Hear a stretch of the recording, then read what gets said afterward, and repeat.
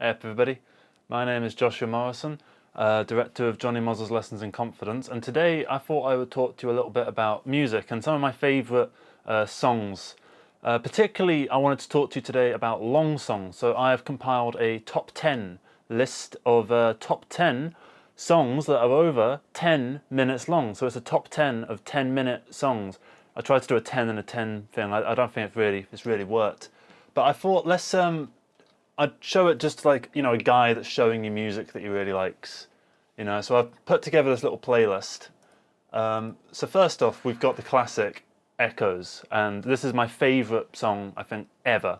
And I think it will remain my favourite song until, the day I die. Unless something else comes out that somehow manages to have all the same qualities, where there isn't a wasted second, where there isn't a wasted note, where the melodies are so magical and something that I hum to myself whenever I'm having like a bad time or I'm going through some kind of bad issue. If I'm in a stressful situation, I kind of hum Echoes to myself, even if it's completely wrong. Like, that's how intrinsic it is to my life. It's something that I've probably listened to hundreds of times, and it's never really gotten old. And it's something that I can put aside for a bit and then come back to, and I always fall in love with it all over again, and I instantly remember why this is my favourite song that's ever been made. And it's not something that makes me so emotional that I can't revisit it. Like, for instance, my favourite film is Before Sunrise, and I find myself kind of unable to go back to that film because it's such an emotional piece of work for me that and it reminds me so much of myself at that kind of age, and honestly, it really makes me cry every time, that film. And Echoes manages to have emotional resonance without being so overpowering that I can't have a casual listen if I want to have a casual listen. So I've actually chosen the live at Gdansk. I don't know if that's how you pronounce Gdansk. You can comment below and tell me I'm wrong. I've also got the live at Pompeii version, but I thought I'd show you the live in Gdansk version. I'm just going to keep saying it wrong. Because it's 25 minutes, which is a little bit longer than the normal ones, and I think it's the one that goes the heaviest. Like, Pink Floyd isn't a band that's known for being heavy in that regard and making this overwhelming wall of noise, but I think when they do stuff like this... let's go further. Oh, okay.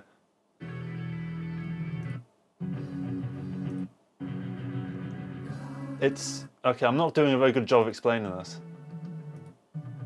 It's a really good version, okay? It's a really solid version. I think it's the last version that Richard Wright ever played on. And David Gilmour has since gone on to say that he won't play the song anymore because he feels it would be wrong to play that song without Rick Wright. And as sad as it is that I'll never get to see Pink Floyd play my favourite song ever, there are people out there that have done little covers of it. Like this guy, Ewan Cunningham, who is... I've spoken to him before over Messenger. He's really, really nice guy, really down to earth. He did this 7 years ago. I think he would have been about 19, 20 at the time. Let's move it slightly. I think he does a really good job, personally. He really captures the same sound. He's not trying to do everything exactly the same. Like, he's willing to use the same experiments, but have his own fun with them. He's not trying to make every single note that David Gilmour played sound exactly the same. He's having fun with it, because that's what music is. It's a way of having fun. And he does every instrument himself. All of those figures were just him edited together. And it's a really nice version. I've listened to it maybe 4, 5, 6 times, something like that. It's not my favourite version of the song because it's not, the boys from Pink Floyd doing it, but, it is a beautiful rendition of my favourite ever song, and I thought I would give it a little shout out. I'll put the link in the description for this version if I remember. So, all in all, Echoes, I don't really know quite how to describe it. It's a song that is probably because it is a prog rock odyssey, but it's a prog rock odyssey with surprisingly few parts, and the parts it has, it really develops to its absolute maximum. There is no idea that's left untapped. There's no note that goes amiss, awry. There's no element of the song that feels like it's dragging, or that it's underdeveloped, or that it could have been done differently in a more interesting way. Everything feels so utterly perfect, and I wouldn't have this song any other way, and I think it's a miracle that we live in a world where this song exists. So this is my favourite ever song, Echoes. Next up, this isn't in order of my favourites, by the way. I just thought I'd start with the first. Normally, if it was a proper top 10, I would finish on Echoes, but I figure let's get Echoes out of the way, because you probably want to get some stranger sort of cuts. So next we're going to go to Dream Theater, who are a band I'm not in love with. I find them to be a bit kitsch, a bit lame sometimes. Like with some of their songs, I feel like they're doing a lot of the kind of stuff and tapping into a lot of the prog rock cliches of overplaying and doing that kind of thing. However, I find with a lot of prog rock bands that there is that one song that works perfectly. Like for Genesis, I can't remember what the song's called. Genesis, it's on Foxtrot. It's like the third to last one. Yeah, it's Utility and the Coastliners. This is, I'm not a Genesis fan. I don't really like Supper's Ready. I don't really like this album, but I do like this song. That's all you're gonna hear out of it, because I don't trust it to not give me a copyright claim. Anyway, let's go back to Dream Theater. This song is another one of my favourites. It's one that I quite instantly fell in love with. It's actually a very recent find for me. I only found this a couple of months ago. And I'd heard of Dream Theater before, and I'd kind of known what they were about, and I kind of joked and memed around with all that kind of stuff. And then one day I just sort of thought, okay, I'm going to give one of their albums a solid go. So I listened to Systematic Chaos. I ended up skipping through some of the shorter metal songs, and I came across the song Repentance, which I really, really liked. It's a very calm song for Dream Theater standards, and just delving into the album kind of legitimized Dream Theater and stopped them from just being a joke in my head, which I think doing that allowed me to go into this song, In the Name of God, with an open mind. And this song is genuinely really beautiful. I don't think it has the strongest start. Like, I really like this intro. I like all this building up to it, and I like the riff. Where's the riff? It's a cool riff.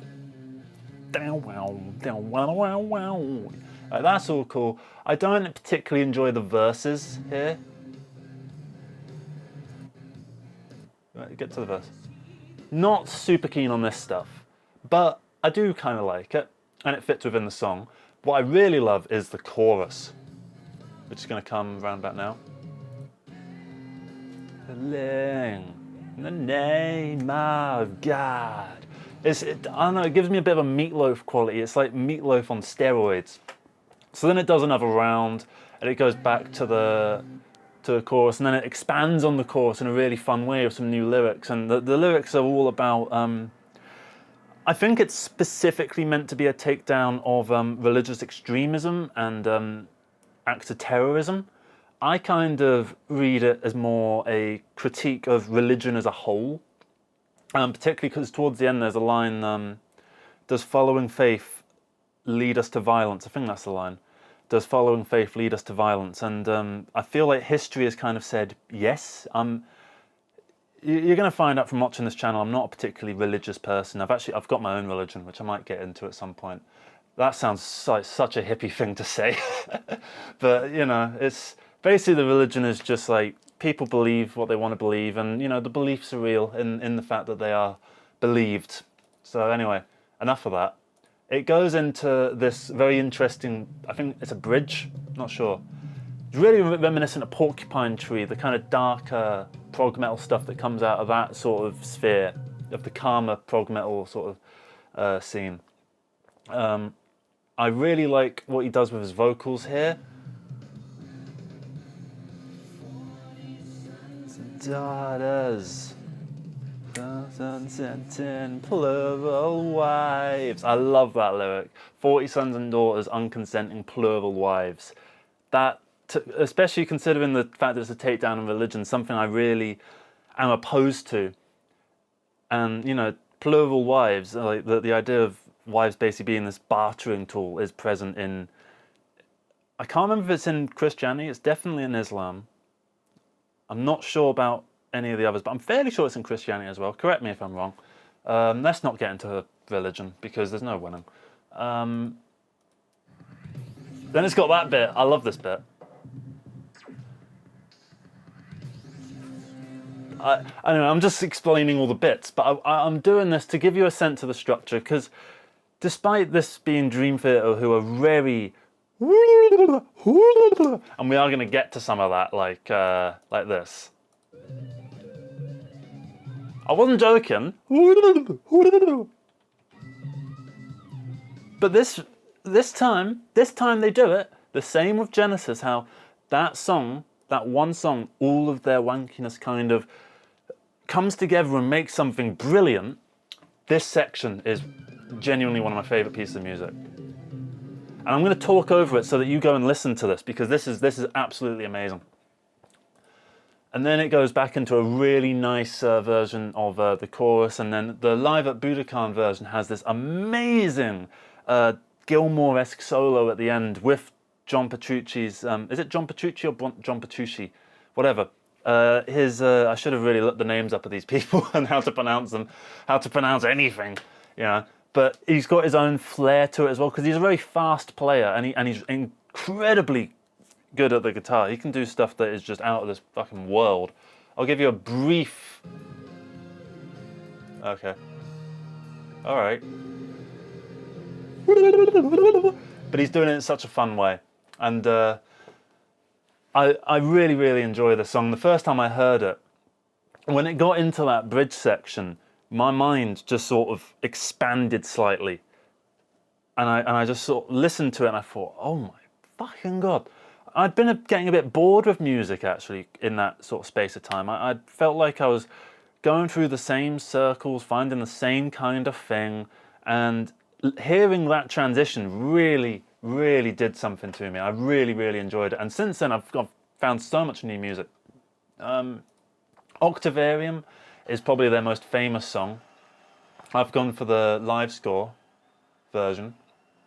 I'm not super keen on the beginning of the song, but I really like when it gets into all this sort of stuff. Not this stuff. When is it? It's the more metal-y sections. All this stuff. Down, down, down, down, down, down. And if you try and count to 4, none of this stuff is in 4/4. It's all over the place. But it sounds so natural. And they make it sound so easy. And the vocal melody over this bit is really, really something. It's so fun. And there's a lot of musical references. Hang on. Dance machine. I just think that's such a fun little rhythm. And it's something that's so engaging, it's so catchy. Do, do, do, do, do, do, do, do, down, down, down, wow, down, wow, down, wow, down, down, down. Boom. And, you know, if a song can make you start doing that or a bit of that, you know, while you're listening to it, specifically if you're on the treadmill at the gym, right, and you're running at, like, you know, 13 kilometers an hour, whatever, and you start doing a bit of that, and you feel like a fucking guitar god while you're doing it. That's a song that is a cracker. And I thought as well, similar to Echoes, there is a full band with an orchestra cover. This is done by a large group of people.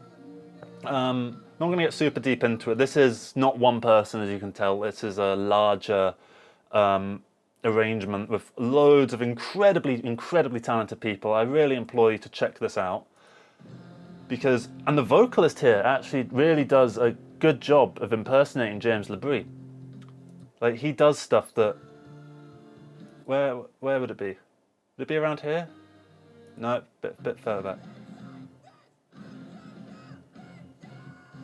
He does a pretty good job. He's a tiny bit more nasally, but You know, I think he does it really, really well, and I think he's really good at singing. I hope he gets into finding his own voice in terms of his own original material with maybe a band of his own.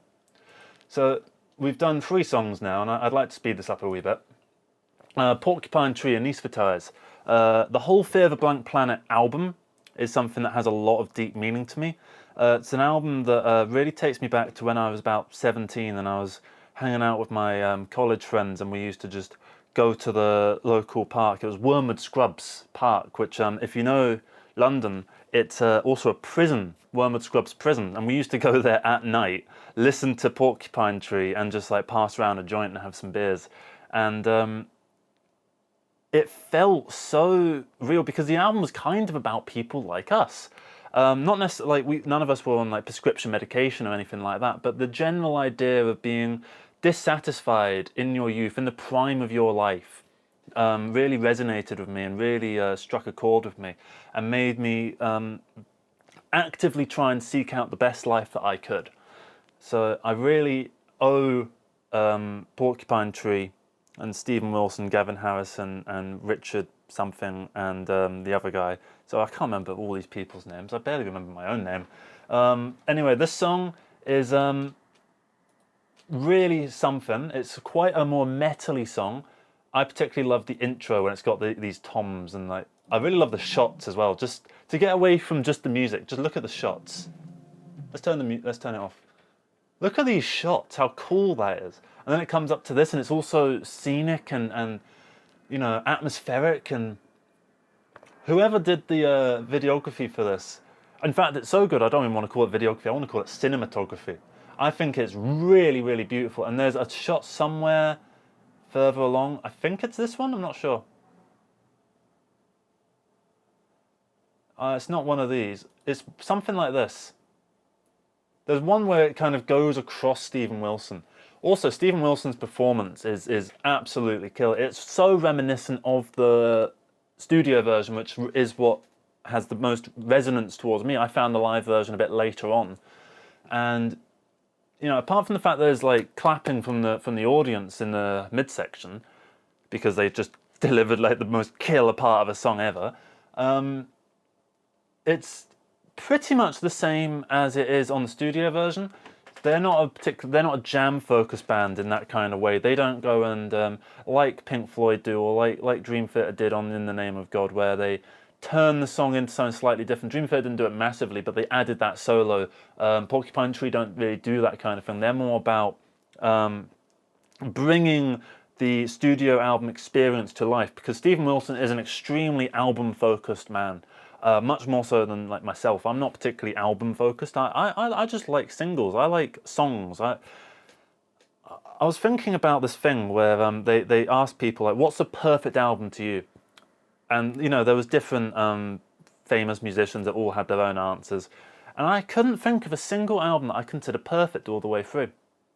The Fear of Blank Planet comes sort of close, but there's parts of it I'm not super keen on. Like I feel like the way it ends, Sleep Together, isn't amazing. I feel like the intro track, Fear of a Blank Planet, is good, but not like the best thing ever. I really like My Ashes.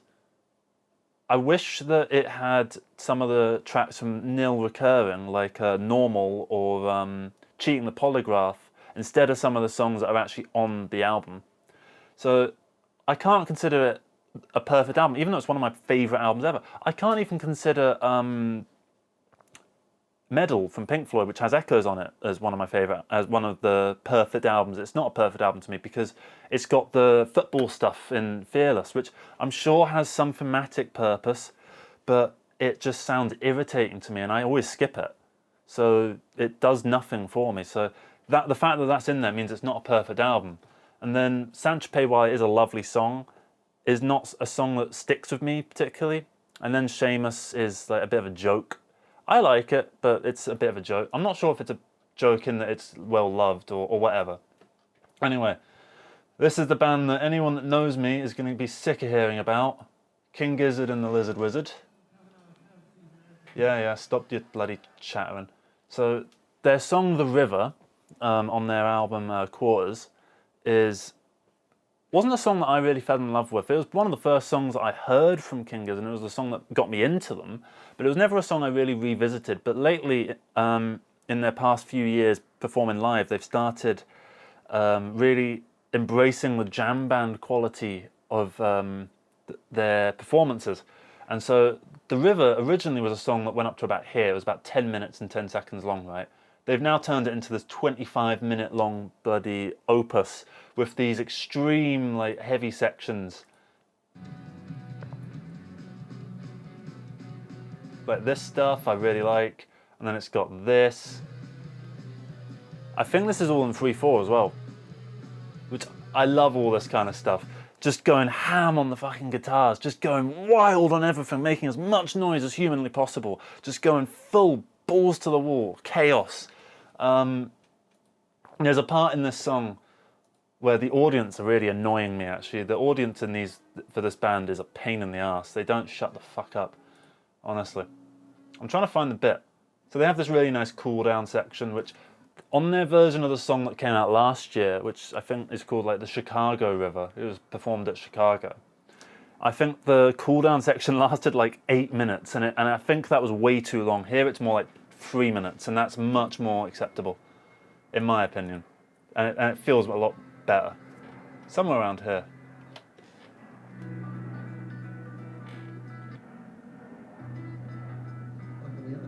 Yeah, somewhere around here.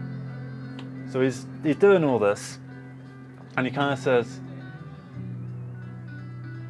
oh, I feel like I'm on acid right now. And that's what Stu says, that this guy, he says, oh, I feel like I'm on acid right now because I'm loving what I'm doing so much. And then in response, some twat in the audience is like, get him to hit the gong! Get him to hit the gong! It's like, shut the fuck up. You're fucking me up. I love that. It's like, it's such a nice way of taking down that audience member without resorting to anything nasty. And then the song returns in huge... I always get the wrong bit. Then it returns into this, and it has a huge amount of fun. This song is an absolute journey, one of my favourite songs, and it wasn't a song that I really loved until I found these live performances. The original version of the song sounds a lot different. It sounds a lot cleaner and a little bit more lo-fi and a little bit more neo-psychedelic in the same vein as stuff like Tame Impala and what was that band called? Not were they like New Horizons or something? I think they've got like 2 albums. It's like Pond kind of stuff where it's got these quite sharp guitars. And I think they changed the direction to have these more soothing guitars, which I think is a better direction. Another song that they made quite recently, actually, which I didn't like on the studio version as well, but I really came to love in the live version, just because the studio version was a bit too clean. It's a song called Change on their album Changes. It's a much more keyboard-driven song. It starts with this very nice, slow kind of thing to it.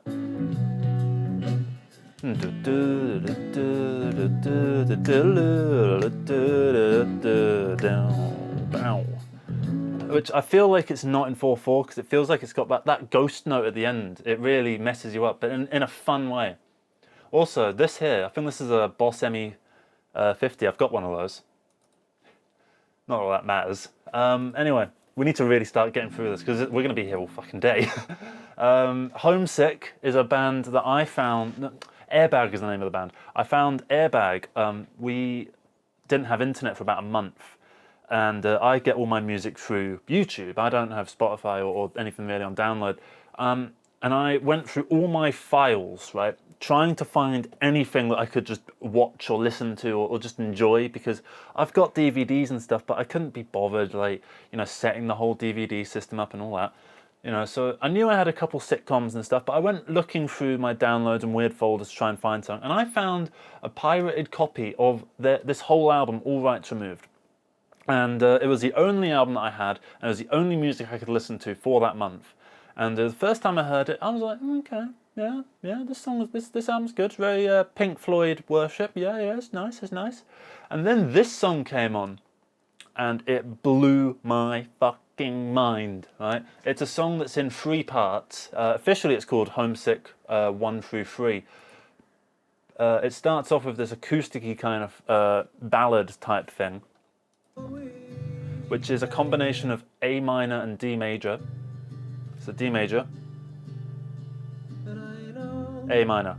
That's it. That's all you need, right? You don't need complicated chords and you don't need loads of them. And then it just carries on that same rhythm. And it has some fun with some David Gilmour solos. The guy that is the guitarist for this, he actually runs a website, I think it's called gilmourish.com, and he basically gives you tutorials on how to achieve David Gilmour's guitar tone with whatever kind of equipment you have available, and how to get the exact sort of one with the kind of equipment he would have been using. Then the song goes into this very quiet section, this kind of airy ambience, which then turns you into this kind of, I don't know what it is, sort of jazzy? That turns into its own section, which then turns into another bit of ambience, which then leads you out in a really fun way. So you got a few sections there, and it's a brilliant journey, and I just wanted to show you tiny little clips of it because this is a song that I think you need to hear without any spoilers or anything like that. In fact, all of them, so I don't know why you've watched this video. I want to see if in the audience retention, right as I say, I don't know why you're watching this video, if it starts to shoot down because everyone's followed my commands and stopped watching. If you do follow my command, although you've just left the video, like the video, comment your favourite song that's over 10 minutes long, or whatever song you might like, or a song that you think I might like, or just a song that you want to share because maybe you've made it, maybe it's your song, you know? A lot of places on the internet try and demotivate artists from promoting themselves, and as long as you're not being a twat about it and just copy-pasting links and spamming, you know, if it feels like you're a real person that's actually caring about this stuff and you're sharing it from a place of love, then yeah, go for it. Share whatever you want. Anyway, Archive is this weird band that started off as this trip-hop outfit in the mid-90s. Sort of more hip-hop than trip. So they're a bit more hip-hop than, say, Massive Attack or something like that. So think of some of the more hip-hoppy Massive Attack songs. And that's how Archive got their start on their album Londinium. Then they did another couple albums and they started to get away from the trip-hop thing whilst keeping the same general sound but moving towards a more progressive rock soundscape, I suppose. And this is on their 3rd or their 4th album. You all look the same to me. It's the intro song to the album. It's called Again, and it starts off in a way that you wouldn't expect a trip-hop song to start. It's another one of these acoustic-y things. But then it does get into your trip-hop stuff. There's also a live version of this, which I need to actually get up because I didn't bother to put it in, where I can't remember the name of the guy, but he gives the vocal performance at the end is genuinely, I think it's on this version, it's something else. Look at the way all of them are just going insane. His voice honestly breaks. So can you imagine like 15 minutes of build up towards this and you're getting this, and it's a nice long section as well. And he's like, I can't sing, right? But imagine within your, and all the vocal cracks really help him because it feels like the performance itself is breaking down in this huge wall of noise, surrounded by all these samples and these crazy effects. Really beautiful song. Another song of theirs that I really like is what the fuck's it called? Lights. I think it's called Lights. Yeah. Although the problem I have with Lights, I love the first 8 minutes where it's the instrumental. I don't particularly like when it gets into the vocals. Yeah, get on with it.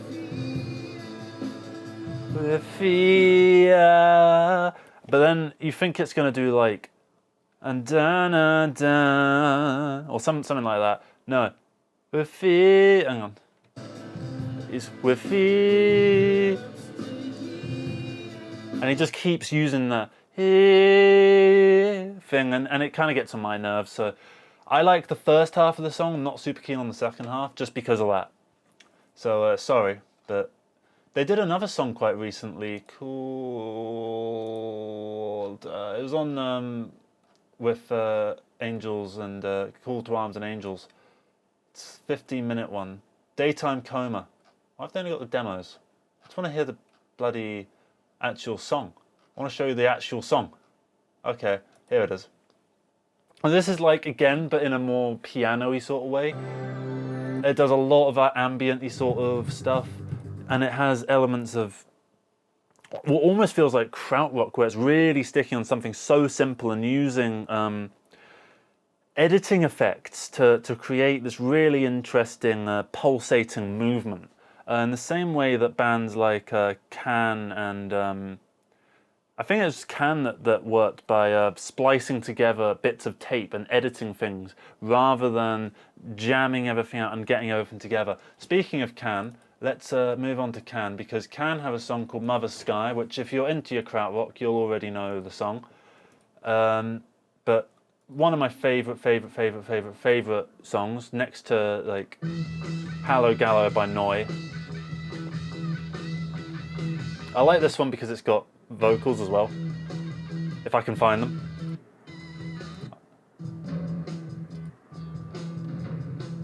Down, bow, bow, bow. And that, by the way, is such a simple thing. Dun, dun. I'll show you. Hang on. It is literally, I don't know if it's an E, but it's literally just this. Is it an E?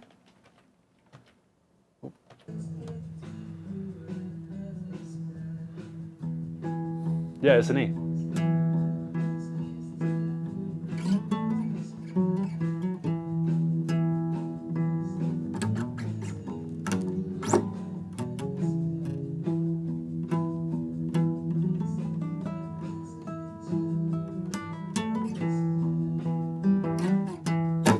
Anyway, enough of that.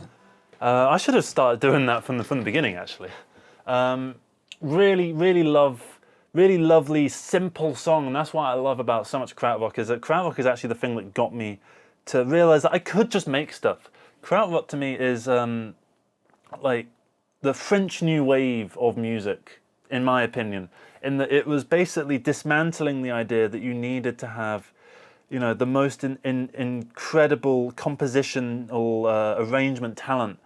And a lot of these bands were extremely talented, but in a different kind of context. They weren't similar to the maximalism of progressive rock. They were able to tap into that same epicness and grandiose quality without needing the complexity of a band like Yes or Genesis or King Crimson.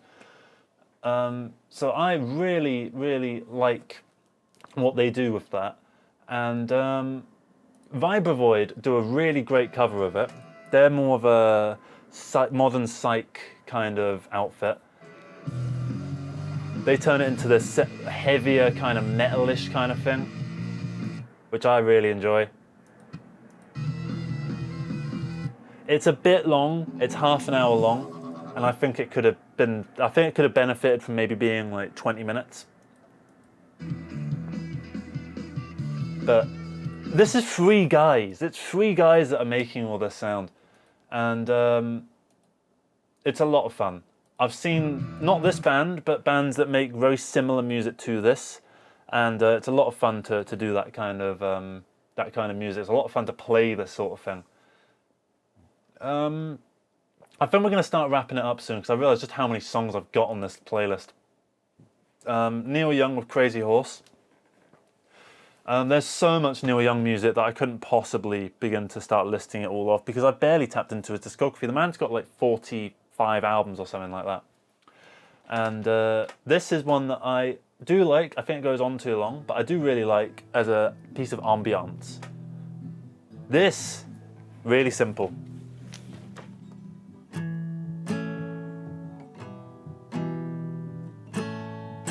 A. It's literally just A minor, A and E minor. Yeah, it did look like he had the same guitar as me there.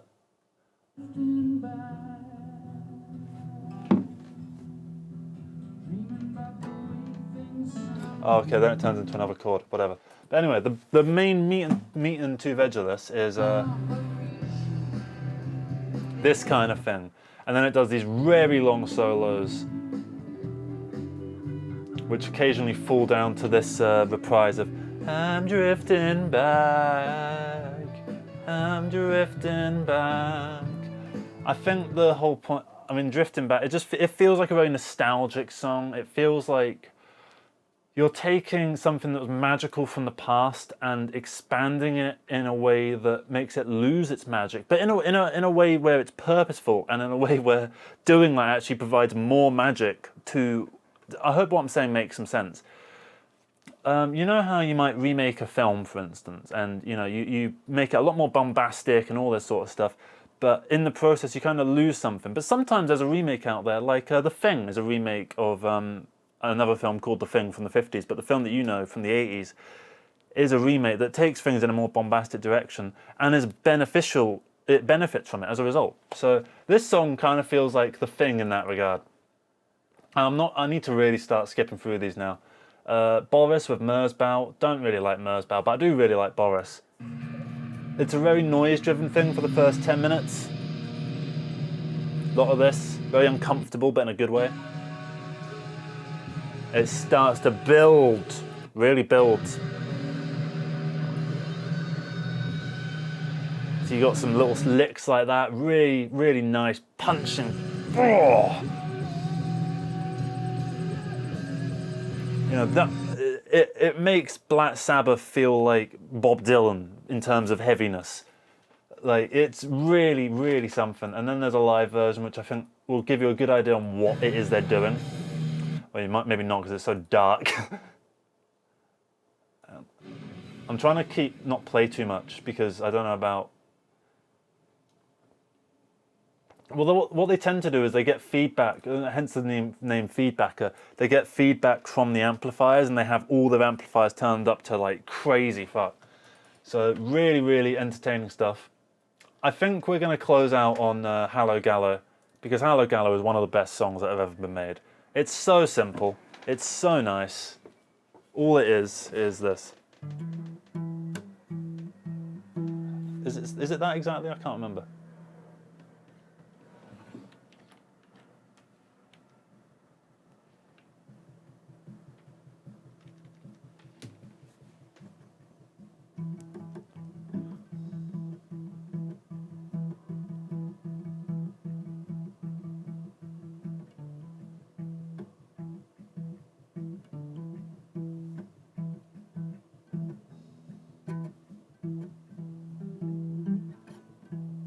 I'm starting to jam over it. Fuck it, should we close out on a bit of a jam of it?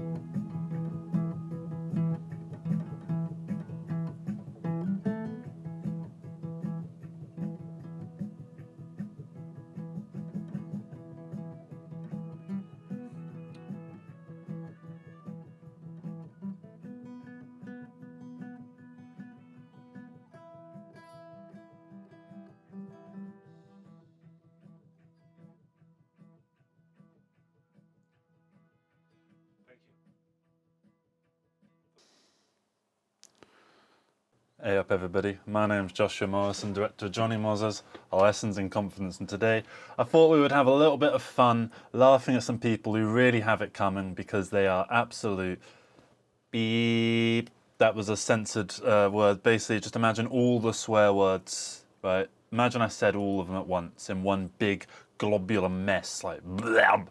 Right, that was all the swear words at once. And that's not even enough swear words to describe just how despicable the people that we're referring to today actually are. So 3, 2, 1. That's the OBS up and running. So this is a guy called Myron Gaines X, right? So I was watching this Louis Spears thing. I don't watch Louis Spears really, but this came up, and I enjoy having a nice little laugh at these alpha male sort of things because they're so stupid. I like these sort of boy ones as well. Shut up. Where they're reacting to just various stuff. Like they did this one reacting to Andrew Tate, and they kind of talk about how he's basically just like the Matrix is basically just a code word for capitalism, but he can't say capitalism because he makes most of his money via the current status quo system. Anyway, so Myron Gaines is a man who they've all got these same microphones. They've also got this sort of contrasty kind of look to everything, and I'm not quite sure how they managed to do that. Right? Look, I can turn the contrast up. It's easy. You just push the button up. I might even do it on this video as a little gag if I remember to. I probably won't. But look. So I saw this. A woman's greatest superpower is, and it got me thinking, what is a woman's greatest superpower? At least what will he say a woman's greatest superpower is? Because, you know, I started to think, because I tried to think what a woman's greatest superpower is, and I realised the same as a man's greatest superpower. I don't fucking know. I don't know what a woman's is. Which woman are we talking about? Are we talking about Anne Frank? Are we talking about, I don't know, one of those women on Gladiators? If those will be they'll have two different superpowers. You know what I mean? Wonder Woman's got a different superpower to Jane Eyre, right? They're all different because they're different human beings, right? But obviously we're not talking about women here. We're talking about trad wives where they pretend this is an apple pie. You honey, I made you an apple pie. I'm going to leave it here on the windowsill like I'm your great aunt or something. I'm getting my stereotypes messed up here, but anyway. So a woman's greatest superpower, there were a few things that could mean, what that could be. So the first one I thought was, he's going to say something about how the fact that, I'm just checking it's still recording. He's going to say something that the fact that a woman is so weak-willed and so, you know, dainty and simple and has no need for the complexities of life the way that a man might, will give meaning onto your life as an alpha male, right? So because this woman is so basically shit at life, you will get some meaning out of that, and that's what the superpower is. It's adding to other people's lives, because these aren't human beings, they're merely just DLC for other real men. So that was my first thought, and then I started to watch it and I realised I had to make this video. So what is a woman's greatest superpower? Well, A woman's greatest superpower, let's find out, is you not understanding yours. Is you not understanding yours. So a woman's greatest superpower is the fact that you don't know who you are, right? So what does he mean by this incredible statement? Yeah. You gotta understand that everything about a female nature. There's a female nature and there's a male nature, and these are two separate natures, okay? The female nature is all dandelions and roses, and the male nature is all B&Q car parks. So two different natures, okay? And you need to understand this, all right? about female nature is about deception. It's about deception, okay? It's very important that you recognize that what a female does in the female nature, right? Like a David Attenborough. Hang on, I'm trying to do the David Attenborough voice. When you see this is more an American voice, but when you see a female, not human, you see one of them, they are decepting their prey, and once they decept the prey, then they will put, I don't know, put a ring on it or something. I don't know. I'm sick of this. Okay. Makeup. Gotta get out of that voice. Heels.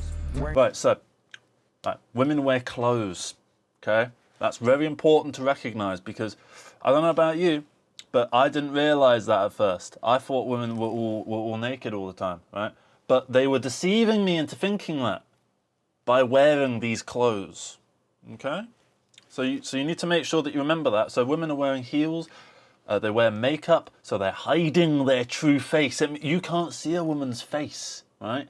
You know, if they take that makeup off, they might have a couple acne spots or a couple little skin blemishes. So you can see they are hiding their true nature because they are not human. They're actually just chameleons in human skin. Certain clothing to accentuate the way that they look. Women wear clothes to accentuate the way that they look. Women wear clothes so that they look good. Men don't. Men just wear clothes, right? Okay, yeah, I do. Like, look at that. That's shit. But right, maybe I'm doing it so that you can see some skin, right? Say you are of the female nature, right? I am deceiving you by wearing 1, denim jacket, right? Denim jackets are cool, right? And 2, skater sort of shirt, right? That is deceiving you. If you're a woman who likes skater guys, right? I'm deceiving you. I don't give a shit about skateboards, right? But you probably think I do. So you're gonna come to me, and then I'm gonna go, ha, I've deceived you. Now get into the bed, right? That's how it works. Now women do the same thing, but in reverse. You see a woman wearing high heels, you think she's 5'7", then she takes them off and she's 5'5". What are you gonna do then? Nature's a scary place, you know. It's strong. Race of the fittest, or survival of the fittest. BBLs. I don't know what the fuck are BBLs. Any women not watching this, they probably know. It's a bounce back loan scheme, right? So obviously women are gonna try and get you on a fucking bounce back loan scheme. Those bastard bloody XXs. I knew it. I knew this is what they were gonna do. This is what they've always been doing, right? Okay, seriously, what the fuck is it? Brazilian butt lift? I presume that's what he's talking about because he seems like the type that would only give a shit about a woman if she's got a giant ass. Eyelashes. I know he means like the ones you put on, right? But, my guy, if you can't see that they're fake eyelashes, you are genuinely fucked in the brain. You don't have a brain, right? It's so obvious. Like, they're not trying to make you think they're real fucking eyelashes. It's like getting like not Da Vinci painting, a painting from Van Gogh or something and like trying to pawn it off as like it's a real fucking photograph of France. And it's like, no, it isn't. It's not trying to be, right? But it looks nice all the same. Lashes. Hair extensions. Hair extensions. Now that. Hair extensions are more proof of the deception. Okay, I'm sick of that. Filters on the internet. Yep. Filters on the internet. Made by women that, what? You don't know when they're on their period. What? You don't know when they're in heat. You don't know when they're on their period. Yes, you do the maths. It happens like every month, right?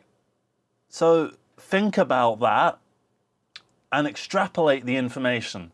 And use that information to, like, I don't know, buy them some chocolate or some flowers or something. But then you don't have to worry about this, do you, fucking Myron Gaines? You've just got a podcast to know if they're attracted to you or not. Women. They don't. But they're the fucking women.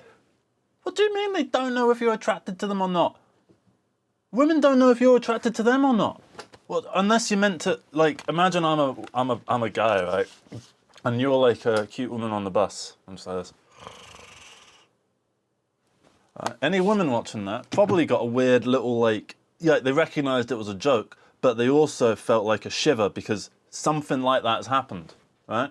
Some shit like that has happened because if you're a woman, you seem to walk around and it just seems like life is just shit, right, in general. Just like blokes fucking like perving you, like, and you're small as well, so you could get beaten up more easily.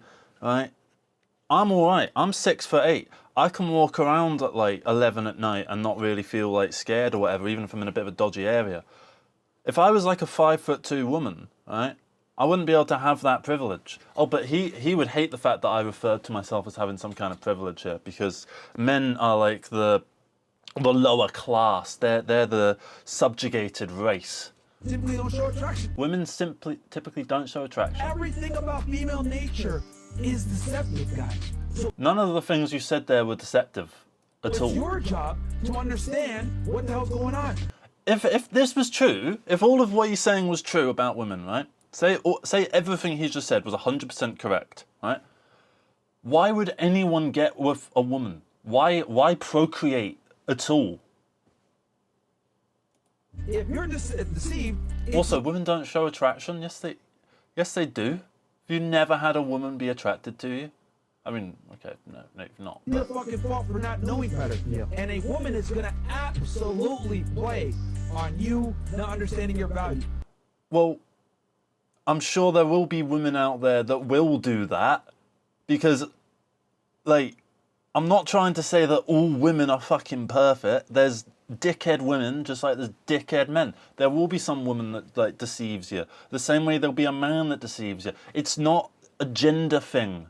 It's just a knobhead thing. There's knobheads in the world and you've got to watch out for them, alright?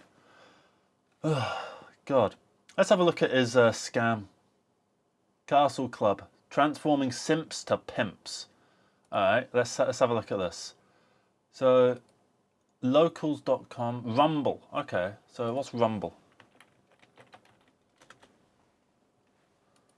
It's a rights management video platform. Oh, bloody hell. GTA may be going woke.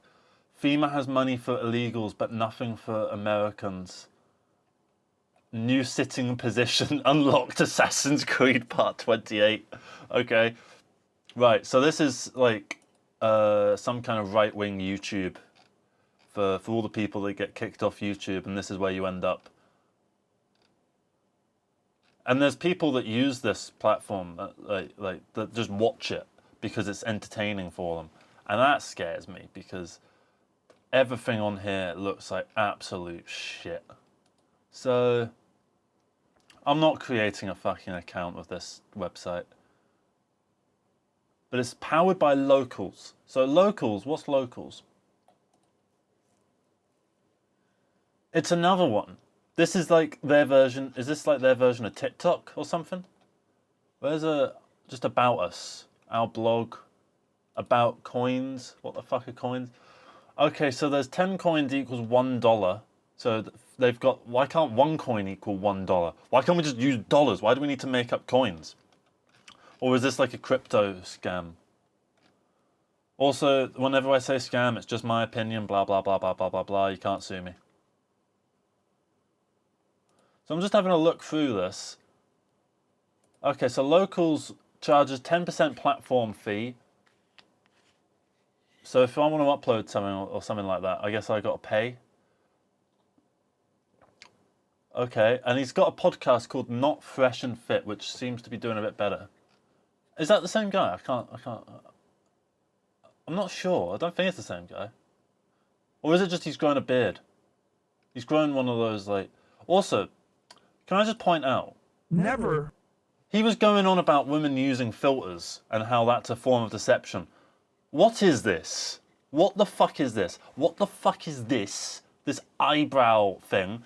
He's one of those people that'd be like, oh yeah, women, you know, they shave their eyebrows off and they do a bit of that.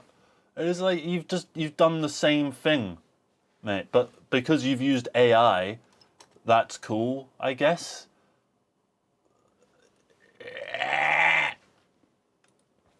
And also, I recognise that part of the point of these sort of things is to encourage rage. Like, I'm guessing if I go on this... Why do you think there's oh, more... shut up.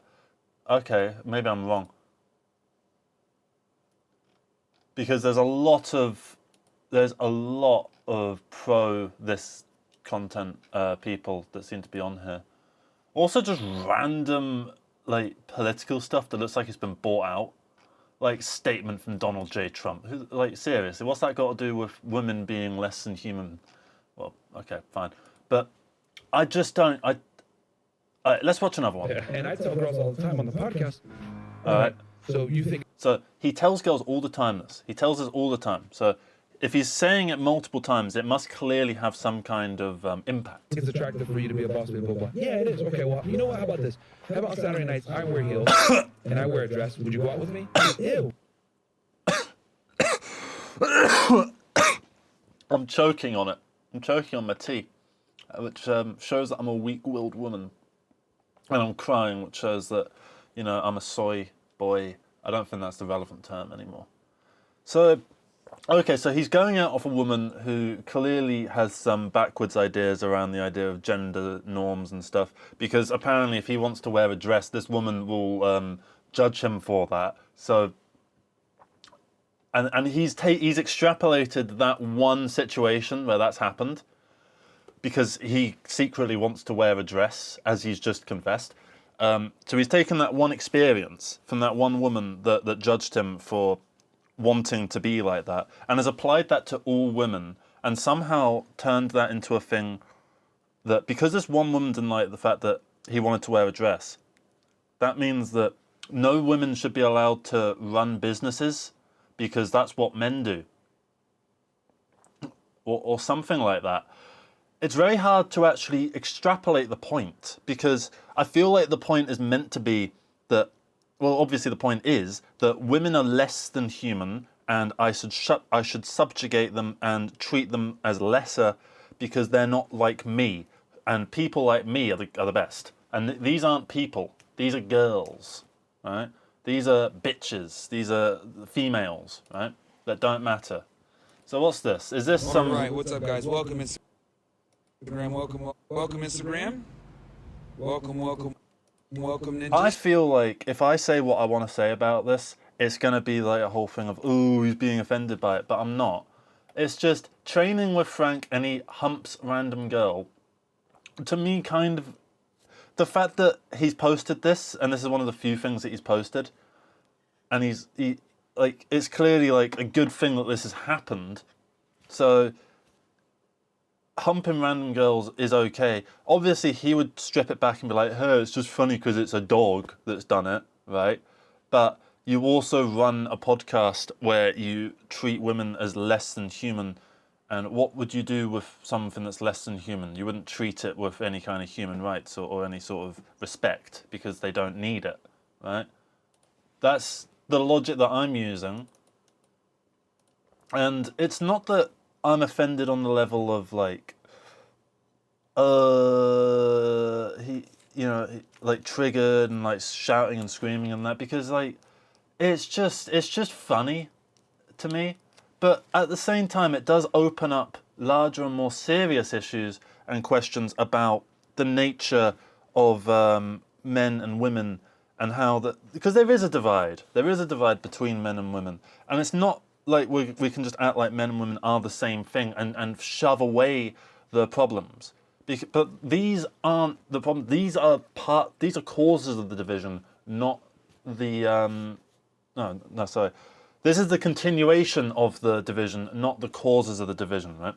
So people like this actively want more of this division. They want women to be women. They want men to be men, right? And they would see the idea of that being erased as a terrible thing, because we would all become these grey homogenized blobs. But at the same time, you watching this, if you're a man or a woman, right, is the fact that you're a man or a woman like the core part of your identity, right? Like, I'm a man, right? But I wouldn't say that me being a man is like the most important thing about me. I wouldn't put it in the top 100 things that are important about me. I would put it maybe in the top 1,000 at somewhere like 950, right? And even then, that's a stretch, because stuff like the fact that I really like 70s prog rock, that's more important to me than the fact that I have XY chromosomes, frankly. Or the only time that being a man gets in the way or has any sort of impact on my mind is like, I don't know, if I'm taking a piss and I'm standing up, I sort of think, well, a woman couldn't do that. Or, I don't know. You know when it kind of goes a bit sort of hard and you're sort of like having to adjust it, and you kind of do that thing where you tuck it between your legs just so that, because the cold of the thighs can kind of make it so that it goes back down again. That's way too much information for the internet, but fuck it. So it's only me. So, but you know, and then the video ends right at that point. Are you serious? You can't do that. Sorry about that. So yeah, we were just talking about the differences between men and women, and how these people don't want the in the inequalities to be equaled. They want the inequalities to actively get worse. So I feel like I've kind of run the course of this particular entity dry. So let's see. Like, I think men live a way harder life than women do in my. right, men live a harder life than women. Just making sure that was part of the male problems that go on in life. Is that I need to keep checking to see if it's recording. Women don't have to deal with this because they will use their fucking iPhones like little bitches. Modern day society, and that is because women are the more valued sex. Right, women are the more valued sex. I suppose I would agree, but what? Because sex is not the most important thing around. Again, sex is probably not even in the top 100 most important things to me. I like to have it. It's fun. It's enjoyable, right? And it has, you know, it's nice to form a bond with someone and a connection and all that sort of stuff. I like that, but it's not like it's not the most important thing to me. I don't make it a personality trait, and I don't make my life revolve around sex because I'm not a fucking loser. You guys carry the next lineage of offspring. With one man and 100 women, you can still continue society. 100 men, one woman, you can't. So women. Right. But we have more than 101 people on the fucking planet, man. But with that said, men and women are not the same once a guy does the work and gets to a certain point. Okay. So that's what I mean when I say we don't give a fuck about your guys' opinions because you guys don't earn the things that you got. What? What? Hang on. Is the Acquire a lot of the times. I think. Hang on. Is the point that he's making here that because of the thousands of years of subjugation of women that have led to women being this domesticated subspecies that basically just stay in the house and look after the children, and work was actually discouraged for women because of the gender pay gaps and stuff like that, which do exist still. You know, you've got that kind of thing.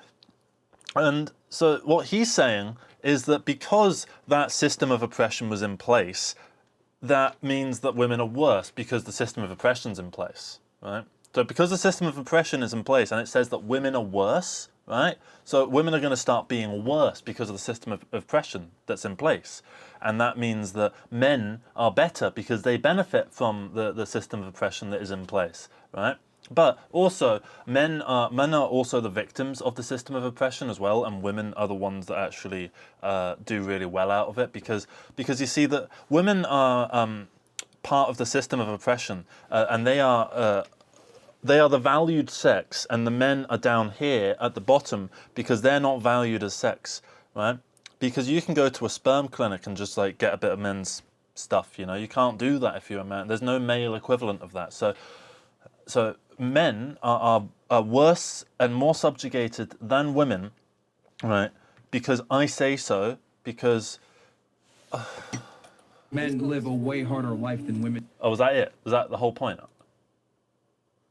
That was the entire point, okay. Which gender is more interesting? Okay, no, actually, fuck that. The problem with modern marriages, I want to know. This is what I've noticed from trying. What's the problem with a modern marriage? Right. Now, there's a few options. There are a few options here. Now, I've been married, so I could say that I think the modern day and the modern age certainly don't encourage togetherness, and with the way that the economy is sort of slowly tanking and far-right sort of mentalities are taking over, and even though those same far-right mentalities like to promote the idea of family units, they're not actually interested in that. They're only interested in a family unit as far as they are a breeding ground for new generations of workers, and also both the man and the woman have to go to work, but at the same time they'll romanticize a time when men just did the work and women just stayed at home. But we're going to not have any of that. Men and women will both do the work because we need more jobs being done, even though there's way more people around now than there was in the 50s. So I feel like part of the issue is there's not enough of a societal encouragement for people to come together in a bastion of harmony. And I also feel like a lot of the media out there, and I'm not talking about the media, I mean just literally like films and TV and stuff from like the past 50 years, you often get this representation of a long-term marriage as being this really unhappy and quite miserable thing, of this really quiet, almost sedated couple that just do nothing all day other than go to the garden centre and come back, and then just go to the garden centre again and come back and sit and read the Daily Mail going, oh dear, did you hear there's some bad weather up north? Oh, I read that earlier. That was meant to be a northern accent. So that's what I feel. That's where I feel the issue with modern marriage kind of comes. I also feel like because of the culture that we have at the moment that's so focused on the idea of pushing yourself to somewhere where you aren't at the moment, as in maybe it's grinding, like, you know, the whole grind set mentality, which is kind of adjacent to this, but it's certainly less problematic because it's not, because it's dehumanizing everybody equally rather than just being a tool to dehumanize women. This is just a mindset that dehumanizes everybody that enters it, because then everyone just becomes a little number on a fucking chart, on a map, on an Uber Eats app. But yeah, I feel like the problem with modern marriage is not a lack of connection and will for the connection between the people, but the societal surroundings behind it. For instance, there was a brief time when me and my ex-wife were on Universal Credit, right? And we had to sign up. Universal Credit is an incredibly sexist institution, apparently, because I basically get all the control, right, over her finances, right? They contact me, they only talk to me, they send me the letters in my name, and they send me the money to my bank account. And it's up to me to divvy it out, right? So they even have a page on the Universal Credit thing, which is all about if you get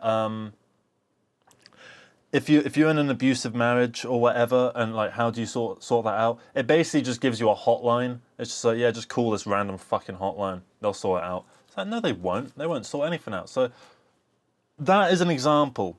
I also feel like men are pushed to dominate in these situations, and they are pushed to be more masculine focused and generally treat the marriage as a unequal thing where they are on the top and the woman is underneath. And there's an external pressure that comes partly from, like, this would be just a hornet's nest of that pressure, but the pressure exists in the general wider world. You know, the idea of providing is a very backbone idea, and like, you know, I want to try and provide for the woman that I care about. So that leads you down various paths, and if you're vulnerable as a man, you can find yourself falling down a path like this. Not like this, actually, because if you fall down a path like this, I don't have any sympathy for you. So, and the woman that will eventually leave you will be 100% in the right, and God fucking speed to her. So, and that's where my mind is. A very scattered, I understand, that was very scattered as an opinion. Let's see, but I do feel like I at least said something in there. Let's see what these guys have to say about the problem with modern marriage. You guys tend to look at the finish line, but never the race. Okay.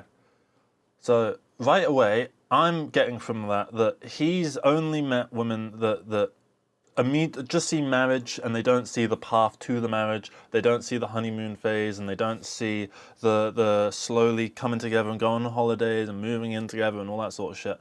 They don't see any of that.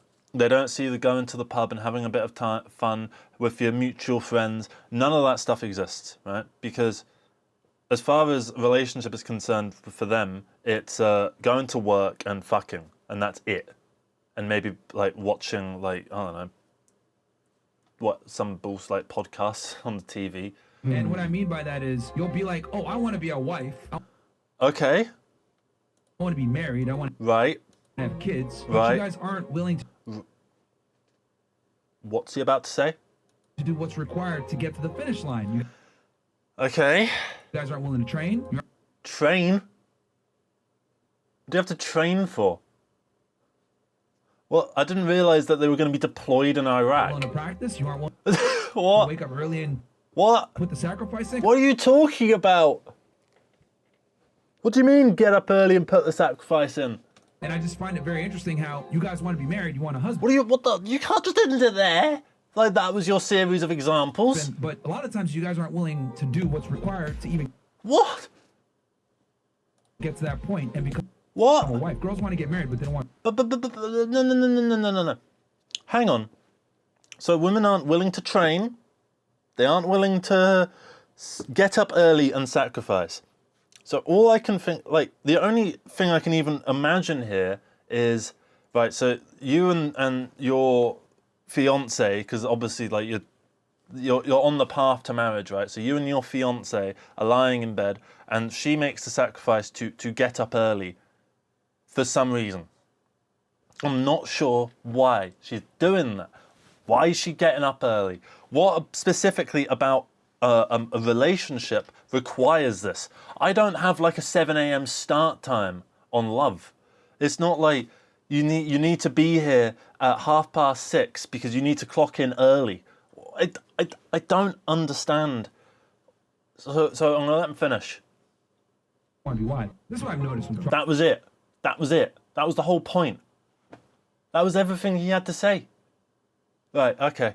Which gender is more interesting? So far, it's clearly the women. Look, a woman is supposed to stay interesting for a man. So if she A woman is supposed to stay interesting for a man. No shit! So, same and fucking vice versa. What? Yeah, of course you're meant to stay interesting. What, I'm just going to become a boring individual just for the fucking sake of it? Like, surely, no, you don't stay an interesting individual for someone else. Even if it's like the person you love the most in the entire universe. You stay interesting for yourself and for your own development. What the fuck are you talking about? she's not doing See how equal this is? I get annoyed at the women too. anything right? in her life, sooner or later, the guy will just be bored. Hot take: Life. women aren't interesting in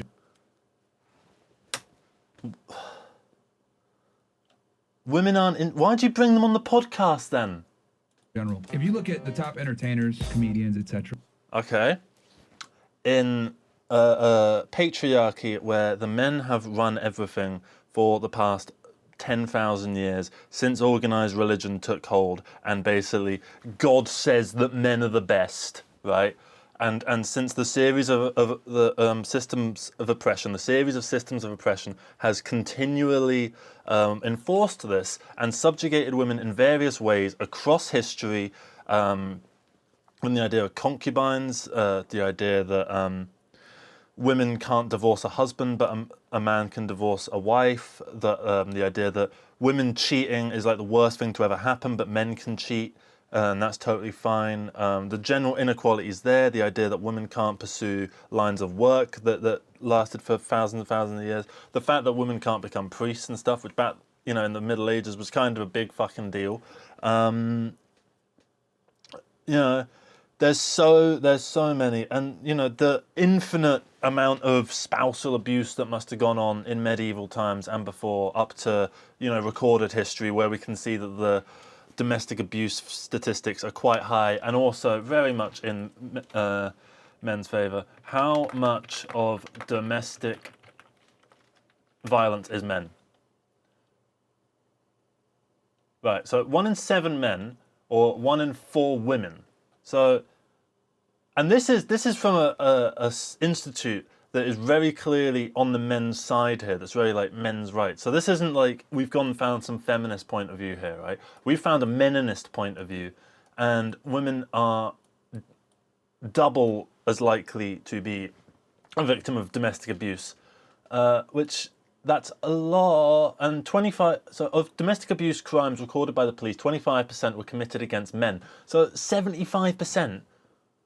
Okay, maybe 70%, not counting the non-binaries, right? 70% of domestic violence is against women, which is kind of fucked. That's a lot, right? So that's the general sense of how the world works, right? Women have been subjugated for fucking ages, right?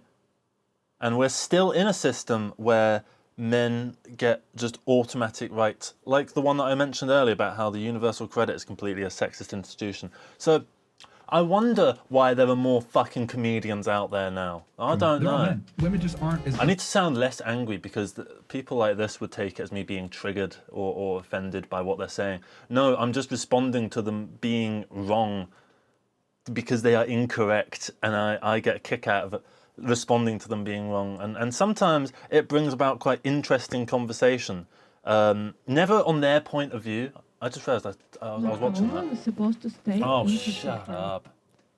So the idea that women are less interesting than men because there are more comedians out there, right?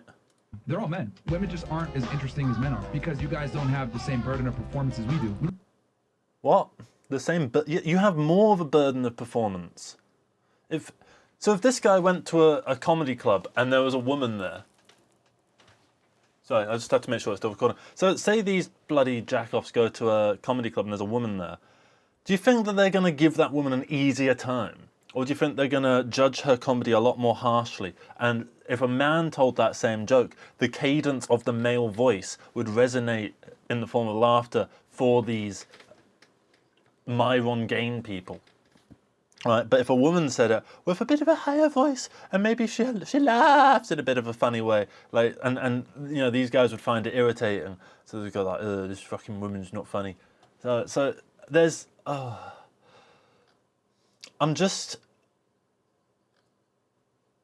want to find one more because I kind of want to get this done because I am really sick to the teeth of more Donald Trump shit, right? Like, it's very clear that this is all some kind of, I don't even want to say psyop, because it's not a psyop.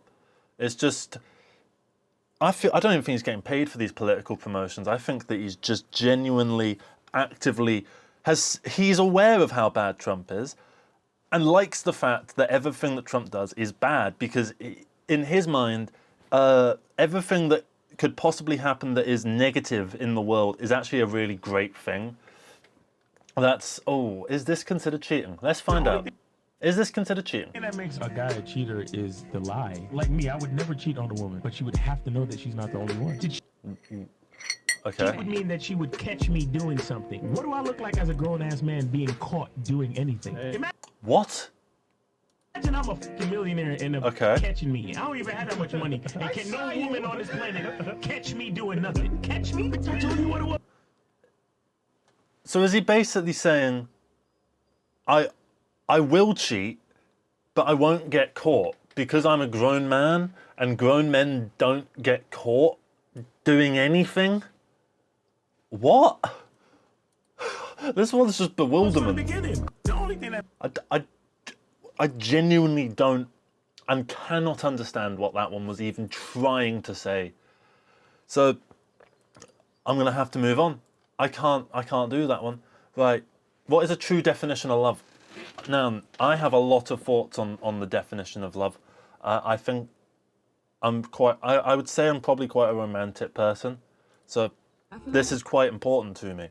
So the definition of love. So nailed it fat, harsh but true. Hope these women learn from this show and pick a better life. Sad life these women live in, what they do for a living. I presume like they're prostitutes or something. And there was one part in one of these where basically, it was in the Louis Spears thing. Let me find it actually, because it was right near the beginning. Oh, shut up. It was somewhere near here. Really give a No, exactly. How about this? You can get the fuck off the show. Yeah. So yeah, you see, he's saying get the fuck off the show, blah, blah, blah, blah, blah, right? Disrespectful. Matter of fact, real quick, Any of you just want to get up and leave, yeah, you can any of you bitches want to get up and leave, right? feel free to leave. Imagine being 34 Where's the years bit? old. I and know, your I know, job I know. is yelling- Stop. I don't care about your stupid little commentaries. Here we are. Your job is a podcast where you yell at chicks. Because at the end of the day, you guys are all sluts anyway. You're not an alpha male.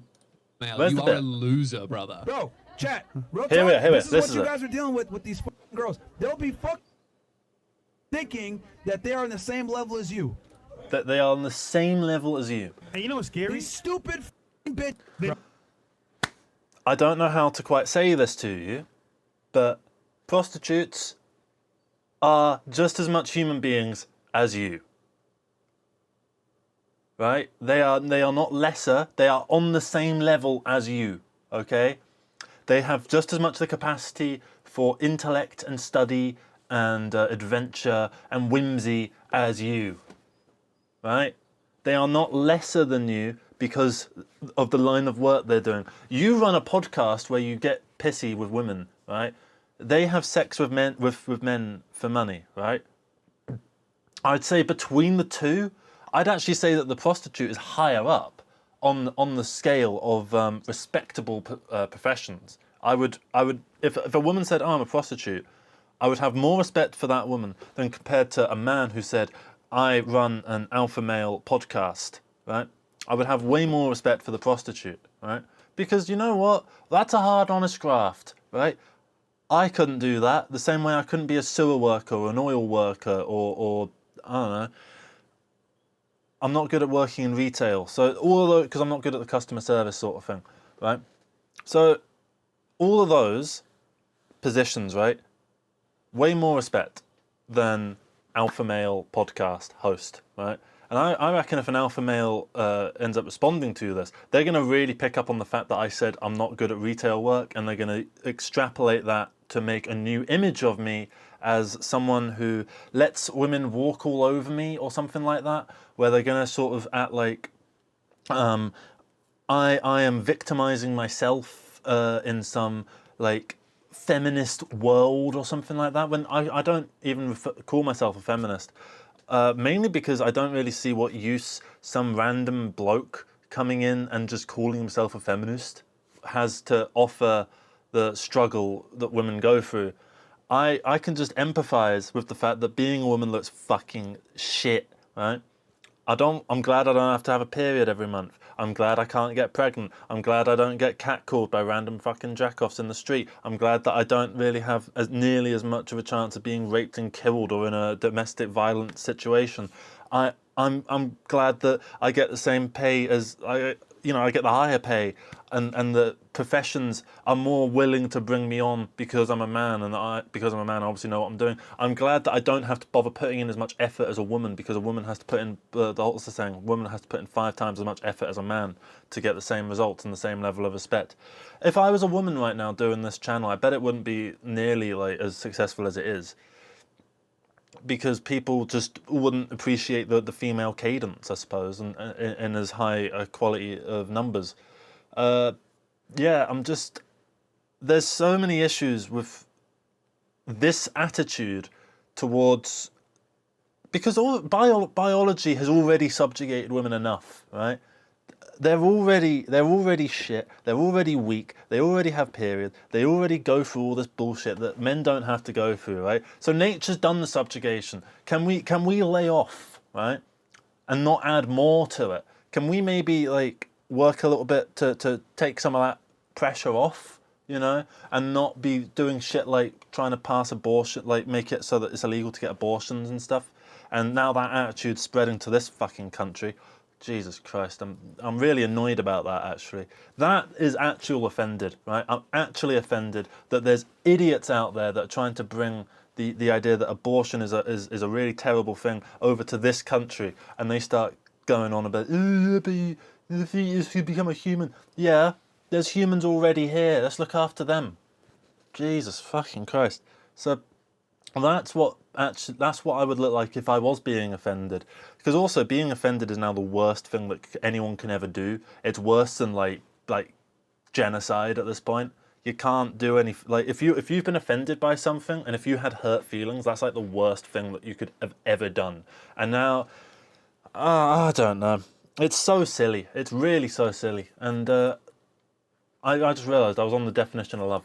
Love is when you put someone else's needs, wants, and priorities in front of your own. I think Yeah, I could agree with that. That's a good definition.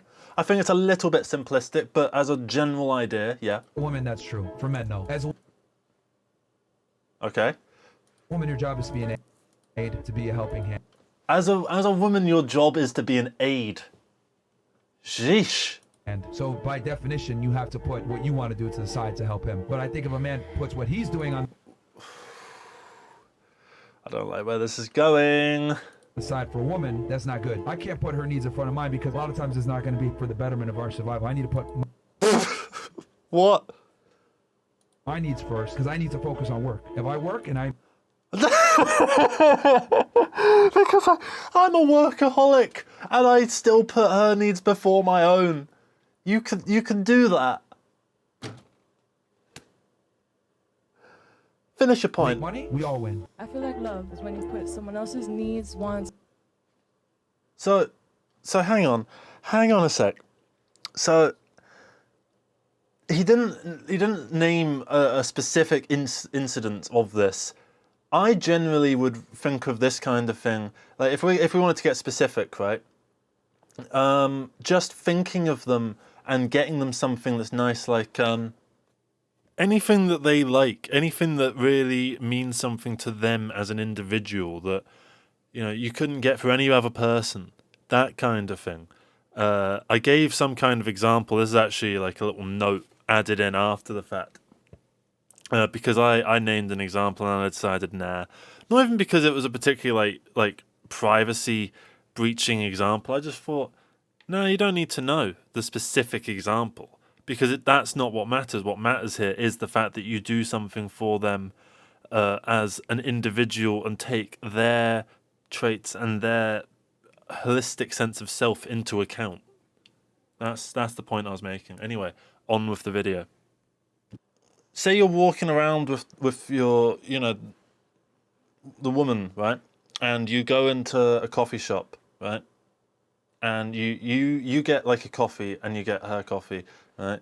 But maybe, I don't know, maybe you also get some food, right? You don't really want to be getting the food because it's a waste of money, right?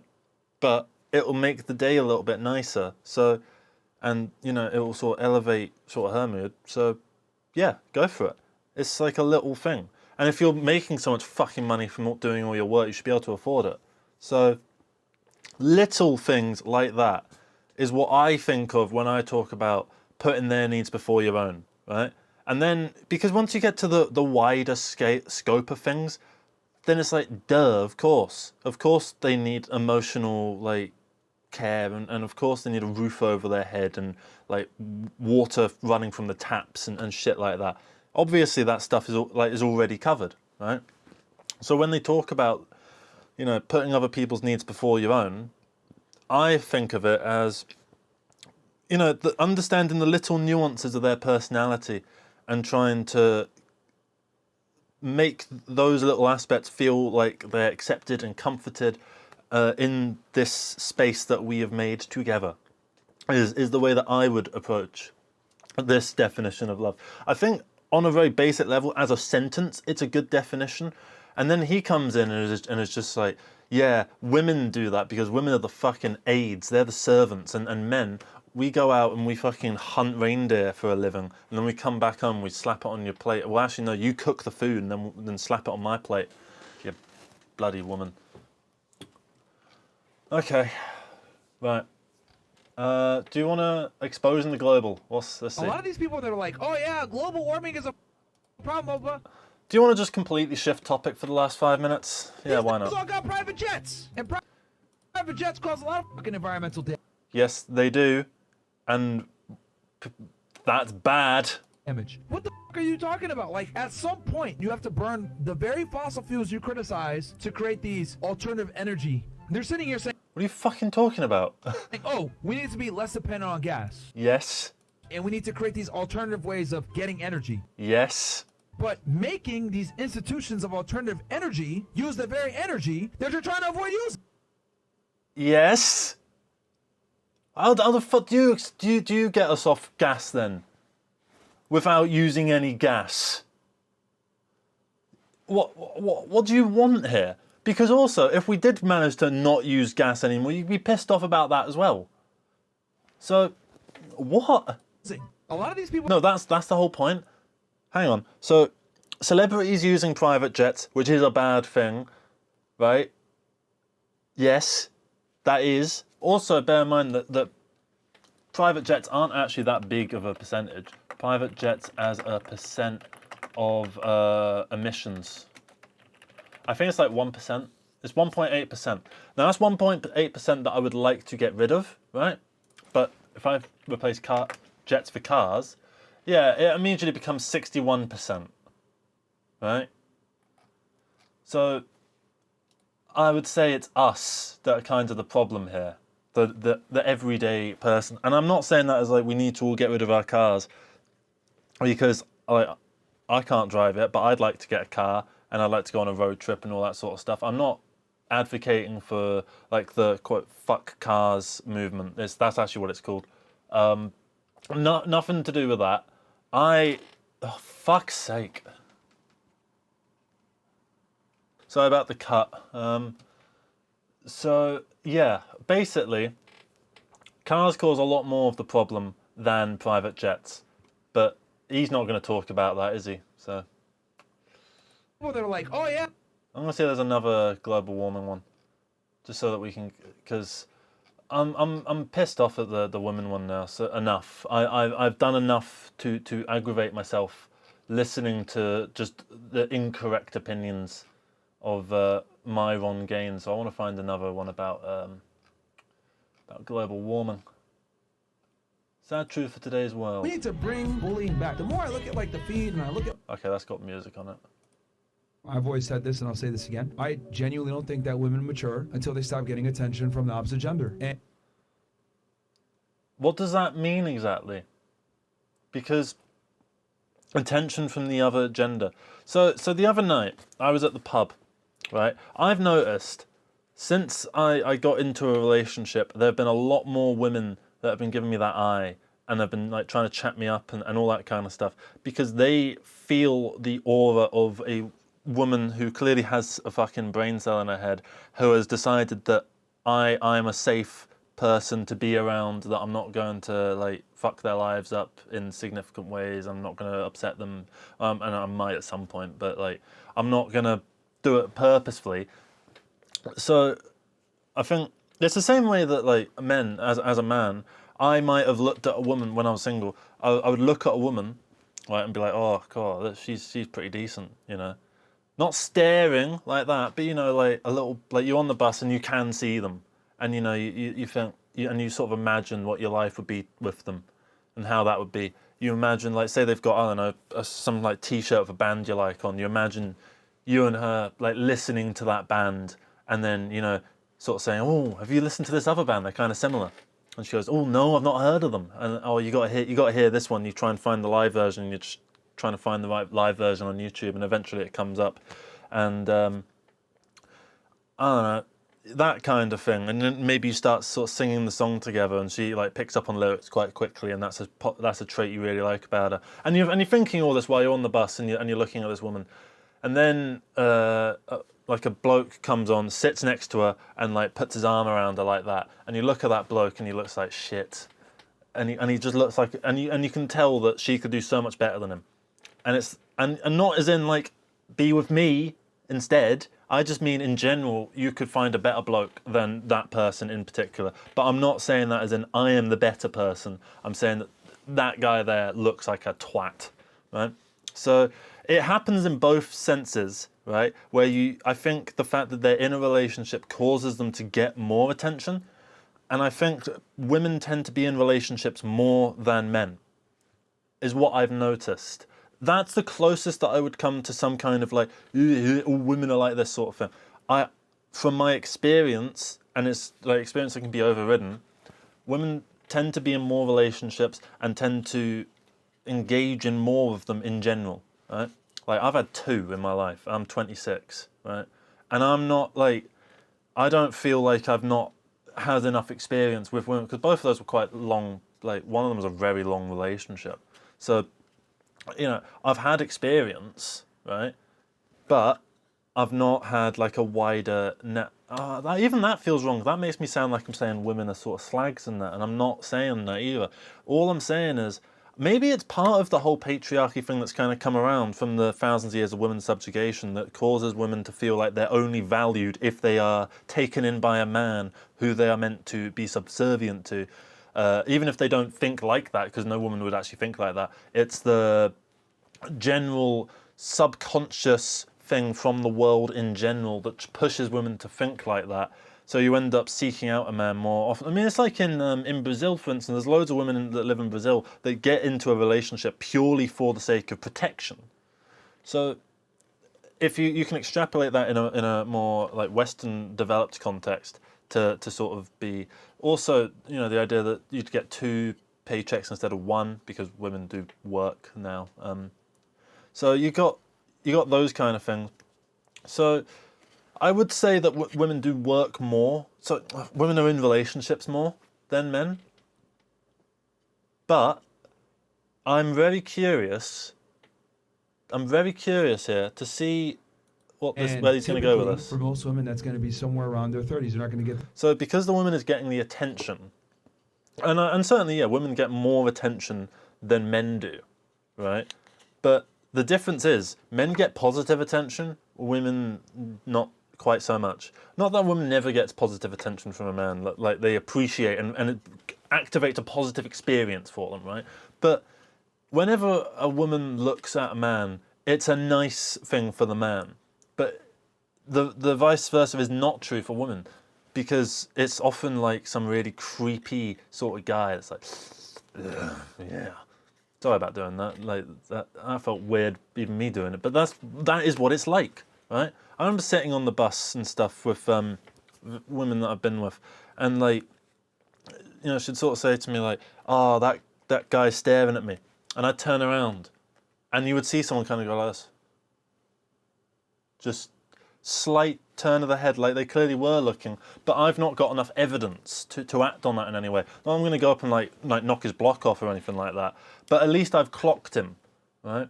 So that next time I can stop, I can like put a stop to this somehow, or be like, give him a stare, you know, like some kind of evidence, because he could have just been looking forwards generally, as far as I know. I don't have the evidence, the visual evidence. I can only go off her word. So I can stare at the bloke next time this happens, but it might not be a long enough eye contact for it to count as a stare, but then I'm just staring at him. So you do get negative attention as a woman compared to if you're a bloke. I remember being a bloke. I remember being a bloke. But anyway, I was a bloke, right? In this story, I was a bloke. And a woman came up to me and she sort of said, "Oh, you're so tall." And I sort of said, "Oh, thanks." And she said, "Statuesque." And said it in kind of an airy voice. And I was like, "Oh, thanks." And I'd just gotten in a relationship at that point. And I thought, hang on, the whole time I was single, no one batted a fucking eye at me. But the second that I get with someone, this sort of thing starts happening. And it's not just that. I notice on the bus or whatever, there'll be a woman that looks over and like has a glance, you know, has a bit of a look. Like, it's not that I think I'm like the most attractive person, but I also know that I'm fairly decent. You know, I'd say I'm a 6 or something like that. I'm all right. I'm not going to start numerically ranking my own fucking like attractiveness, well, even though I just have. But yeah, I feel like women do get more attention in this regard than men, and relationships, because of the long-lasting patriarchal consequences that have come from thousands of years of women's subjugation, have caused relationships to be more important to women than they are to men, which has led to this difference, which has led to this thing of women getting all this attention, right? Which is going to lead him on to his next point. The same level of attention that they used to get when they're in their 20s, right? They typically wisen up a little bit. They start to realize, yeah, maybe I need to bring something to the table. I need to stop being annoying. They get into an epiphany phase. I like the idea that the woman is just like consistently aware of them being annoying. Let's say that they're as annoying as he thinks they are, right? I like the fact that apparently they're just conscious of that. Like it's a deliberate act. Where they realize, like, okay, I need to, you know, tinker here a little bit, maybe lower my standards a little bit to some degree. But when you're someone like They love it. They love the idea of a woman lowering their standards. Jennifer Lopez and you're praised, I wonder why. no matter what you do and how old you get, you're not gonna... I think the woman should get higher fucking standards, quite honestly. Mature. That's why she's been in Hence the bus anecdote. all these relationships. She's been married 4 times. She has like 10 different boyfriends. She's a fucking failure. She's literally a failure. I've always said this. How's she a failure because she's had multiple marriages? Mature until they stop getting attention Hang on, from the opposite gender. whoa. So a woman is a failure because they've had multiple marriages. But is a man? I don't believe they are. No, I don't think that's how it works. I just want to hear what you said again. realize, like, okay, I need to, tinker here a little bit, Right. maybe lower my standards a little bit to some degree. But when you're someone like a Jennifer Lopez and you're praised no matter what you do and how old you get, you're not going to mature. That's why she's been in all these relationships. She's been married 4 times. She has like 10 different... Okay, so Jennifer Lopez is a failure, right? Jennifer Lopez is a failure according to my own gains, okay? She's 55 years old, and she is recently separated from Ben Affleck, okay? Before that, she was going out with Mark Anthony. And before that, she was going out with Chris Judd, who I've never heard of. And then before that... So she had a weird phase between 1997 and 2004 where she got married 3 times in 7 years. So clearly it was an awkward time in her life, right? I get the sense that this Johnny Noah and this Chris Judd marriages, these were awkward times in her life. She didn't much like these, right? That's all right. So let's write them off because I don't think those matter. I think Mark Anthony, yeah, cool. 2004 to 2014, quite a big point in life. Clearly, like coming out of the Chris Judd thing, right? And then after 2014, she takes some time for herself, right? Maybe she's just having various little boyfriends, little things here and there, and then she gets on with Ben Affleck. Ben Affleck's clearly quite a nice guy. Blah, blah, blah, blah, blah, right? They get married, and then recently they've gotten separated because he's a twat or something like that, okay? So, that's the basic history of Jennifer Lopez. Now, what's Jennifer Lopez ever done? Well, she's only released 9 albums, starred in all these films, gone on various tours across the world, written books, sold 80 million records, her films have made $3.1 billion. I'm just advertising fucking Jennifer Lopez now. But she's a failure because she got married 4 times. Okay? So I want to know, in my own gains is like in mind, what would Jennifer Lopez have to do to make her go from a failure to a success? Say she cured cancer. Say she sent man to Mars, Jupiter, Saturn, all of the planets. She got man to leave the solar system, okay? That's what she's done, right? I would love to know what would she have to do for her to no longer be a failure because of how many times she's been married. Also, when did she become a failure? Was it on the 2nd marriage? Was it when the 1st marriage broke down? Was it on the 3rd marriage? Was it on the 4th marriage with Ben Affleck? Or was it maybe when she separated from Ben Affleck? Questions. A lot of questions there. So, how to know if your girl is cheating? Your girl doesn't just cheat on you. Okay. Cheat on you. Girls don't just wake up one day and say, I'm going to be a 304 and I'm going to cheat on you. I don't know what a 304 is. 304, maybe it's like Cockney rhyming slang. Like, something a whore would do. Because whores do that.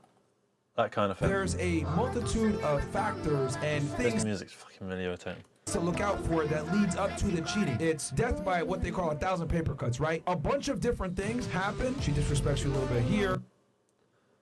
She has a guy friend here. And I like how, hang on, whoa, so it's the woman doing the disrespecting and not the man slowly losing his, like,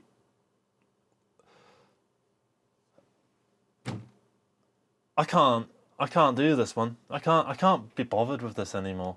So that's the video over. Comparing a wife to an employee makes me real fucking glad I'm not employed by him. Oh, Jesus. The reason that I'm making this video is, 1, to virtue signal, and 2, just because, like, I feel like this is a real issue. Also because I've got, I don't know, there's so many kids now, like high school boys, that think like this, which makes me really scared for like the next generation, for women going through various things. I feel like, what if, because the whole thing in the 50s and the 60s, that old masculine sort of thing, is to hide your feelings and to box it up and not talk about it and be a rock and be like hard, and not to confess your feelings. And if you do that, then that means you're a weak person and the woman will leave you, right? That's the old idea of masculinity. I feel like the new idea of masculinity is like, at least in the old time, I feel like, yeah, they hated women, but they didn't hate women like overtly. They were just kind of condescending and snide to women. But here it's just straight up like, these bitches are terrible. Like, there's not even that like hiding of the mask and nothing like that. It's just, these people are disgusting and I hate them, and I want the worst for them, and I want them to be subjugated under a reign of patriarchy. But also men are also the ones that are being fucked over here, and it's the women that are actually on top. It's like, yeah, that's what it was. That I bet is going to be quoted as like, oh, look at him being offended. Because I reckon someone will respond to this at some point, because, you know, I'm wrong on all these sort of topics, and I need to follow that up with something. I'm not sure what, but it's a hard topic because, look, I'm not gonna act like I'm a feminist or anything, because as I've said, I don't feel like me labeling myself a feminist is actually any help. I feel like that would be the equivalent of like in like the 1800s in America, like some random white guy going out to the plantation and being like, you know, I really hate all this slavery stuff. I think it's so wrong. I think that you people should be free. That's how it sounds in my head, so that's why I don't call myself a feminist. But I feel like we really need to start prioritizing women's rights in general, because the next generation of men are being brought up on this shit, right? They really fucking are, and it's genuinely disgusting what's going on, and how the young lads are being manipulated by this shit that makes it out like young men are this lost fucking breed that don't know what to do, that the world has just left behind because boys are no longer allowed to be boys. Boys aren't allowed to get scraped knees anymore. It's like, yes, they fucking are. Yeah. So, yeah. I'm trying to think of a way to wrap this up with some kind of philosophical kind of point, but I can't think of one. So I think this is probably just going to have to be it. This has been an incredibly long video. Thank you very much for watching it and engaging with it. If you do think like one of these alpha male sort of people, first off, fucking get off my channel and stop watching this shit, and go back to your fucking little crat den and leave decent people alone. And two, I hope that you enjoyed the video and that you managed to get something from it, and that you're going to stop being an absolute despicable fucking person, and I hope that you grow up, right? Because this isn't me sort of saying this as like, oh, thank you for watching, oh yeah, any alpha males watching this, oh yeah, you might get out of it sometime. No, fuck off. Genuinely, stop. Leave women alone, right? Get a vasectomy. Chop it off. You don't deserve it, right? It's not yours. Get rid of it. Donate it to, I don't know, hermaphrodites in Iraq or something. Fucking hell. But yeah, to all the normal people watching this, thank you so much for watching. Hope you managed to get something from this video. Hope I'm not going to make a thing of doing this, because this is what all the fucking YouTubers do. And I want this to be more of a channel about positivity, really, rather than negativity.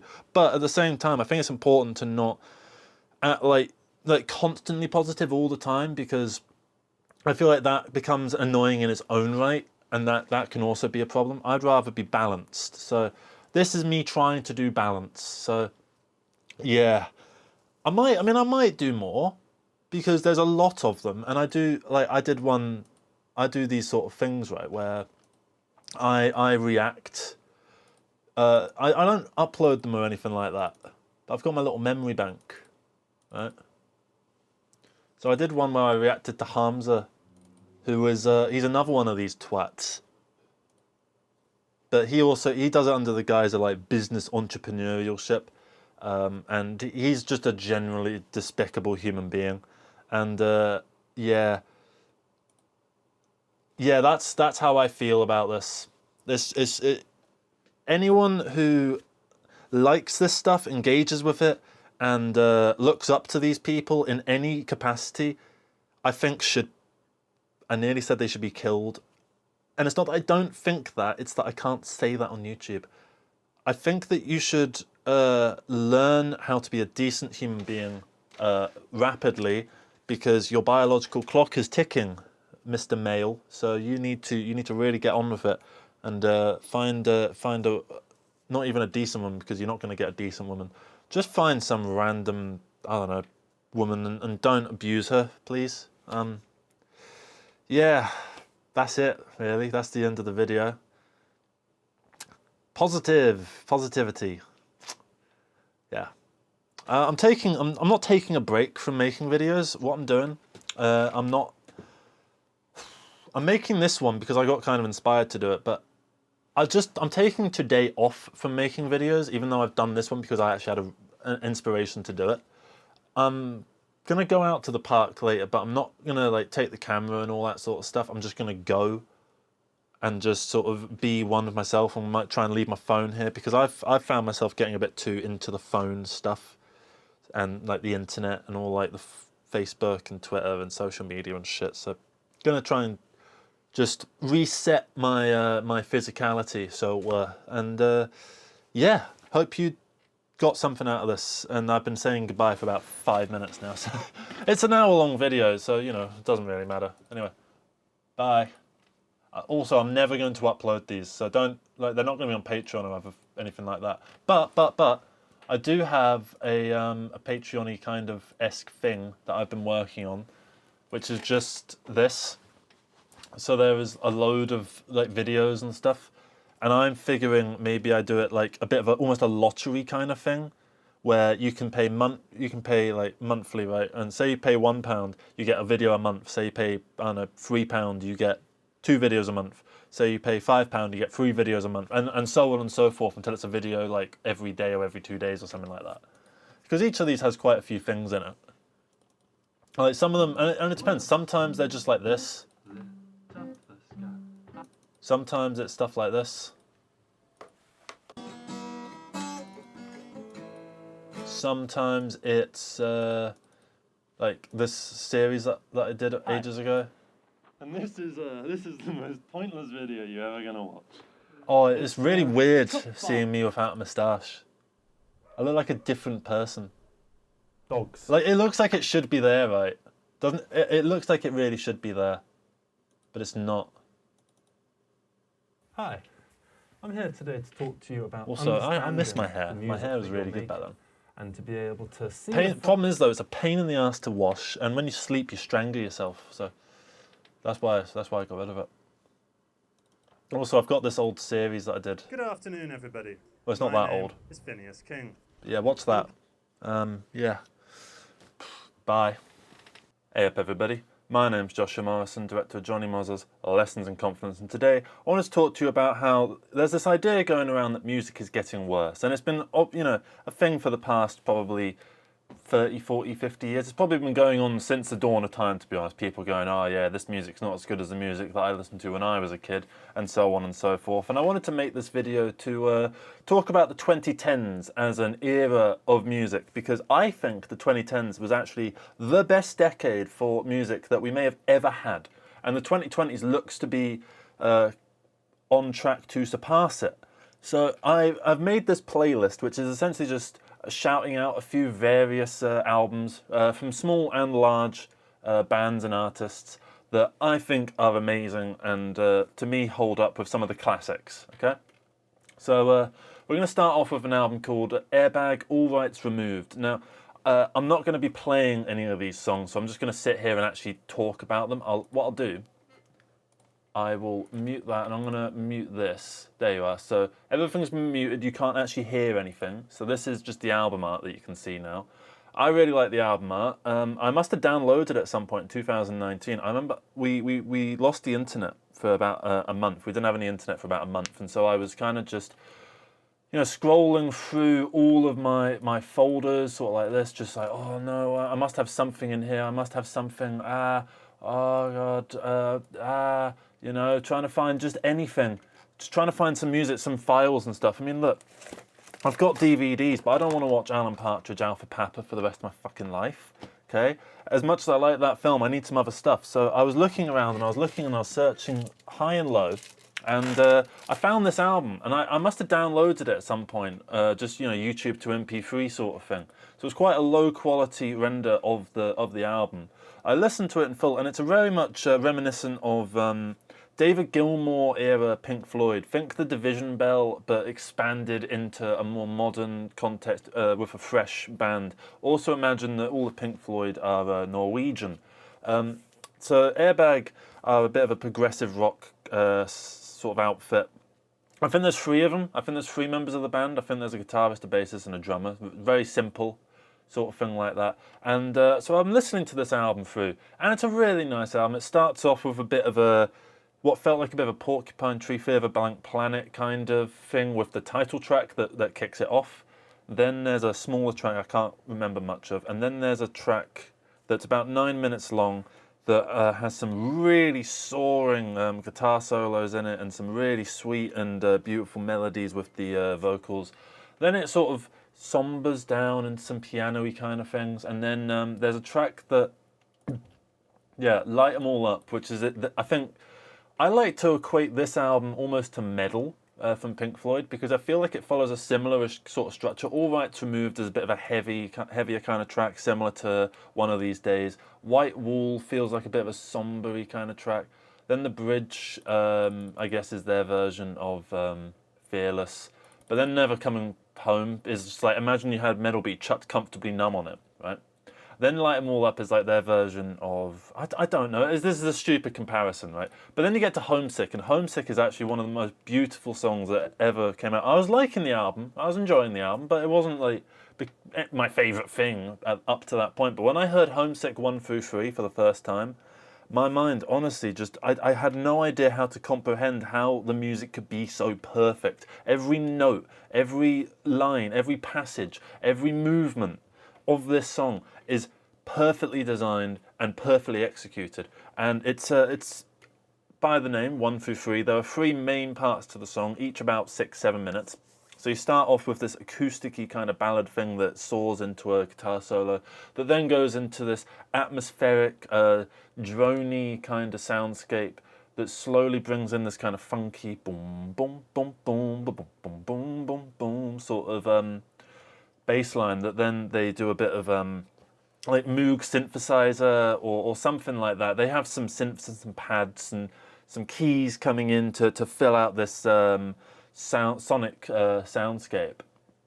And then it really dies down for, I don't know, it's sort of an organ but a pad kind of thing. Kind of that, right? And then it goes into a really intense crescendo that then slowly brings it back down. Think of sort of the end of Shine On You Crazy Diamond, the part 6 through 9. You know how it, although that's a little bit more saxophone induced and a bit more urban feeling. Imagine that, but sort of a more naturalistic, in the middle of the woods kind of thing. I'm using images and ideas to explain the music rather than any particular music theory, because I'm not any kind of music theory expert. I can say a couple bits, but I think what's more important about music is how it makes you feel. And to me, the album as a whole makes me feel like I'm at the edge of a pier on a foggy sort of blue sort of day, but it's not that cold out. I need a jumper, but I don't need a jacket. And I'm sitting kind of like that, leaning like that, looking out over the sea, being able to only maybe view like 300 meters in front of me because the fog is so thick. And you can sort of just trying to make out little ships in the distance. I mean, you think you can see a couple lights, but you can't really verify it.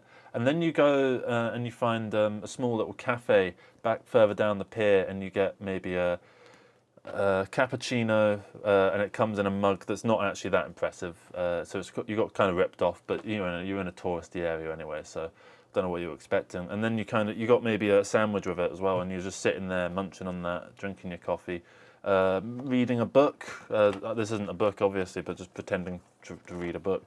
And this will be playing on the little tinny speakers that they have for the little cafe. So that's kind of my interpretation of this album, how I view it. I really love this album.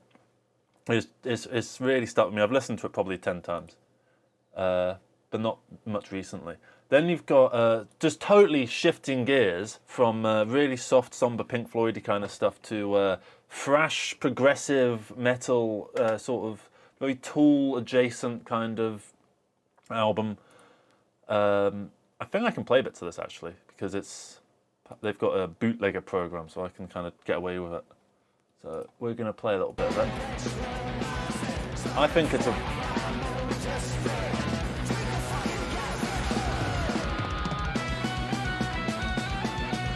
That's enough of that. So that's an album that I really, really like. It came out at a really annoying time in my life, like a time that I just wasn't having much fun. So this album really helped me out actually, and I listened to it again and again and again and again. The studio version is amazing as well. I've just brought up this live version for the sake of just, you know, it's nice to have live versions, and I if there is a live version of something, I like to seek that out. I think my favourite track on it is Flamethrower, but on the studio version they have this bit at the end, this very elongated progressive metal kind of jam that slowly evolves from metally chugging riffing guitars to synthesizers, and it does a really smooth transition to it, and it manages to keep all the heaviness and keep the crescendo going and going and going and going, and it does an amazing job at that. And I really wish there was just more of that throughout the whole album, and I feel like at some point they're probably going to do an album where they do something like that. Dragon, an amazing progressive metal song that starts off very thrashy and then gets into its very syncopated, weird time signature, almost polymeter kind of section around the 6-minute mark with loads of little riffs and interludes and small bits with crescendos leading you up and then pulling you back down with, you know, riffing breakdowns, and there's so much to explore within that 1 10-minute song. There's so much going on there. And then right before that you got Gila Monster, which I think is their version of just a straight banger for the album. It was the first single that they released with a big music video and all this kind of stuff. And then Dragon was the second single and music video, which I think was to sort of show this is what the album is capable of doing. And you know, Gila Monster was kind of a introduction to what the ideas of it were. Then you've got Witchcraft. I don't know why I'm going backwards, but Witchcraft is such an amazing song because of how it I don't have a guitar to hand, but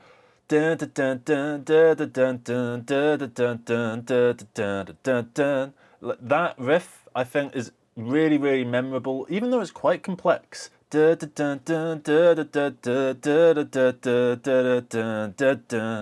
And that kind of goes through my head quite a lot as I'm just walking around. And it's also got really really weird drums that technically follow a different pattern and rhythm to the guitar, so it gives you this really fucky effect. I can show you a bit actually. I'm allowed to. So it's coming. All right, yeah, I know, I get the point.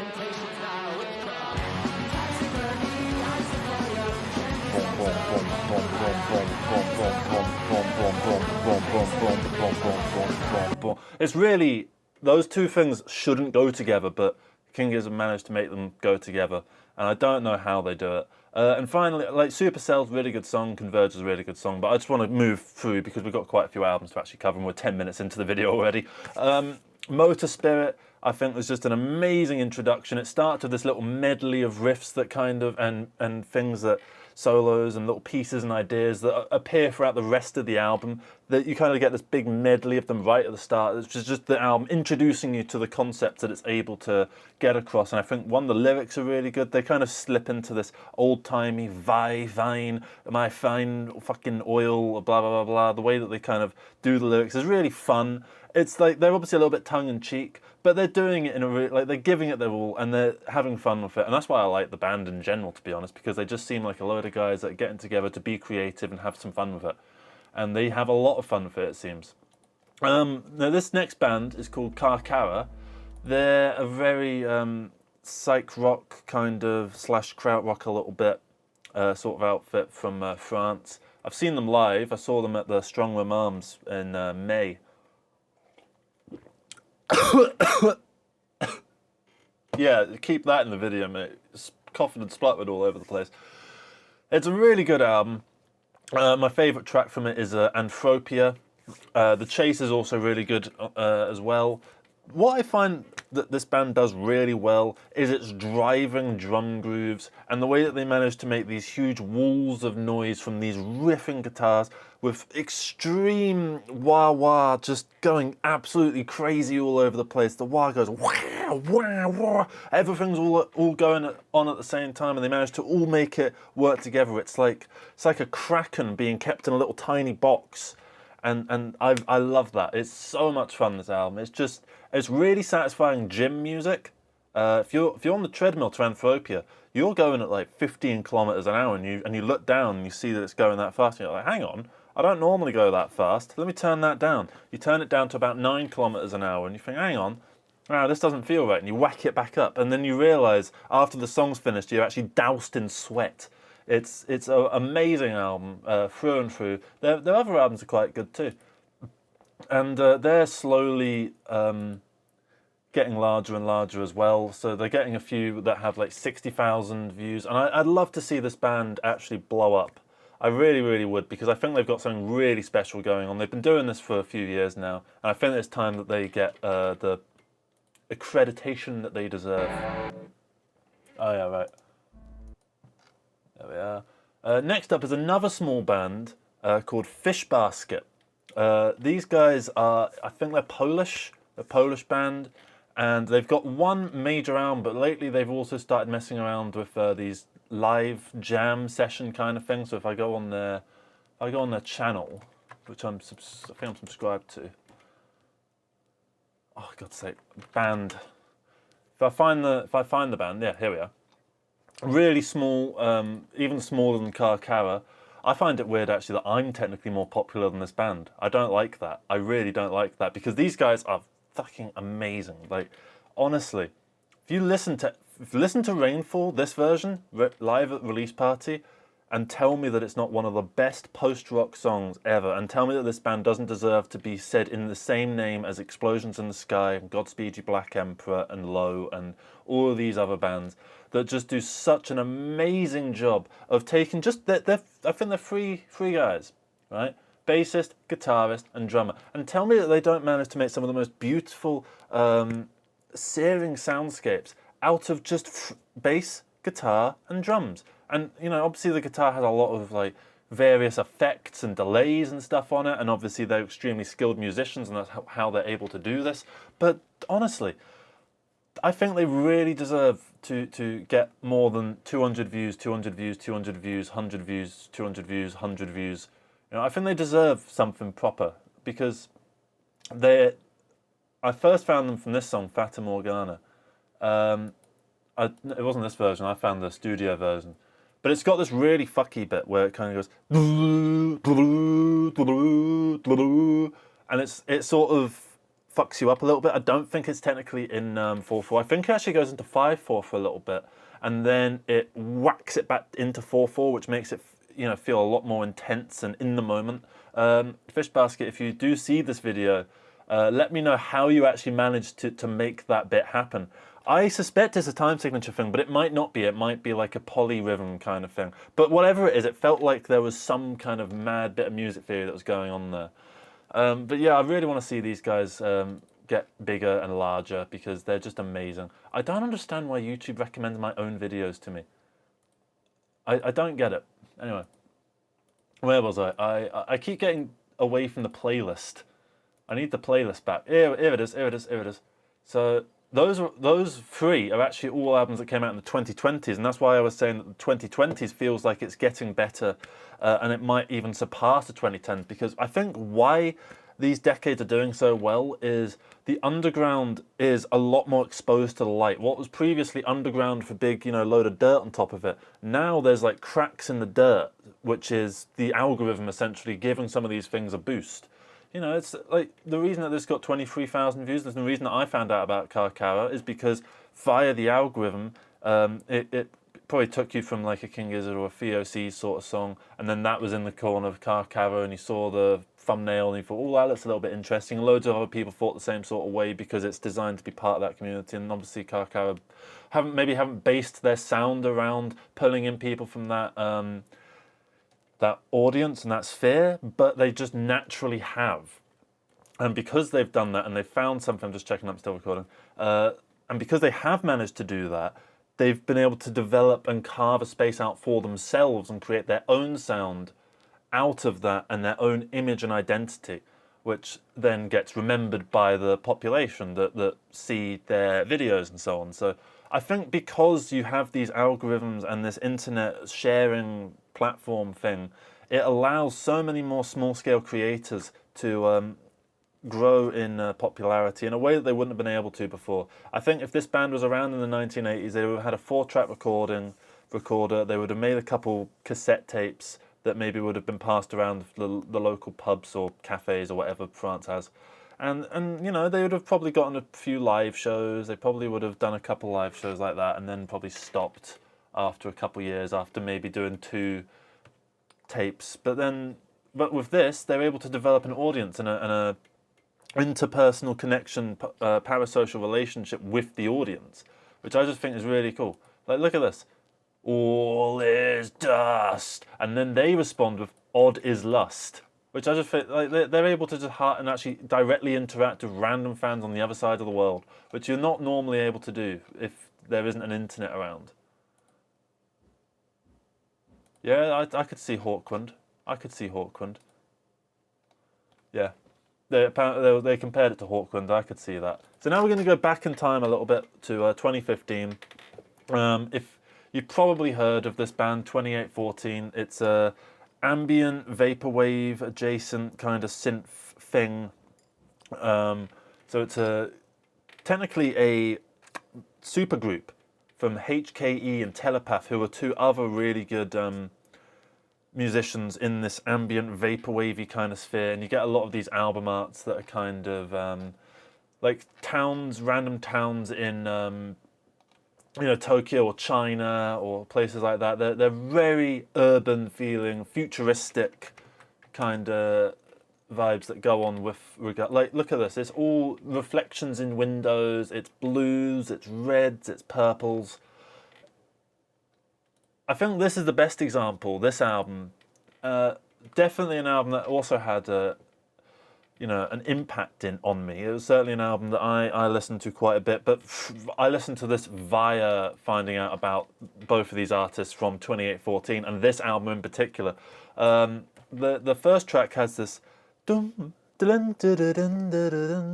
doesn't descend that much in terms of the melody, but it's the delay of the piano is just like nothing I've ever heard before or since, and it really did a number on me. And the soundscapes that I know I'm saying soundscapes a lot, but this is very soundscape material. This is very much put the headphones on and go to another world. Well, the same world, but the other side of the planet, I suppose. And what I find so beautiful about this band is the way that they're able to combine ambience with a little bit of beat, so that even though there's stuff going on, there might be drums, there might be things like this happening, and it's making enough of an impact in your mind to make you focus on the music, but not enough of an impact on your mind that you can't relax and just let the music wash through your body. So I think it sort of sits on the fence between ambience and non-ambience, and I think it's a very nice fence. It's certainly a beautiful picket fence. Their other album, which I don't seem to have to hand, what was it called again? It was 2814. I can't remember what the other album was called, but it was. I actually semi-like that other album more. Rain Temple, that's it. Both of these albums are absolutely beautiful. I think you need both of them together. And they've done a couple more projects, but I get the sense that 2814 is kind of over to a degree. I also feel like the general zeitgeist has moved past this sound a little bit, because it comes from a time of not these artists in particular, but the vaporwave thing was a lot of squelchy kind of synths and reminiscing back to 80s sort of nostalgia. And I feel like we're moving past that towards 90s nostalgia with stuff like the new Charlie XCX and was it Sabrina Carpenter that did the album, which is all kind of callbacks to and reinterpretations of 80s and 90s classic pop songs. I can't remember anyway. Similar in vibe and sound is Blank Banshee, but obviously this, instead of it being about ambience, this is more about experimentation with sound and sampling and so on. And I think they do a really beautiful job, particularly the track Venus Flytrap. I mean, this is as vaporwave as it gets, really. And Blank Banshee have continued up until this day. I don't know if they're still going. They're still making stuff. And, well, that's a cool album art. That as an album art implies to me that they're doing something different. Let's see. Let's see if they're doing something different. They sound like they are.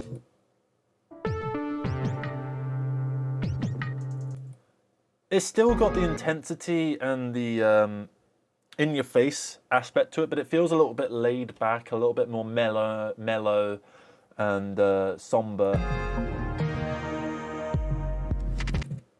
Compared to, say, Venus Flytrap, which as a song, I really like. It's really, really fucky.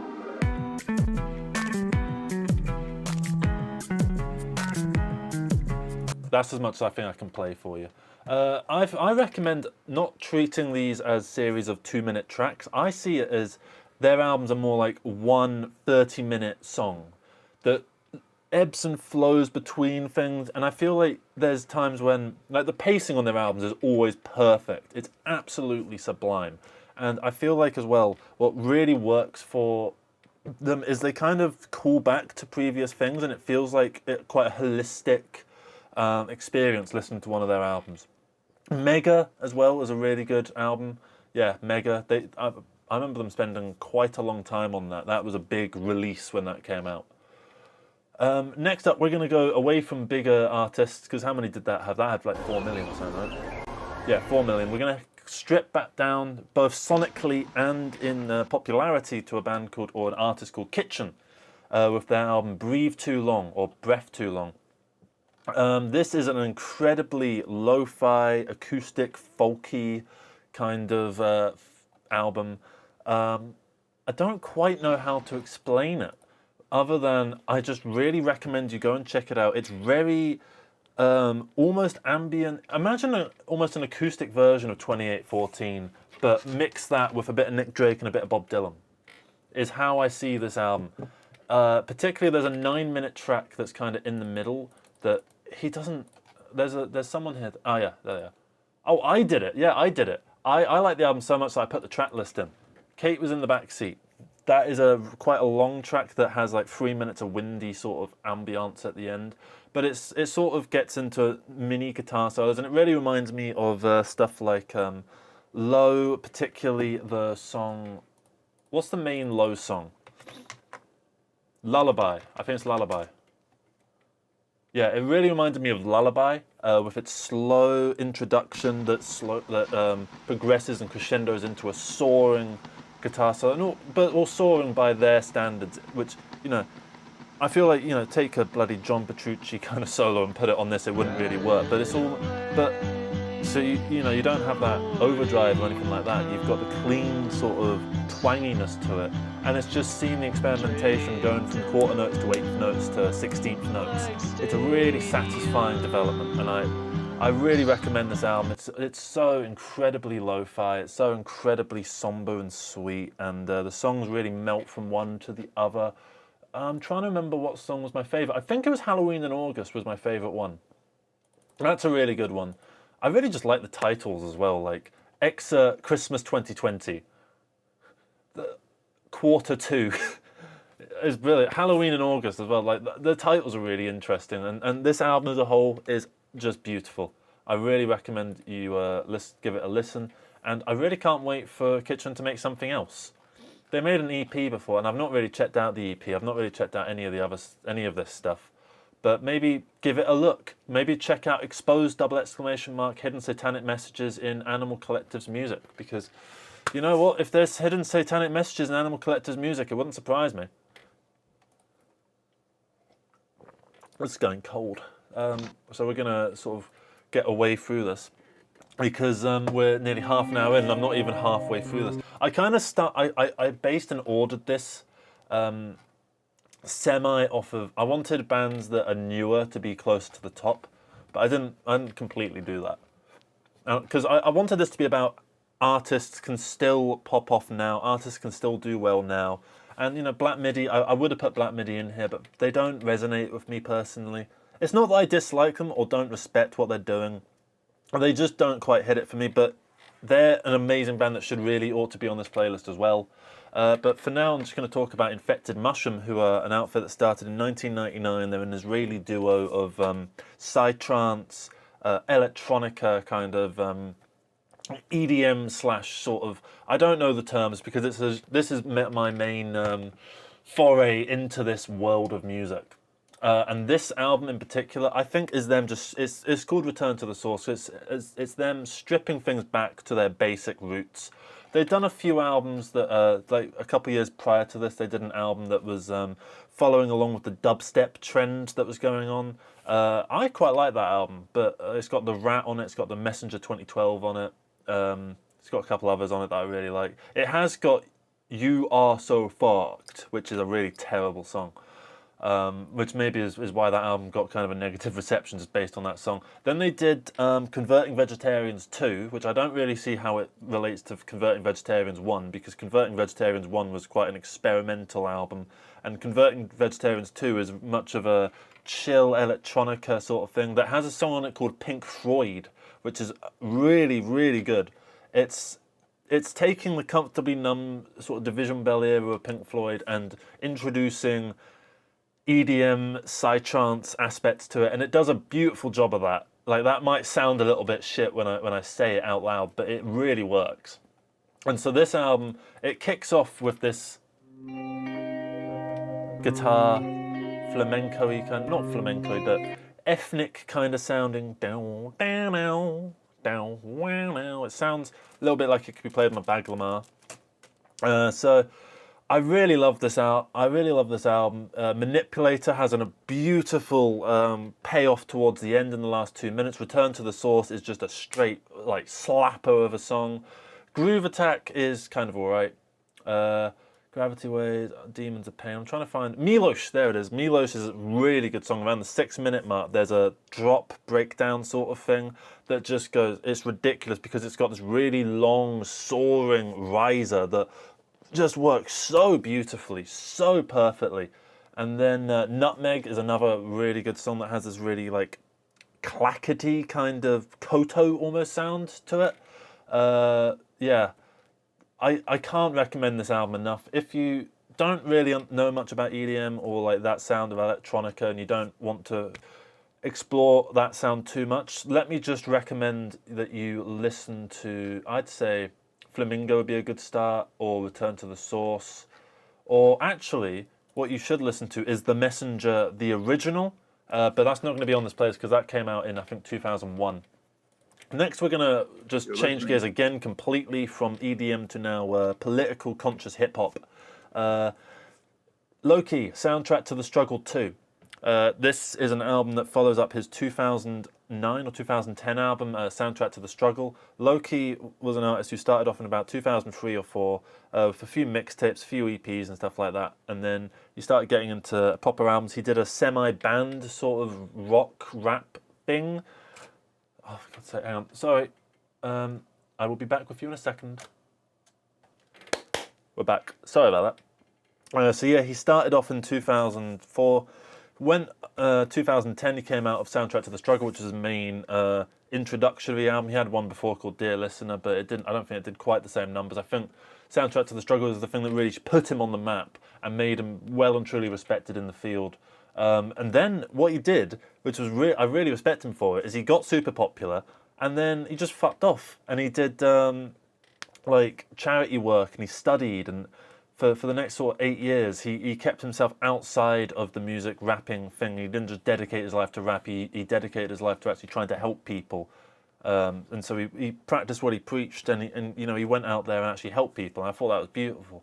And he came back in 2019 with a sequel to his albums with Soundtrack to the Struggle 2, which I found quite difficult to get into at first. I didn't really resonate with it, but as I've had time to sink my teeth into it, I have to almost say that I prefer Soundtrack to the Struggle 2 to Soundtrack to the Struggle 1. It's got a lot of longer songs, so there's a lot more 5, 6, 7-minute songs to this. His flow and his ability to come up with new flows and rap fast and things like that, his technical ability has really improved. I feel like the beats are more interesting because they're using more real instruments. There's a lot more proper drumming and guitar and stuff like that. So if I actually look up low-key BBC Live, something like that, it should come up with, the Death and Neoliberalism does a really good job. I want to Ghost to Grenfell is one of the most beautiful songs that has ever been made, and I lived quite near Grenfell when Grenfell sort of thing happened, and it was really made an impact on me because I didn't know quite how to process what was going on with it, and so listening to that song, because I remember I just sort of, I felt like I didn't care about the situation, even though I lived near it. It's like I sort of shut it out of my brain. And so listening to this song is what really got me to think about it and the people that were involved and the people who lost their lives. And it really upset me. And I didn't. And so I revisit the song whenever I feel like I need to remember the people that sort of lost their lives in that traumatic incident that Theresa May kind of fucked up. So as an album, this album really speaks to me. I feel like it's a bit over long. It's 90 minutes. I feel like it could probably be about 60 minutes and still deliver the same sort of thing. Like, I'm trying to think of songs. I'm not too keen on Children of Diaspora, sorry. Not too keen on Long Live Palestine Free. Not because I don't agree with the message or anything like that. I just think the beat is a bit crap. Didn't quite like Lords of War. And I didn't really like Neoliberalism Kills People, but I like everything else. Also the skits. I don't really understand the point of skits on albums, like rap albums. They all seem to have skits, and I just don't get it. I always skip them. Do people actually sit and listen to them all the time? Like, does anyone actually sit down and think, oh, I want to listen to some Loki, I'm going to listen to skit 4? No. Or at least I don't. He came out with another album, Soundtrack to the Struggle 3. It's a lot shorter, it's 45 minutes or something like that. And I don't know, I tried, and I think it's the same thing that happened when Soundtrack to the Struggle 2 came out, is I listened to it and nothing really resonated with me. But I think in a few years I'm going to revisit Soundtrack to the Struggle 3 and decide that that's the best one. I don't know though. I felt like the production on number 3 was a little bit one note. It felt like it was doing the slow thing way too much. I thought that Soundtrack to the Struggle 2 does the slow thing too much, but you know, it's got like the Death and Neoliberalism and Return to Loki, which are a bit faster, a banger kind of songs. Also, Goes to the Grenfell 2, didn't quite get why it needed 2 songs for the situation, especially because the first one is so beautiful, the live version in particular.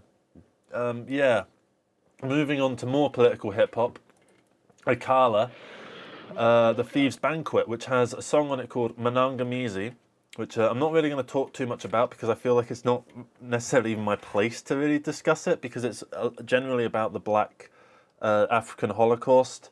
Very thick, heavy topics that get covered throughout this entire album. And Akala does such an amazing job of enunciating his point and getting across what he has to say, and doing it in a way that is, 1, entertaining, and 2, insightful and inspiring and educational.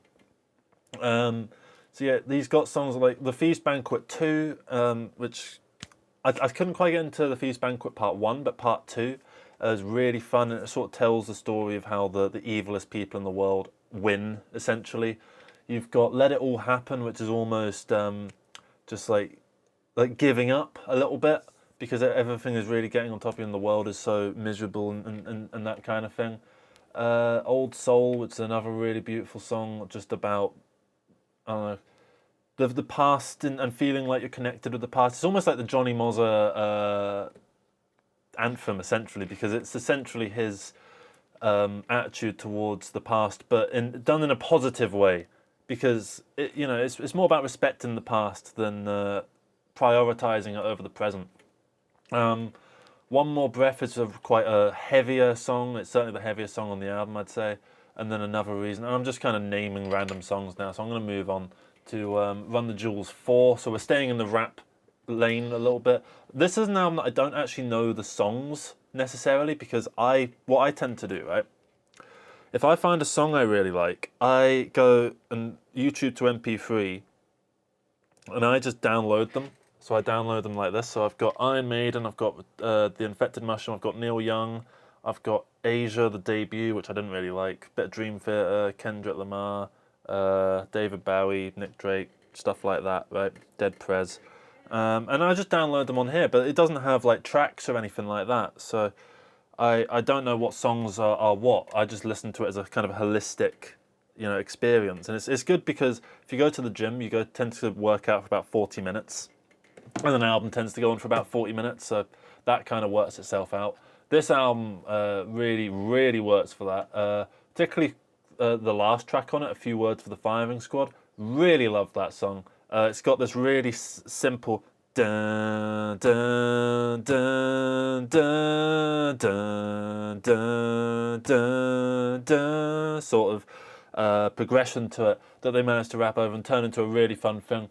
There's the song Just, I think, is the one that has the verse, the line, "Look at all these slave masters posing on your dollar," which really good lyric. Generally, really good album. I don't know why I put Run the Jewels 4. I think it's because I listened to it quite recently. And also because it was quite a while from Run the Jewels 3 to 4, and it felt like 4 was almost a new era. And at the time, I didn't like that new era, but now I really, really, really do. We're gonna speed through a few of these last ones because we're really starting to run for time. So Agaloch, they're meant to be a black metal band, but I don't hear black metal in them really. The production's too tight and smooth, and a lot of the sounds are a bit too clean, so I don't quite understand why they've got a black label moniker to them. But anyway, it's adjacent to that general sound. Very atmospheric metal with lots of fun going on.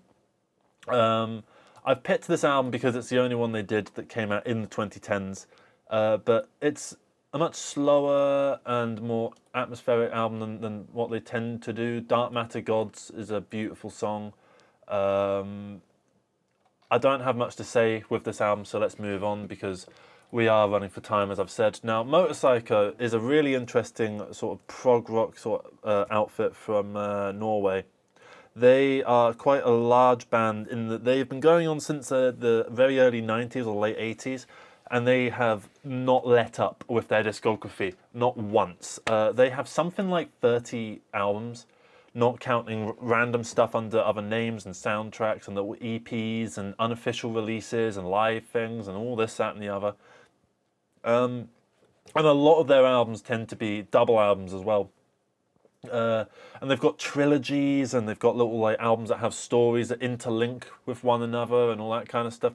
So it's really, really satisfying music, especially because all of it is so well produced, well executed, and polished and really tight. Everything feels like it was designed with a purpose, and they just keep coming out with more and more of it. And it feels like they never run out of ideas, and I really don't know how they do that.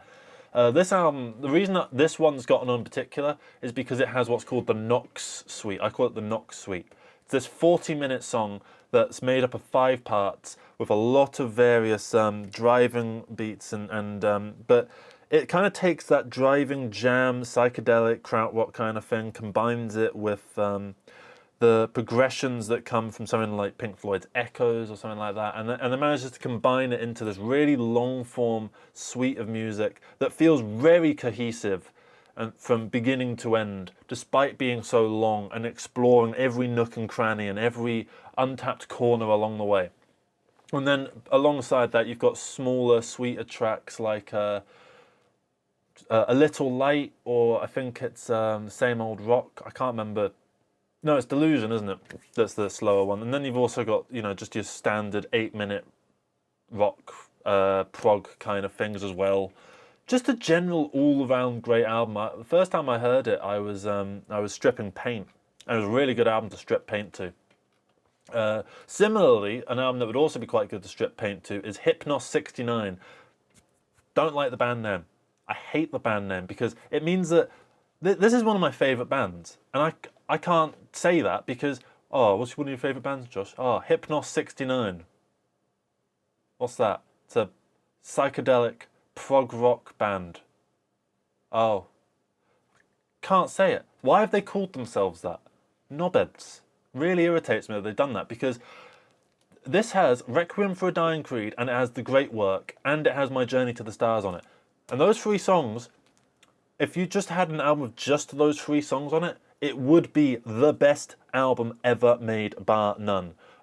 They've got more songs on it, so it kind of isn't, and I don't like as much, like An Aerial Architect I don't think is amazing, The Empty Hourglass. It's not that I don't think that they're good, I think they're good songs, and I've enjoyed listening to the full album as a collective experience, but I feel like if this was a 45 minute album, it would be the best album ever made.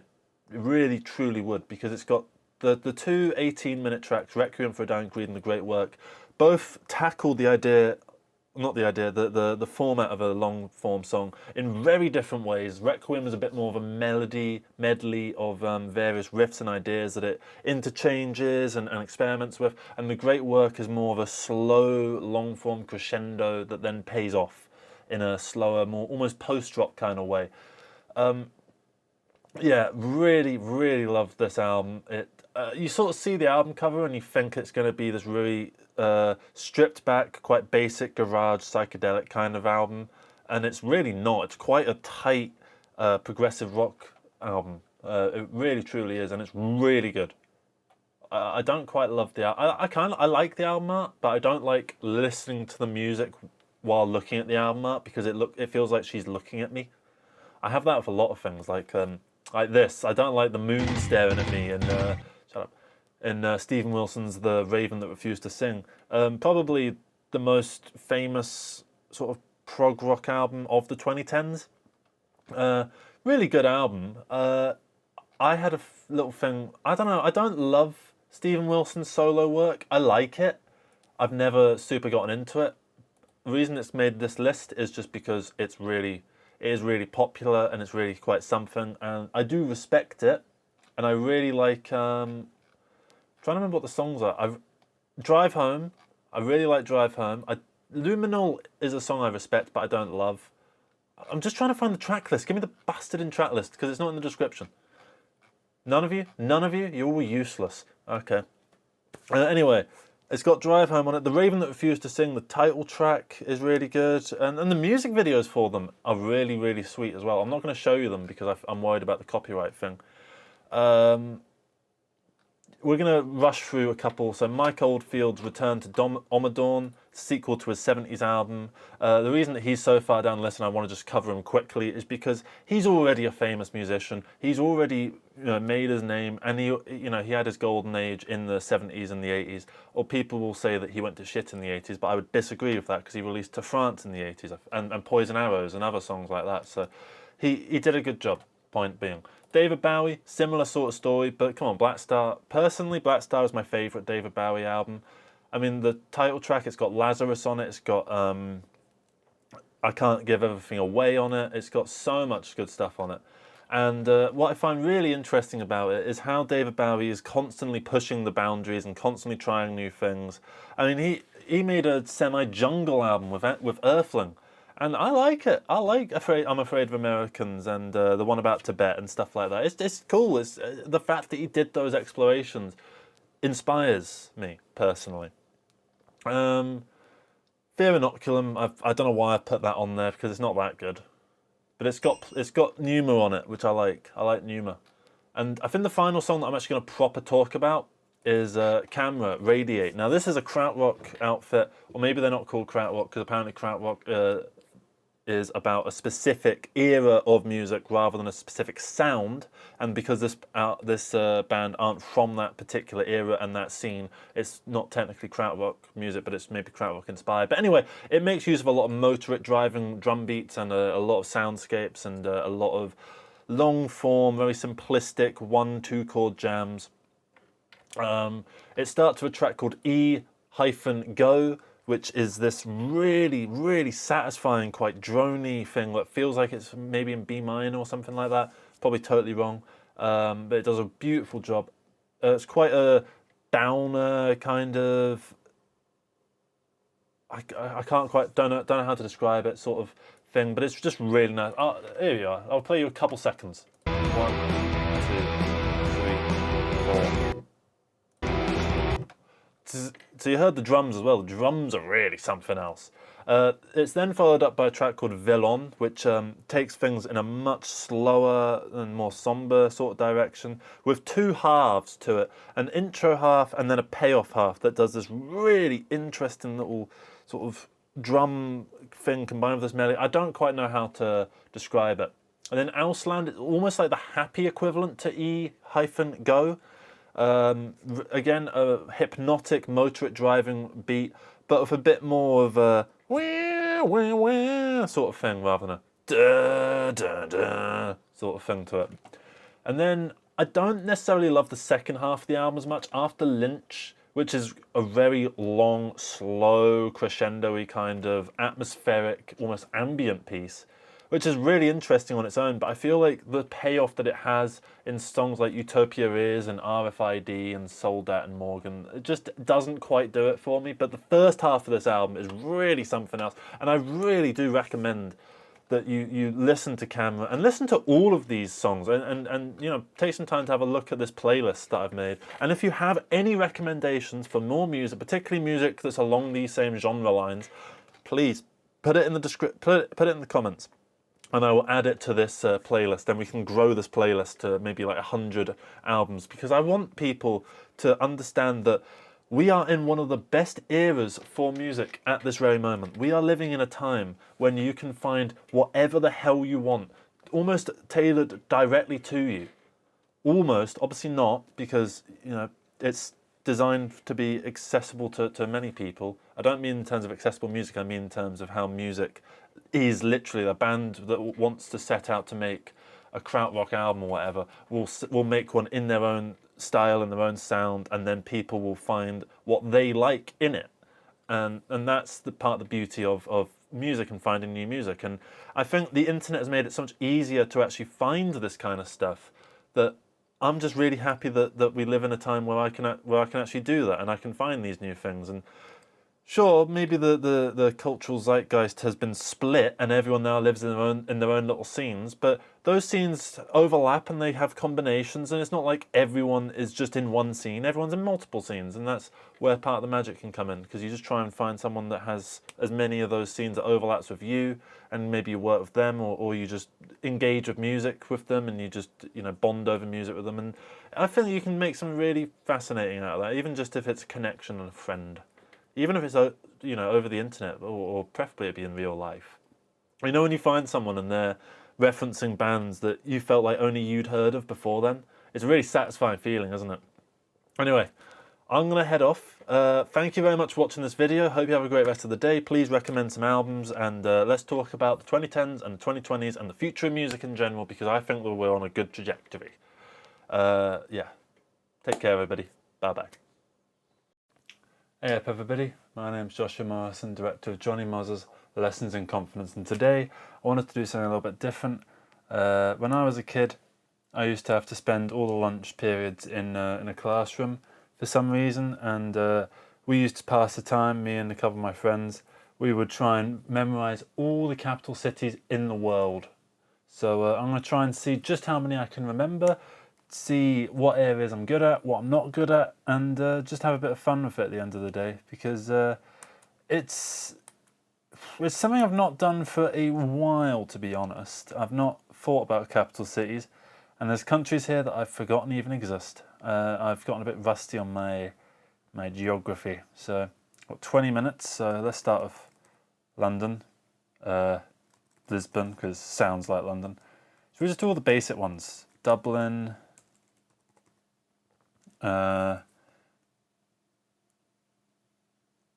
Berlin. I think because I've got all the lights and stuff, and now there's pressure on, you know, it's making me sort of think less. Right, so I'm just going to do all the basic ones. There we are. Helsinki. Okay. Moscow. Reykjavik. Oh, you know, Reykjavik. Reykjavik. Alright, I remember how you do it. You do Reykjavik. I'm sure there's a Reykjavik. Oh, too many. Oh, come on. Fine. Let's just do Ottawa. Why? No, don't start moving on to bloody North America. Get what you meant to done. Do done. Just get it done. Rome, that's an important one. All streets lead to Rome, and now that I've done Rome, I can go down the streets in the opposite direction. And that will take me to all fun, funky places like Beijing, not Shanghai. Beijing. Ah! I'm terrible at this. Okay. Right. Luxembourg. I know that that is the same as the place. Noun. Amsterdam. Yep. Although I get annoyed at Amsterdam actually because I lost a science quiz. It was for brainiacs, right? And I was in for a load of brainiacs for some reason. And they said, what's the capital of the Netherlands? And I said The Hague, because that's what the fucking capital of the Netherlands is. And it told me, no, you're wrong, it's bloody Amsterdam. Right? So that's why I know it. And I've got the hair for someone who's clearly been to Amsterdam, but I've never been to Amsterdam. I am going to Lithuania next year, though. And I'm going to the capital. And I can't remember where I'm going. Oh, it sounds like those little midgets from Mass Effect. What are those little midgets called? They go, ooh, I am a merchant and I am a greedy capitalist. Not merchant, the Jewish dog whistle. The merchant as in like, you know, literally merchantiling.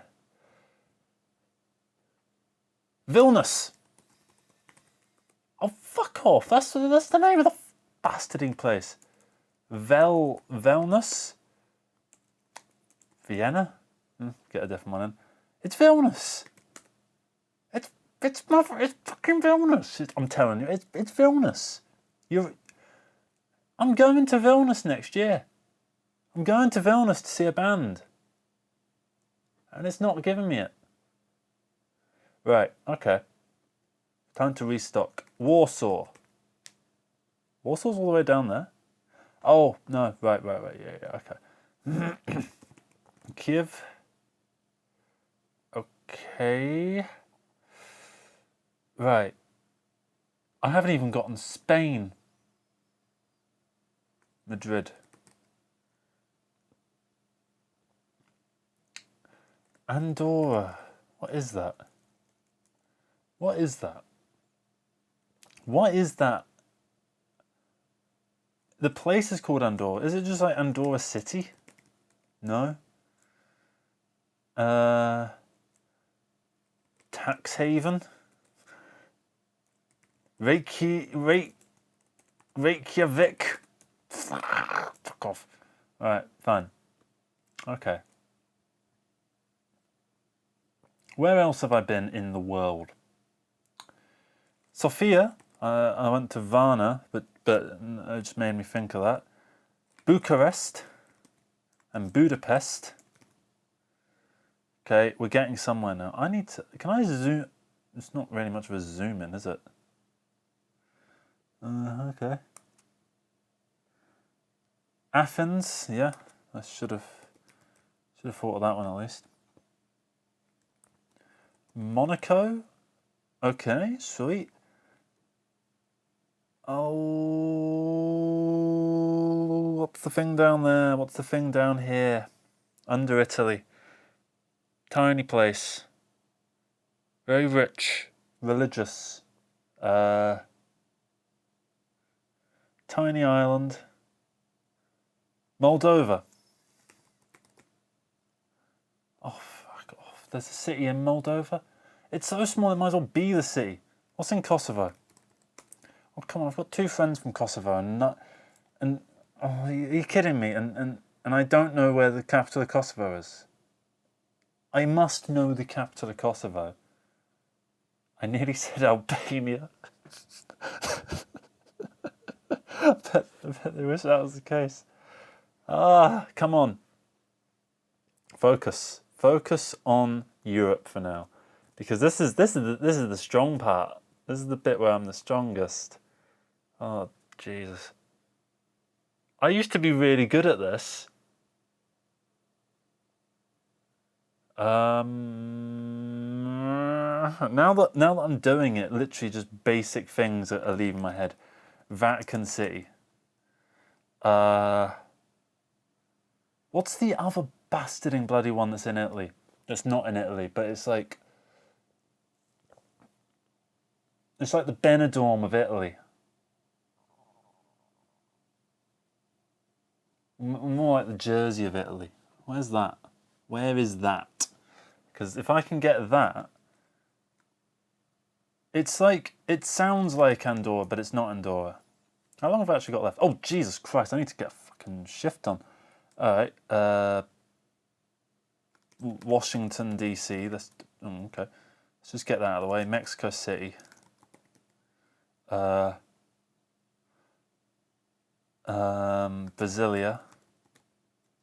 Oh, come on, Brazil, you've done enough. I was never going to get that little comma thing. Montevideo. Buenos Aires. Aries. Yep. Santiago. Why am I better at the fucking South America than I am here? La Paz.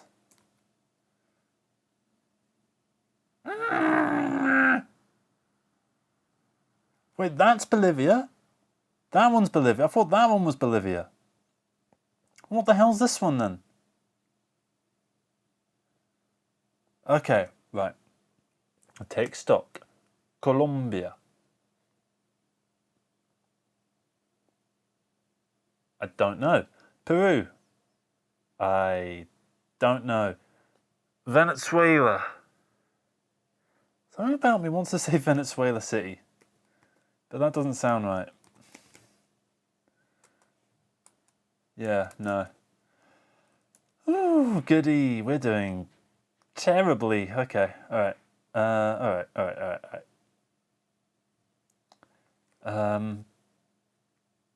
Tokyo, I guess. Pyongyang. Seoul. Phuket. No, it's not. That's not it. Bangkok is the one of Thailand. What's the one of Vietnam? It's like Mi Li Zhang. Oh no, Mi Pi Zan. Mi Ji San. I just sound like a racist. I can't get it. Right, New Delhi. Let's just get that one out of the way. Oh, it's the fucking capital of India, isn't it? It's New Delhi. New Delhi is the capital of India. Since when was it? Or have they changed it? Delhi? Oh, that looked more like New Delhi. Oh, thank God. I was going to actually get quite frustrated. Islamabad. Oh, it was in the news. Afghanistan. It was in the news, and I did know it. Just get Cairo out of the way. Cairo, get that one done.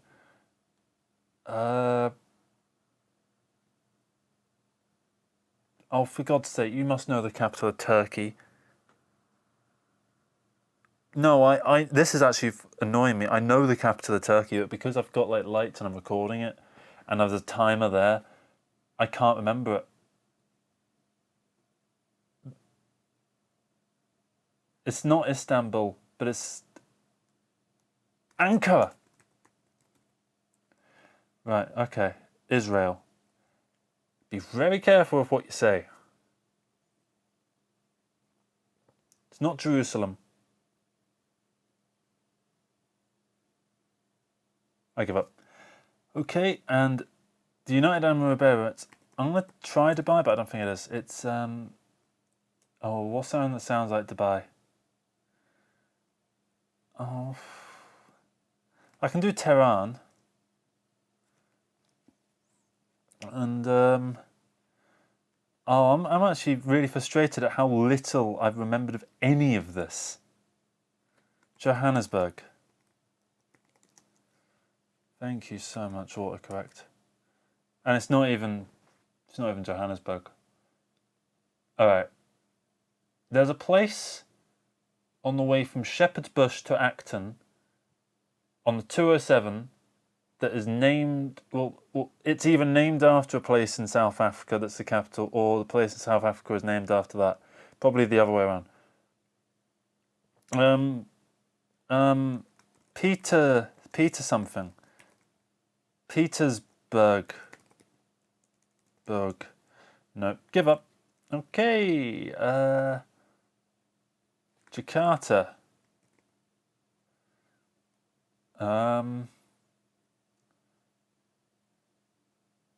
Canberra.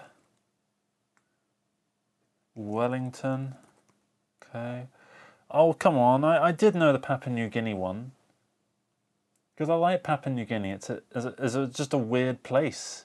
I find that interesting, and I can't remember what the hell the capital is. Oh, it came and then it went. It came and then it went. It came and then it went. Come back. All right. I have. It's a port. Port Moresby. Fuck off. You're wasting me valuable seconds there. I want to at least Port Moresby. Yes! Okay, right. Get in. No, Somaliland is a part of Somalia. That's, I think, a rebellious part that has formed its own government. Not the capital. Okay. Cambodia. Don't remember. Panama City. Okay, we're getting somewhere. What's the next one? There's one around these places in Central America that is the name of the capital city, is also the name of the thing. I know it. I do know it. And it's not Honduras. Zagreb. Sorry, different part of the world. The capital of Croatia came to me. Okay. What's this thing that I'm trying to get that is definitely in and around Panama? Panama, Honduras, Belize. Maybe it's Belize? No, maybe Belize City. It sounds like the sort of place out of Belize City. Jamaica, Kingston. Yes. Okay. Right. Come on, let's try and get a bit of Africa in. Nigeria. What is the capital of Nigeria? Now, I do know this. I do know this for a fact. It's a very large city. It's got water things going through it. There's a lot of houses that are on stilts. It probably has some problem with water filtration, I mean. If the documentaries I saw was anything to do with it. Oh,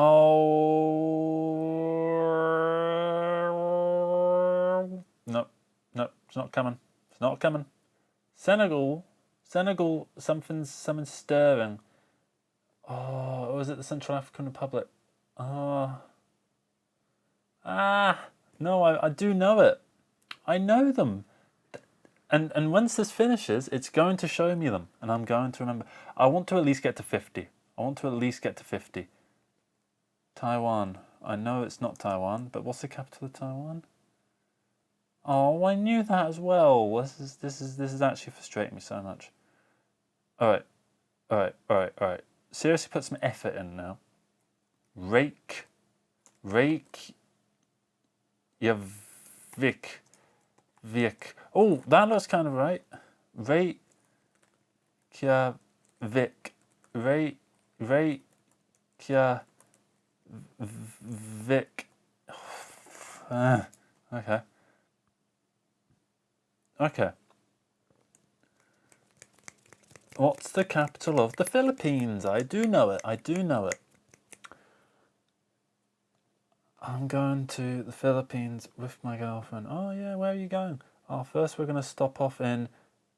And it wasn't Mallorca. Let's try Mallorca. No. Manila. Oh, what? It's fucking Manila. Oh. Oh, okay. We got it. We managed to get there. Right. What the hell is this? Surely that's China. That can't be Vietnam. Mi La Ming. Ming. La Mi Ning. Ma Ni Ming. Ning. Oh, for fuck's sake. Alright. Why are there so many fucking capitals here? Alright, I know some of them are going to be microstates, and if I can figure out the name of the microstate, then I can figure out the name of the country because they'll be the same thing. Alright. Qatar. Let's try it. Nope. Bhutan. That's not a microstate. I know the thing you're thinking of. It does begin with a B, and it's an island, and it's on the coast from Saudi Arabia. And I can't remember it, so it's gone. Alright. Please get something from fucking Africa. I mean, this is... Oh, alright. I remember that the Democratic Republic of the Congo and the Republic of the Congo have this huge city that is split down by a river, and the coast and the border is the river itself. And these are two cities. One begins with a K. I'm sure one begins with a K. I want to say Kambala, but that sounds more like India. Kambala? Nope. And the other one has some mad long name. Well, maybe it's not long, but it's just got a lot of syllables. Come on, we got a minute 30 to actually get 50. We need to get 50. Come on. What can we get in Africa? We must know something in Africa. This is ridiculous. Togo, Ghana City. No. Togo City. Benin. Nope. Okay. Right. Yeah. The Taipei 101 Tower resides in the city of... No, it's not coming. Right. There were two people crushed by a crane that fell off of the Taipei 101 Tower in... Okay.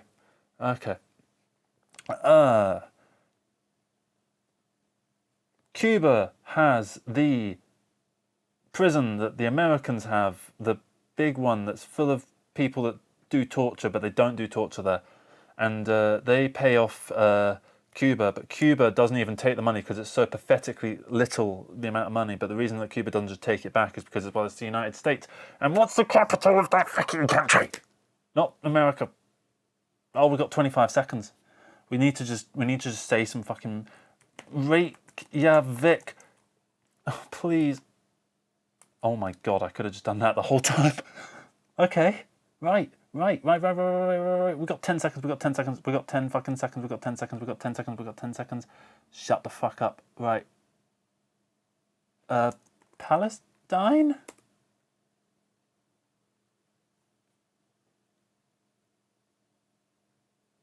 Baghdad? I didn't get Baghdad. I didn't get Copenhagen. I got Vilnius. Oh, Vilnius. Ulaanbaatar, yep, I knew that one. Georgetown, yep, knew that one. I didn't realise Nassau was over there. I thought Nassau was way in the middle of the Pacific. Oh, okay. Whatever city I'm thinking of isn't the capital of Vietnam. Dhaka! Dhaka! That would have been a good one. Brussels! The home of the EU, and I didn't get it, and I just sat there like, ooh, it's in Belgium. Astana, the capital of Kazakhstan, where all the riots were happening a couple of years ago. Because the president, there's only been like 4 presidents there in their entire time, and one of them was causing a bit of grief. Minsk! Minsk, the capital of Belarus, where, what's his face that runs the place is in with Putin, and he was importing a load of immigrants from the Arab nations so that he could then send them on buses to the border of Poland, and then, because he said that because the EU did something that Belarus didn't like, he was like, oh, we're going to come back and we're going to defy you, and we're going to send a load of immigrants your way, and that didn't really work out for them, because then Poland just built a wall, and then they were stuck with all these immigrants themselves, so, and they didn't really know what to do with them, and they couldn't send them back, so they just kind of put up with them, I guess. I don't know. Not exactly a particularly in-depth geopolitical analysis, I know. Kuwait City, Kuwait, that was the place I was thinking of. Riga, no, I would never have gotten Riga. I never would have got Tallinn. Never would have gotten Andorra la Vella. Never would have got Tunis. Algiers, I should have gotten that one. I should have gotten Algiers. Because I've been looking vaguely into the brutality against the Algiers in France. Definitely not from YouTube political essay videos that are all like 2 hours long, but they're quite well animated. So, yeah. Sri Jaya Warden Sri Jaya Warden Epura Jaya Warden Epura Kote. Male, or Male, or however you pronounce it, the capital of the Maldives. It's going to disappear in the next 50 years thanks to climate change, which does exist. Dili, which, oh, that's the capital of Timor East, or East as it's often called. Abu Dhabi, the capital of fucking the United Arab Emirates, where people often think that Dubai is the capital, but it's not. And I put Dubai in anyway, just out of desperation. Kathmandu, the capital of Nepal. Oh, I think it's hard to tell with this map. Lima's the capital of Peru. Oh my god. Lima. Right. Okay.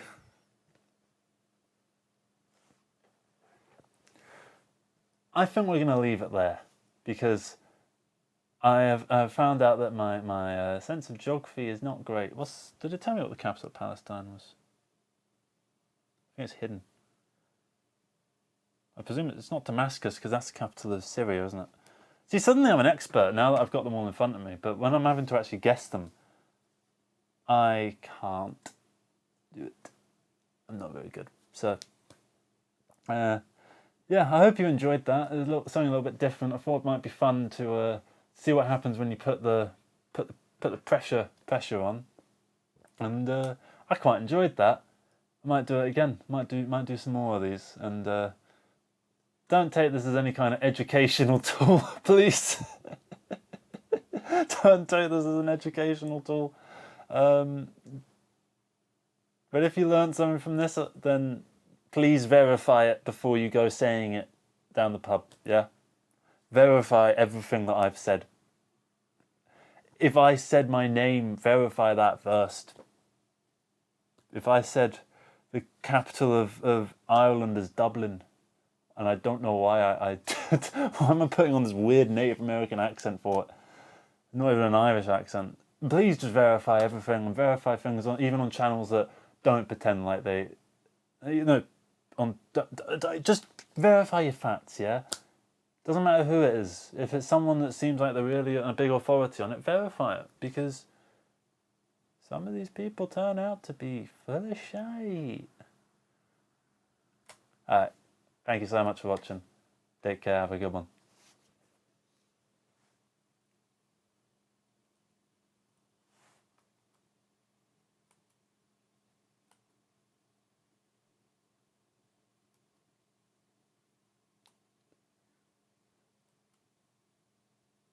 Hey up everybody, my name's Joshua Morrison, director of Jonny Mozza's Lessons in Confidence, and today I wanted to take some time to use this small platform that I have to promote small creators.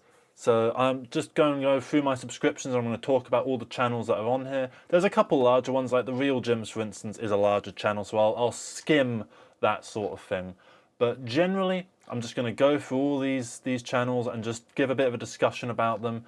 Talk about a different, like show you a bit little clips of a couple different videos and see if they're something that would be of interest onto you. So we're going to start off with Flippin' Distical Pictures Productions. Sorry. So this is someone that I do actually know in real life, and I've appeared in a couple of his videos. Really nice guy.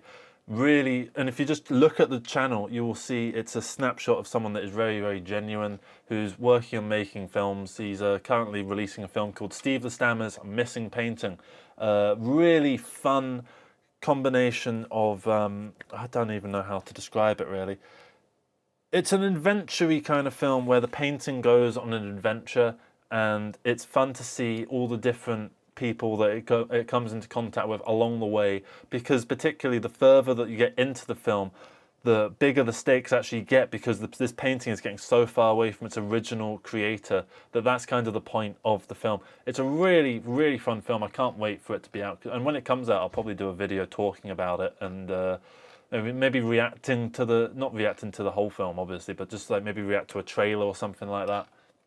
There's loads of fun stuff on here. Cheap Bastard is a really fun film, and the music's really good. The music is really, really satisfying. Like, it's really nice. Generally acoustic guitar, mostly acoustic guitar, but he's been experimenting with a few like stuff in DAW, digital audio workstations and stuff like that. So yeah, really check out Flippin' Distical Productions. Next up, we're going to go to Tootris Humble, that's actually his second channel. Main channel is Tantris Humble. He does these kind of philosophical sort of animated kind of videos. Gen Z, quite long form content, which generally does quite well. Hence, you know, you get 10 views, 16k views.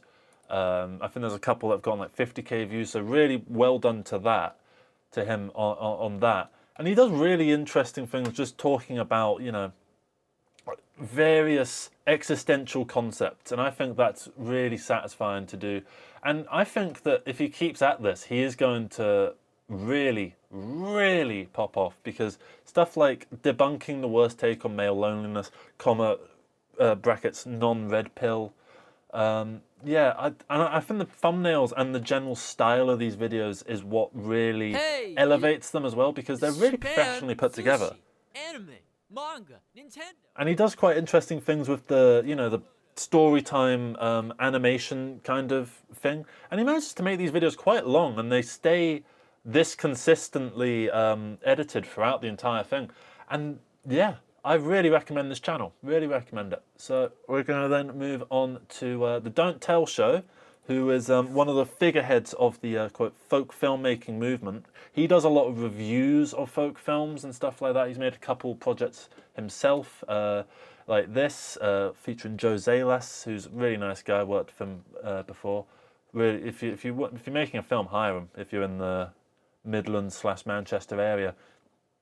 Yeah, he took a break a couple of years ago, and then he came back a few months ago with just loads of movie reviews and this thing called Folk Flicks, which is essentially just the promoting of various folk films and that kind of thing. So it's really worth checking this channel out if you're interested in the folk filmmaking community and what, you know, various creators are making, and just it's a good place to catch up with all the things that are going on.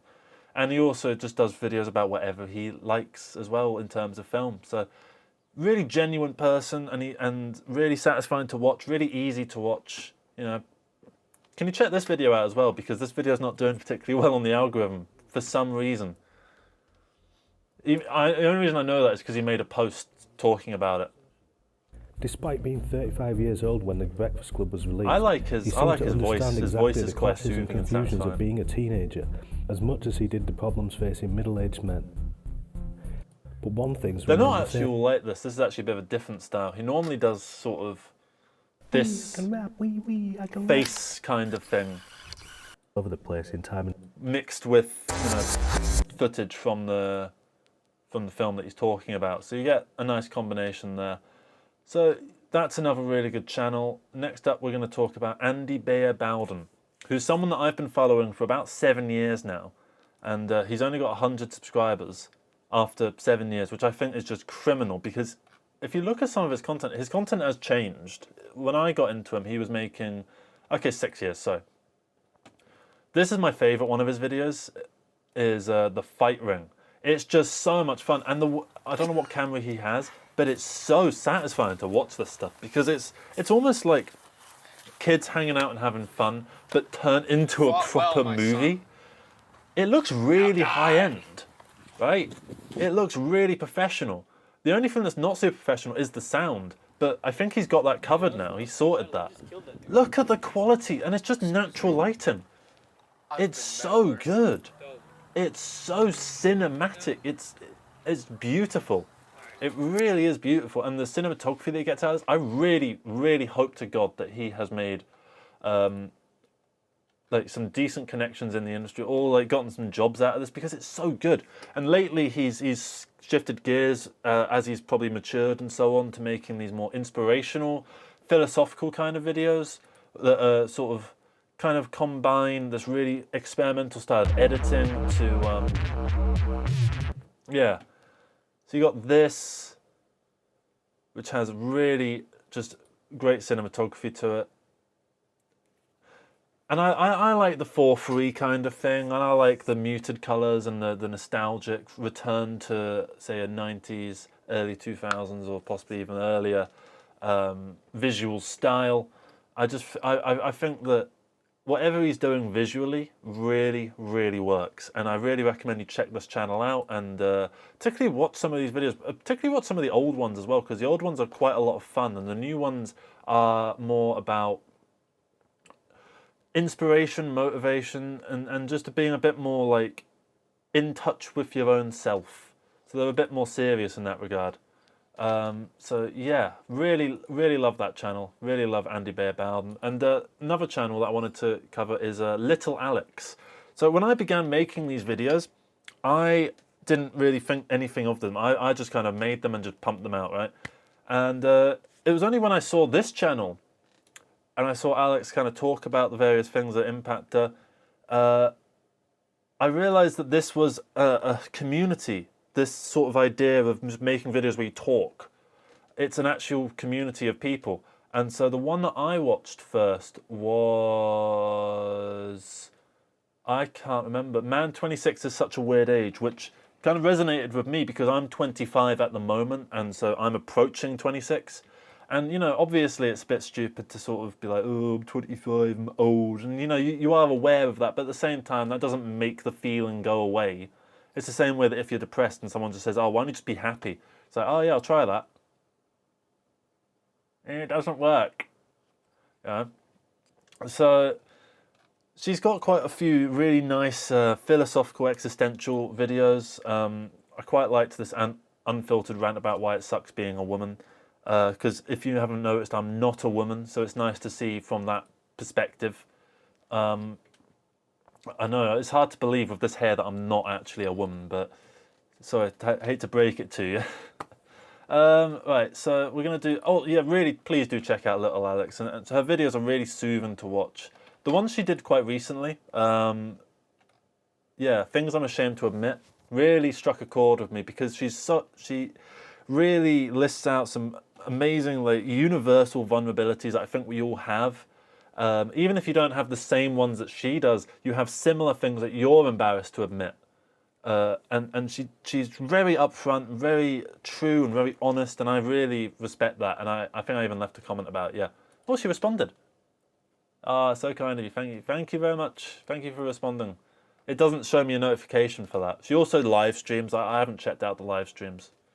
But if you like PS3, Xbox 360 sort of video games, like I like Oblivion. It was one of my favourite games, but I think I've gotten sick of it. Let's see. They Should Make Larger Fruits is another really good channel. I think she's a trans woman. And a video that she did, Yeah, when I make videos about being trans, I get way more views, which I think is really funny because it shows that the algorithm pumps out certain things. It's like, I noticed when I make videos about, like when I started, if I made videos about London, they got more views, and so I started to attach myself to making videos about London. And eventually that started to falter, and it didn't really work as much anymore, and I started making videos about other things, and I started to find that if I make videos about making music, and pumping out as much music as possible, those start to get views, so I started making them as well. And at some point, those are going to start to dip down, and another thing will come along, and another thing will come along. And I think what's happening with her is it's working, and she's finding new avenues. So she's getting more views now on other things. While these might be the most viewed bits of content at the moment, she seems to be like moving on to other things like general philosophy around art and the human experience and that kind of thing. So I really like that. Similar to Little Alex, it's just a really nice existential, philosophical, true to life look at a singular person, and I like those kind of things. Really good channel. Really check out They Should Make Larger Fruits. Next up, we're gonna hit Doomed Productions, who is one of members of the folk filmmaking community, who I really like. They did a project making 5 feature films in a year a couple of years ago. I think they hit that. They did a couple documentaries and they did a couple proper big feature films. Most recently, they've come out with this film, Little Black Submarines, which they've uploaded like 4 times for some reason. I'm not entirely sure why, but it seems to work for them. So maybe it's a good idea, maybe to just keep doing that. And then I really like their attitude, their approach to making content. They do a really good job of finding new things and finding new ways to tackle the topics that they want to cover. And they're a lot of fun. They're a lot of fun. They're 2 really engaging guys, and they've made some really great folk films. And just like October was probably one of my favorite films of 2020. I think it was 2020 that it came out. It was one of my favourite films of the year, bar none. Not as just a folk film, as a film in general. I'm saying it was one of the best. Yeah, I don't have like an extreme amount to say other than you should just really go check them out, because I feel like they deserve more in terms of views and subscribers and watch time and all those kind of things, because they're putting a lot of effort in. They are putting a lot of effort in. They've got some really, really solid projects under their belt. Really solid stuff, like the Wild Boys. I think it's a trilogy. I think they've got 3 of them. These films really, really good. They've got a couple video essay kind of things. They've got Video Carnage, is another really good film. October is the film that I think is my favourite. They've got loads of films. I've not seen all of them, but they've got like 15 or something ridiculous, and they keep making them. And I don't know how they manage it. They pump these films out like nothing else, and they're really high quality. I really am in awe of that. And they've done videos describing their process, and they were quite an inspiration for me, actually, for making Jonny Mozza's Lessons in Confidence, because it showed that I could make a film quickly and efficiently, and with the resources that I have available, create a new world, essentially. So that was really satisfying. Mathieu, she did this one song called OMG, I made a bedroom pop banger. It was really good, actually. Her singing was really nice. I made a video called Calling All Musicians, and she emailed me in, because I set out to make an email band, and she messaged me, and yeah, she's got a nice singing voice. So we're probably going to collaborate on something at some point. Yeah, who else is on my list? Tixar Music did a song called Motoric that I don't think I can show you because I think it's copyrighted. But really small channel. Bariska's Bell, oh, don't tell me they got, oh good, they kept it. Oh, this is a really fun 48-hour film challenge, or 36-hour film challenge. I am a sucker for things that are for free, that are done, this might actually be 1-1 actually. But I love things that are reminiscent of the past, that make it feel like this is something that wasn't filmed in 2024. This might have been filmed in, 1988. I kind of like that. I like that timelessness. It's really fun to me. And this is a sort of a film about someone that's really over planning a date, and they end up just having a date with a pumpkin, with a hat on, with a wig on.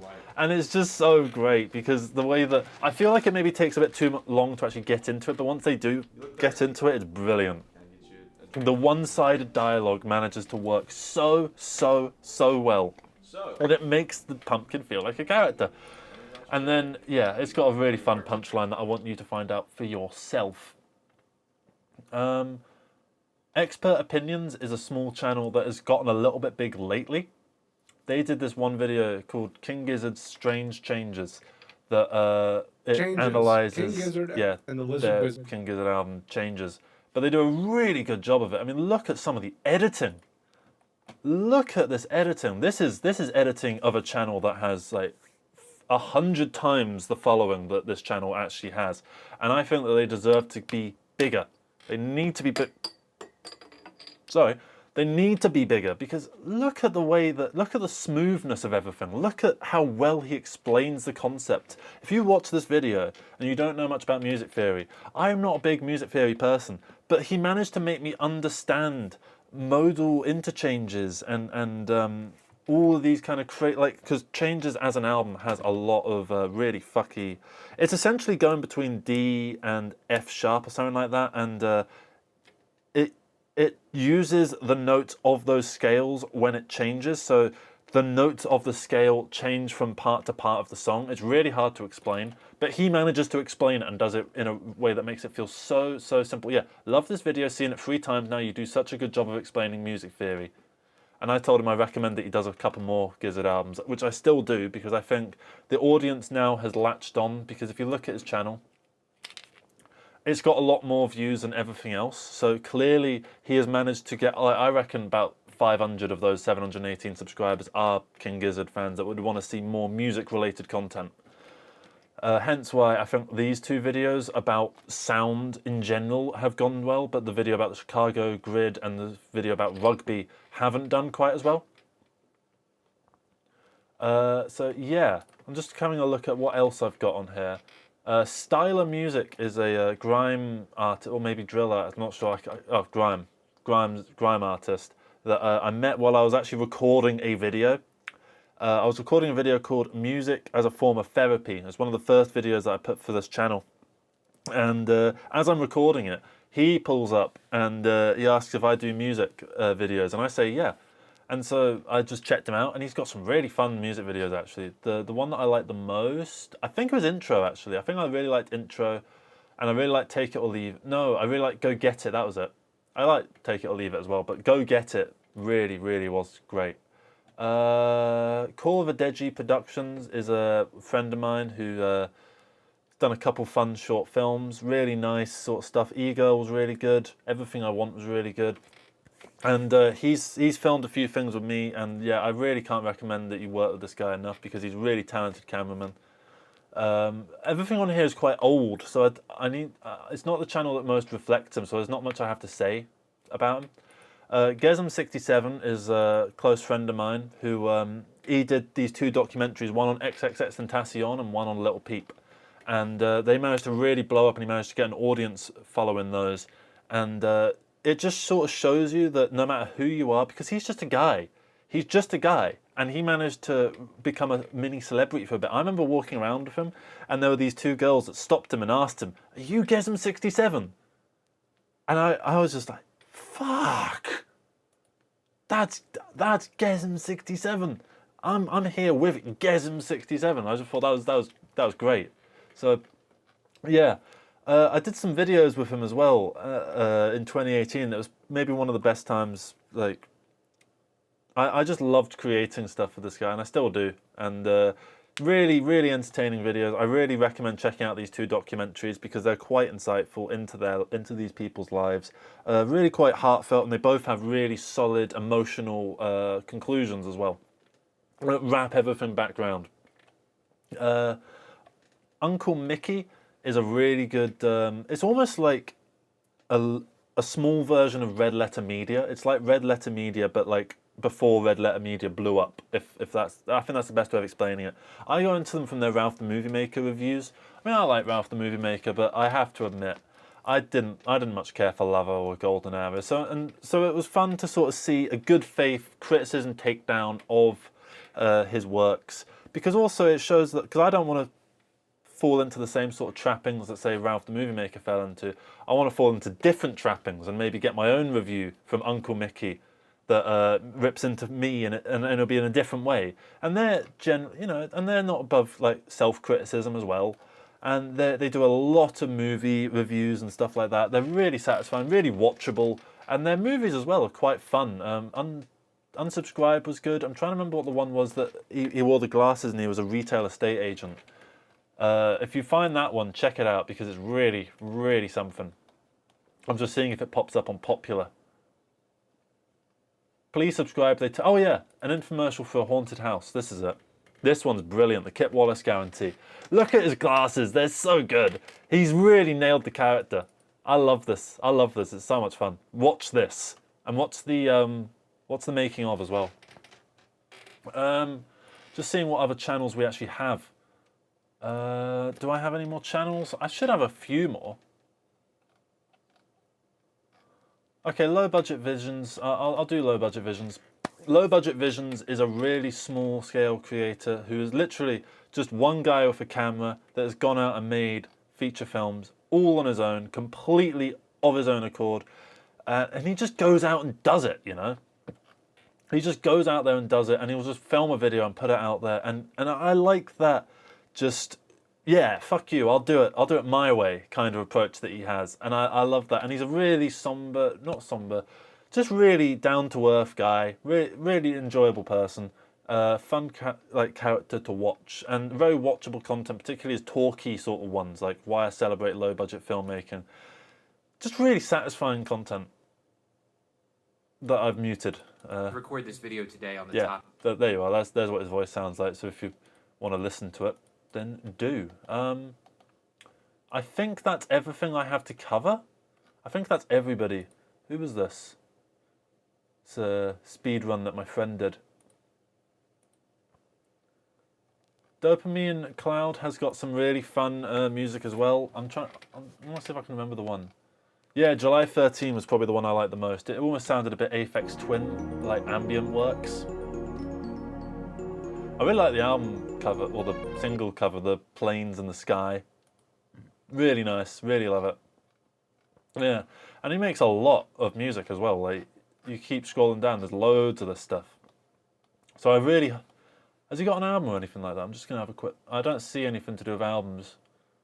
He's got a compilation album. He's got 2 compilation albums, so go listen to those. Oh, actually, yeah, and listen to the 13 July thing as well, which I think is my favourite thing he's done. Or she's done, I don't actually know. And I'm just seeing who else is on here. Who's Jake Frew? It's a big channel, doesn't matter. This guy did a film called Bluff, which is... would you believe that this has a budget of £1,500? Drugs is all I've ever known. I bloody wouldn't. It looks really high-end, right? It looks like a proper film you would see in the cinema. And I think that's just incredible. Really good film. Yeah, don't have anything to add to it. I'm just seeing if there's any... Because I want to try and cover everybody that is on my little list. Greenlight Productions is a friend of mine. He does a lot of really good sort of... I don't know... Just really satisfying, really easy to work with. Love working with this guy. I'm struggling now because I'm just trying to find. I feel like I've missed someone. Who's Modus? Oh yeah. Yeah, he did a couple music videos as well that I quite liked. I'm trying to remember which one it was. Was it In the Airplane Over the Sea? That was the one I liked. I think it was. Yeah. Really nice cover. Oh, I don't think I can play it actually because it's a copyrighted song. All right. I think with this, I'm going to close it out because I'm running out of things to say. And I feel like as the video went on, it maybe sounded like I was less enthusiastic about people. That's not a criticism on anybody. I just have been doing this about half an hour now. And you run out of things to say. But honestly, check out all the channels. I'll try and remember to list them all in the description. They're all such beautiful people that are all doing amazing things that are all unique to them. And yeah, I wanted to use this time and this platform that I've acquired because I've got about 3,000 subscribers now, which I know isn't like a vast amount, but if I can get even a couple eyes on any of these people, then I feel like that's my job done. Because I feel like it should be the job of the small creators to boost one another up rather than to compete for the top. That is my idea. I feel like we should help one another out rather than try and scrap to get to the top of the pile. You know, like you get big and then you pull the ladder up behind you sort of thing. I don't want to do that. So yeah, thank you very much for watching this video. Hope you have a great rest of the day. Please, if you are a small content creator, please comment in this video, and at some point I'll try and do another one of these videos once I've found enough new people that I can say something about them. And yeah, thank you very much for watching this. Have a great rest of the day. Take care, everybody. Bye-bye. Hey up, everybody. My name's Joshua Morrison, director of Jonny Mozza's Lessons in Confidence. Now today, I wanted to do a bit of a simpler, more casual video because, look, I'm in my coat, I'm inside, this thing's blaring in my face, I'm a little bit tired, I'm not going out into the cold and doing things. I did go earlier, and I managed to film 2 videos, one about the cold and one about just sort of a channel update, a community thing. But really, it wasn't a channel update, community thing, it was just because I couldn't think of anything. It's too cold out there to do thinking. So I thought what I'd do is I would go through some comments, and let's read some comments together and we can just do some responses. Gonna try and do all of them in order and just respond and just, you know, thank you all a lot. And you know, we'll get to the golf video maybe at the end, because the golf video has a lot of controversial ones. If I go into the content, right? Spoilers for next month's videos. Yeah, yeah. Do you see how, you know, it tends to be 100%, 100%, 100%, 28%. So we'll get to this one around the end, yeah? Let's see. Oh, also, I'm just going to be texting through this video, which really helps the audience engagement and the audience retention, because it's exactly what you want to see. It's exactly what you want to see in really high effort content like this. And like other videos in this sort of vein, you really want someone that is really, really putting their all in. Yeah. But you know what? At the end of the day, can I show you something actually? Check this out. I'm in the past. Look at that. I don't know if you can see it, but it's Polaroid. Look, it's Polaroid. Hang on, let me turn it around. I don't know if you can see. It says Polaroid film B.V, and then just some numbers. But I don't know what the numbers mean, but pretty sweet this. Circa 19 years, shake it like a Polaroid, and that doesn't actually do anything. So the pictures start out a little bit green. It's not me, I didn't take this, by the way. Well, obviously I didn't take it, it's me in the bloody picture. I'm not looking, it's not like a selfie or something. But I just thought I'd mention that it's like someone else took the picture. Yeah, really cool picture. Thank you to the person that took that, who knows exactly who they are. Yeah. I just sort of thought that we would do something very basic, and my God, this is hard. I'm really struggling to do videos the past couple of days. I tried to make some videos yesterday and none of them are coming out because they were all terrible. And today I just don't have the energy. I'm really trying. So let's get straight into the comments, because that's what you're here for. So I did this video every time a door closes, the window opens, which was just, it was me starting to realise that I'm getting into rambling and I need to possibly just take some time to refresh. I'm going to maybe do some videos where I just do editing and stuff like that so that it becomes a lot easier. So I thought, so first here's a comment. You wouldn't believe how much energy your vids give me at some hard times, man. Thank you. Much love. Title fits perfectly, by the way. Thank you so much, Grins Cater. I don't really have much to add other than there's quite a few of these kind of comments where it's people very thankful for these videos. And I'm still left a little bit bewildered by that. The idea that people are actually really thankful for them is really strange, because I don't feel like I'm doing anything of significant value. It's not like I'm a doctor that's healing people. It's not like I'm, you know, working on the roads, like sorting the highways out. I'm not really doing much of anything. It's a bit ridiculous because, yeah, I don't know. It's very strange, and I really shouldn't be texting while I'm doing a video.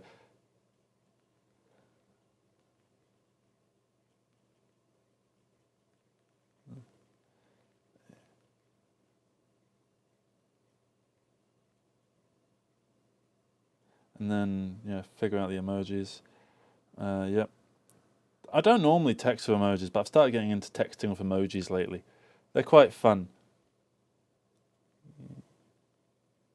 All right.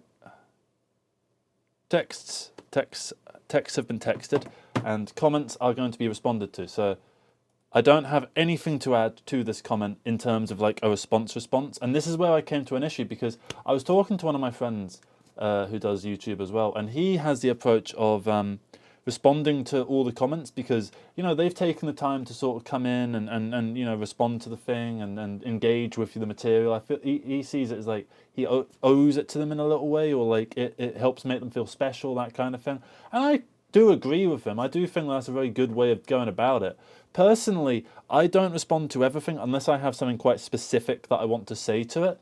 So look, I'll give it a heart, because I think it deserves a heart, because, yeah, thank you very much for this comment. It's really, really kind. And then you got stuff like this. The biker stopping and asking for help was actually great, just to prove his point of humans being community driven. These casual videos taken in the park are great. By Raven Buscus 4416. Thank you very much, Raven Buscus 4416, for your comment.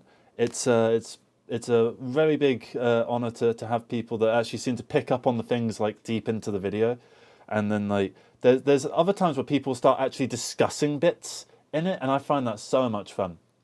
Yeah, you got the blind surgeon. Hey, just wanted to drop in and say that I enjoy your last few vids a lot. Smiley face. The chill, laid back style is pleasant. I think our perspective on life is very similar. Keep up the great work, man. Little heart thing. Yeah, again, I've gotten a lot of these kind of comments where it's just so heartwarming to feel this idea that people are actually getting something out of what I'm doing, like I'm providing some kind of service, like I'm a medical clinic or something, like for the brain, which I find really strange, because I don't really consider myself to be doing anything of real worth. I'm literally just going around, going to meet friends and stuff, and like taking the camera with me and just filming stuff as I go. You get these little lav mic things, and then all I do is I record it to a phone, right? I've obviously not paid for it because it's got an advert on there. I'm not going to pay for the audio recording app unless they make it hard, and then I'm just going to uninstall it and get a different audio recording app. Or I could start just going back to these, using these things. So, you know, there's no issue really with what I'm doing. What I'm doing is something that anybody can do, and I've been stressing that to people who have been sort of trying to get back into the content creation thing, even though I hate that term. They've been trying to get back into that sort of thing, and I've sort of made the point that what I do takes not that much effort. The main part of the effort, and the reason I've struggled lately, is just because I haven't had enough to say. I feel like I've said a lot of the same things, and I've said them in a couple different ways, and I can keep reiterating stuff, but I also want to make sure that each video has a reason to exist. You know, I'm not here to just like, even though I'm making 2 videos a day, I'm obviously following the quantity over quality thing. I'm not here to just shit out videos at the same time. I'm not here to just sort of, oh yeah, whatever. Videos today, what videos are we doing today? Oh, there's one, all right, there's 2. Yep, sorted, whatever, right. Okay, done, blur, you know, sorted like that. No, I don't want to do that. I want to actually make content that's somewhat engaging, that people can kind of enjoy and get something out of, and that you can kind of maybe binge watch a little bit, and so that each video has something different to add. Yeah, this is the most self-aggrandizing fucking video. Actually, no, I think the one about parasocial relationships was the most self-aggrandizing one. You remind me deeply of George Harrison. I'm not going to put up a picture of George Harrison because I can't be bothered, but go look up a picture of George Harrison. Make sure you don't look up the ones that are when in the Beatles era. I think you need the ones that are just after the Beatles era. I think he's talking like 70s, maybe early 80s era George Harrison, which that I could vaguely see. Frank Zappa as well. I've heard Frank Zappa a few times. I've got a mate who he keeps saying that I look like the lad from the B-52s, whose name I can't remember. And No Fuckers, actually, the YouTuber, Russian YouTuber who's now moved to like Portugal or something like that. He had a phase where he looked exactly like me. Not me now, it was like me about 4 years ago. Honestly, slow down, man, if you can. I'm behind on like 10 vids of yours, 1 a day at a time, at the same time would be blessed. Now, that is going to happen following the new year. Once the new year comes around, that is going to be what happens, and that's going to be the thing. We'll figure out a time. Maybe I'll do a poll, and I'll say, like, what time do you want these videos to come out in GMT time or BST time, or whatever the hell we're on now, because it's daylight savings and stuff. There's one here, 2 uploads in a day is a crazy task, man. Haha, and this is a response to it. Haha, that's what I'm saying. But to be fair, he doesn't need to do an incredible amount of editing, but then at the same time, with no backlog, you wake up every morning with the thought of, oh, I have to make 2 videos and upload them today, which does sound crazy. Now, look, I don't want to make it out like I'm doing anything that takes particularly like much effort. The hardest part of this process is just finding enough to say and to find new ways of saying it, and particularly like doing them in one take. Because if I start like cutting things up into multiple takes, I think part of why people like this is the naturalism. I've also considered live streaming. I've had the idea to maybe like start, if I figure out a way of getting this camera, I'm filming this on the B cam, but if I find a way, it's got a HDMI in it, so if I could get the HDMI onto the computer or something, I could just live stream this stuff. Ideally, what I'd like to do is I'd like to upgrade my data plan so that I could maybe live stream from like the woods or something like that, and do them like so that they look like normal videos where I'm in like the woods or like on the mountainside or whatever, and just live stream from there. Because how many people live stream from the middle of like the fucking countryside? There's a reason they don't do that. I've also had an idea to live stream one of our film sets, because I only do like 4-hour-long film sets. So I figure if we have someone whose main job is just to hold a camera and just live stream the whole thing. Kind of like the King Gizzard thing that they've done recently, which is they're live streaming every single gig. Well, I don't know where the word went in my brain. It just disappeared. Yeah, every gig, they just record every gig. And they use like proper cameras like this, and they've got a guy back with the laptop who like hits like the left button so he can get camera A and the right button so he can get camera B, that kind of thing. I'd like to try that, but just with one camera, because it would be a lot easier. And then because I don't have a big crew, and like they have like, I've seen a picture of their crew, they have like 15 people behind them, which, you know, considering the amount they actually do is quite impressive. Here we are. This is one on if you're lonely, you can always just make your own community. And it says, this is from Minayil hyphen. I was complaining about how hard to find a community that you can create and talk about art together, because I'm tired of making music, films, writing stories and poems just all by myself. This video showed in my notifications and my head just blown up. Thank you.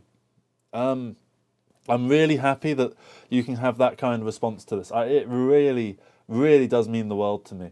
And you're going to hear that quite a few times. And there's only so many times that I can continue to reiterate that. And I also want to emphasize that I've kind of skipped through a lot of comments saying a lot of the same sort of things. So I'm just going to read a couple just off the cusp.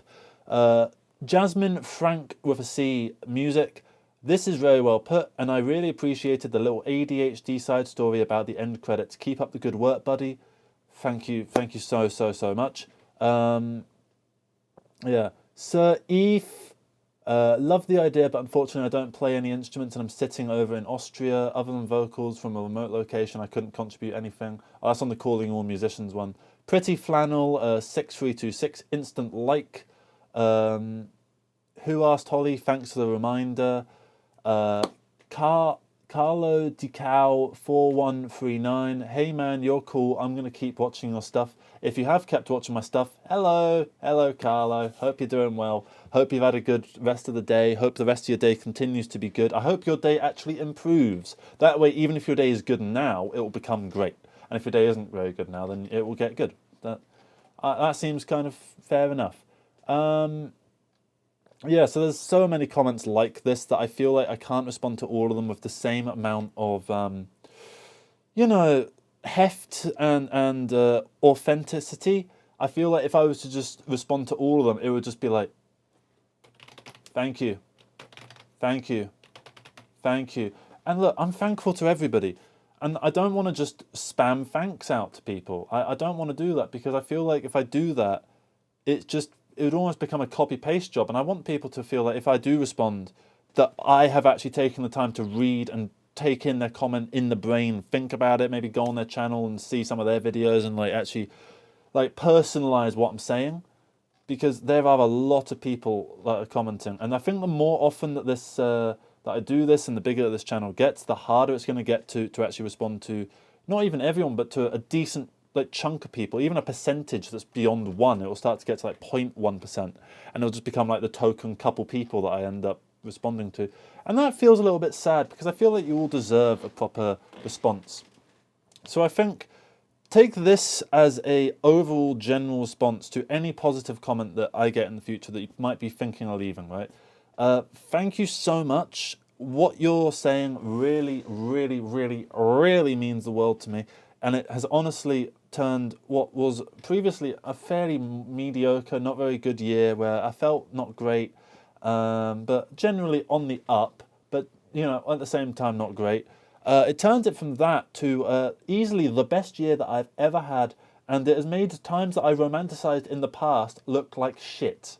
That's how good this feels. That's how good you guys' comments actually make me feel, and the inspiration that you guys give unto me through your comments, and to keep going and to keep doing stuff and to keep trying this and to actually have the energy to actually put stuff out. I mean, like, this is why I'm making this video, and I'm sorry this video started off a little bit wobbly, because I am in a really kind of tired headspace at the moment. Yeah, dude, love this. I'm working on an album right now, and this just made me feel like I'm on the right track. Thank you. So I've gotten a lot of people saying they've been inspired to make stuff, and I love that. I want people to make stuff. I really want people to continue to make things, and I want people to make stuff even if they feel like they have nothing to make. Try it. See what your voice is, even if you think you don't have one, because of course you've got a voice. Everyone's got a voice, even a mute. A mute has a voice about what it's like to be a mute, and they've probably got stuff that's not just about that as well. They've probably got other hobbies and things that make them a person beyond their one disability. You know, you've got so much that you can say, and the more that you say stuff, the more you find out you have things to say. Because I feel like what I'm doing slowly over time is filling out my worldview and connecting dots that previously were kind of like points in a spider's web. And now I am putting the lines between those spiders' webs and making the beautiful shape. That's kind of how it feels at the moment. Yeah, it's quite overwhelming actually, just how amazing this is. I do sometimes, like, I get emails. I get 2 notifications on my phone. I get one that's an email, and then I get one that's YouTube Studio. Or if sometimes I uninstall YouTube Studio because it can be quite addicting to just, like, if I'm making coffee or something and the kettle's boiling, I'm gonna sit there like, ooh, 80 views this hour. Ooh, yes. And then I'll go to the comments and go, oh, no new comments. I do see every new comment that comes in. And if you have left a comment, I have seen it. No matter what unless it's in the held section. There's one comment that's in the held section, which I'd like to ask the person who, because I think they're a regular. This guy called Corbs. It's about 13 days ago. It was on the Filming in Low Light is Alright, What's the Big Deal video, which is about like 7 minutes long. And all it is, it's nothing. And when I highlight it and search for it, it's nothing. I don't understand what this is meant to be. So it's apparently a Hangul filler Unicode character. I don't know what that means. I presume that just means spacebar, but it doesn't look like a spacebar. One of them doesn't feel like a spacebar. And surely it would say if it's a spacebar. So I would like to know what that actually means, what it is. It's edited as well, so whatever he did, he obviously put some effort into it. And it's got tagged as potentially inappropriate, and I'm not going to, like, approve it because I don't know what it is or what he was trying to convey with it, really. So back to the published. I'm going to try sorting it by some, let's see, most relevant. What does it think the most relevant comment is? I don't really know what this would mean. I don't think it means anything, to be honest. So, okay. I want to... Let's do contains questions. So, if we do contains questions, I can answer a couple questions. High or summit? No. Like, I'm not going to smoke weed and then film these videos. I'm not a fucking idiot. The dog was like, what are you doing sitting in my bathroom, Hoo-man? There's that, like, you know, that cutesy way of typing, like, from dog language? Hoo-man and stuff like that, yeah. Because I was sat against a tree and dogs piss up against trees. And, yeah, maybe they do that. And, fuck it. So, one says, could you do a hair routine video? I went to speak to someone about that. and they said, is that being sarcastic? I was like, I don't know. I don't know if they're being sarcastic or not. So, Simon Coops, 1321, were you being sarcastic or what? Are you 18 feet tall, or is this a tiny, tiny bench? I'm gonna reveal a secret unto you. I am quite tall. Look. I don't know what you're seeing right now, but I'm quite tall. Okay, I'm taller than the average person, apparently. One question that says, are you a filmmaker? No. The J. Orbain, how do you make your videos look how they look? Oh, no, that's actually quite an important question. I probably should have started with that one and made the whole video about it, but I haven't done that because this is an unstructured mess. The way that I film them is I take this camera, which at the moment doesn't have a threaded, it's got a threaded base plate thing to it, so I bought, I can't take it off because I can't be asked. So I bought another thing that's behind the camera, but I can't reach it. So, ow! I whacked myself with the microphone bit. I don't use the microphone bit anymore, but I do have a microphone somewhere. I don't know where it's gone. Oh, it's way on the other side. This way over there. I'm not getting up to go get it. So yeah, what I do. So let's say this is going to be the shot. Okay, I'm gonna just like turn the. Actually, this looks kind of cool.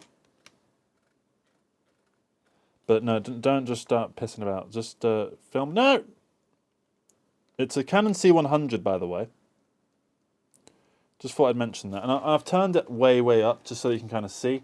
I don't know what you're able to see from that. That's kind of what it looks like. That's what the footage on it looks like. I don't actually know if you can even see it properly, but this is a really great camera. I really recommend to anyone that wants to get into film. You can get them for quite cheap. Let's see.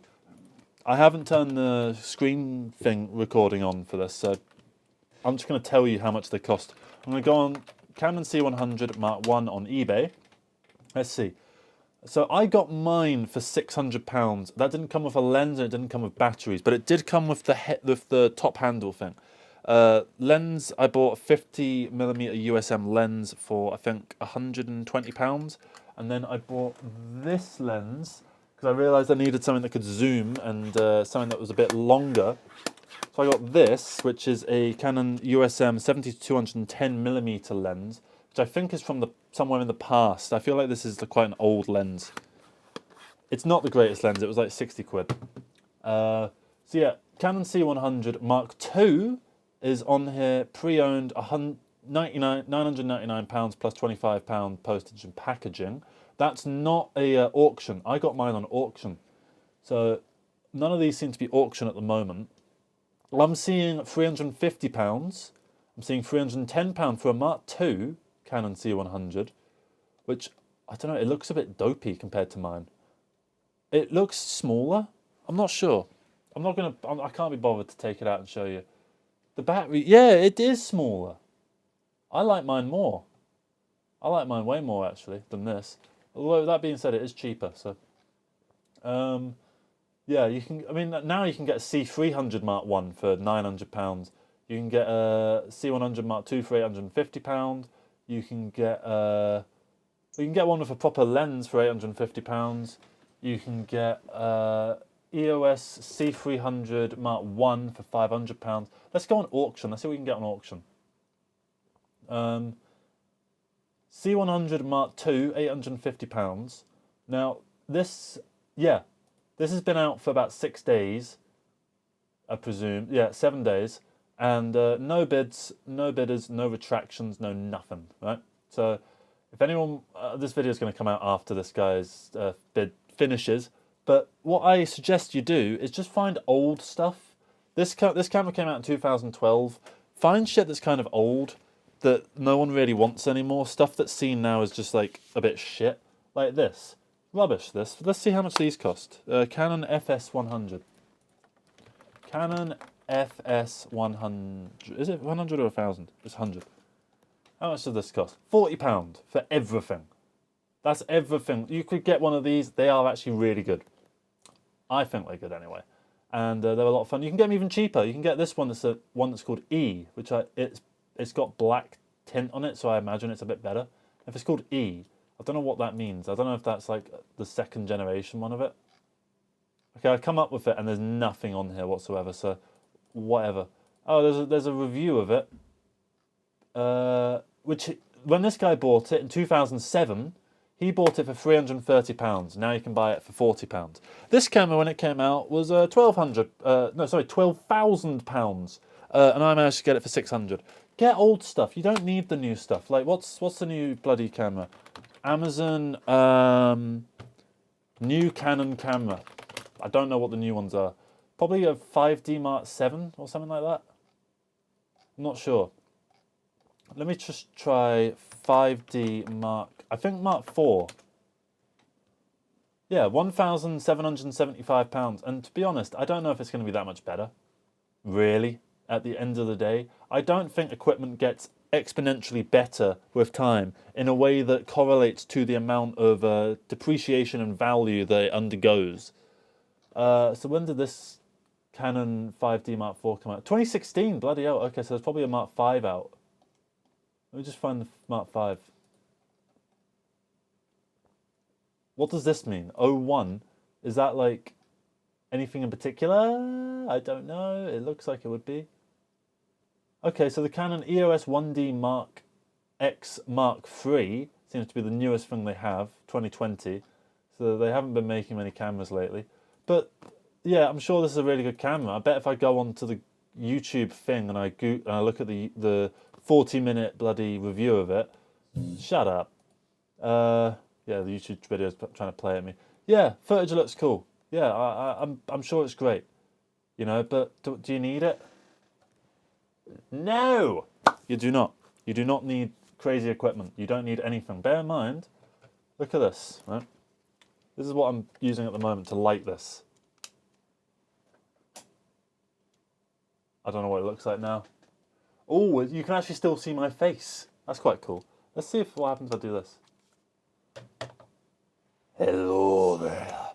So, as I'm saying, you do not need high-tech equipment, and I've made a couple of videos about that already. So yeah, use whatever you want. Use whatever the hell you want, but to answer your question, how do you make your videos look the way they look? I would suggest you get a Canon C100 Mark I if you want to get them looking exactly like what I do. You probably don't need a C100 Mark I, you can probably get whatever. Canon, I like the Canon color scheme. Chuck it into Premiere, and when it goes into Premiere, I've got a LUT pack. I don't know where I got it. You can just download some free LUT packs, find ones that have stuff that you like in them, and just, honestly, what I do, I just try them until I find one that feels kind of right, and then what I tend to do is I increase the shadows so the shadows are a bit lighter, so the blacks aren't super crushed. I don't like crushing the blacks particularly. I like having quite a bright image so that people can watch these on sunny days, because I feel like a lot of people watch these on their phones, or they watch them while they're like outside, out and about on a sunny day, stuff like that. Yeah, so I kind of like doing things that way. It also makes it feel a bit more vintage in a way. I don't necessarily add artificial noise after the fact. The only time I do is if I come back and have a look at the footage and I realise like I'm a tiny bit out of focus. I then chuck like 10% noise, black and white noise onto it, which just, it smooths it out a little bit and makes it feel a little bit more low quality so that you kind of accept the out of focus thing a little bit more. So you can do little tricks to get around things, and you can make it feel like an artistic license, you know. So you can have fun with it. You can have a lot of fun with things. And I like the fact that that can be done. I wonder what part of Britain is that playground in. It's I think the playground that he's talking about was in Derbyshire. I think it was in Ambigate or Lumsdale or somewhere like that.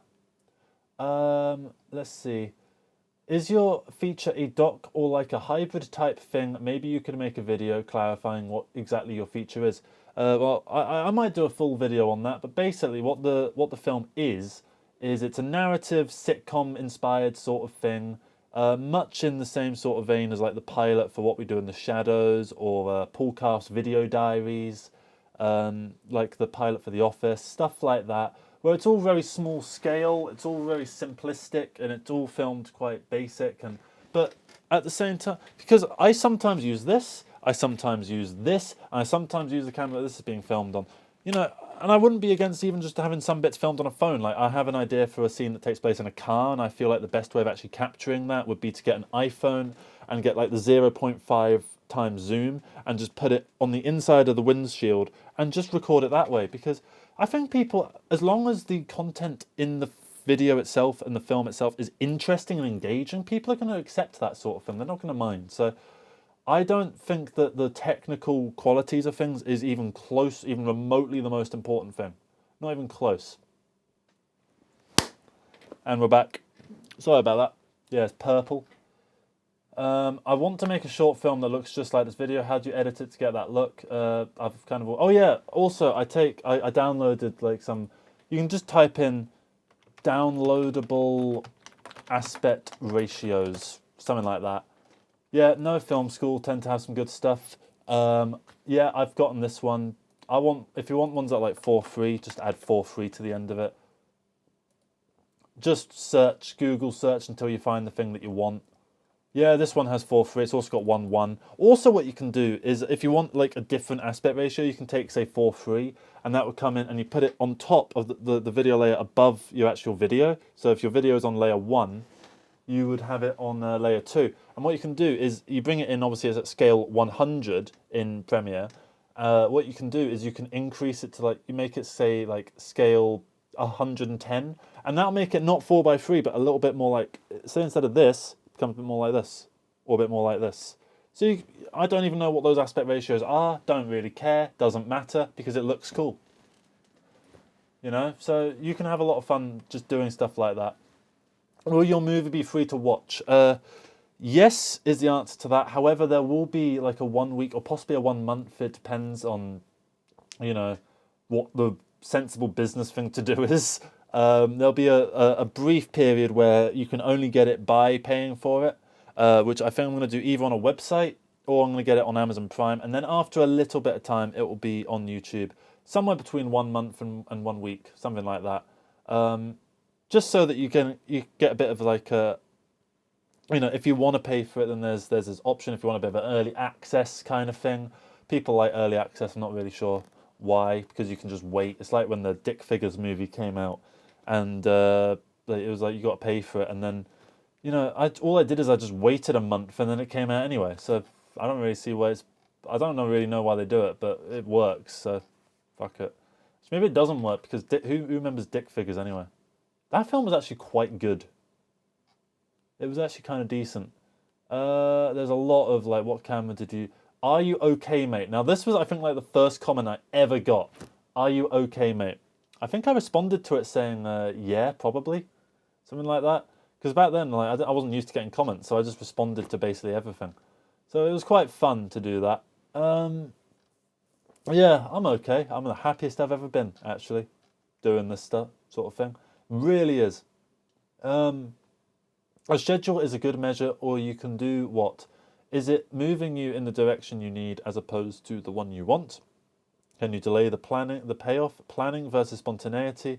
Maybe you could ask Joel Haver for a podcast/interview. I enjoy both your channels muchly.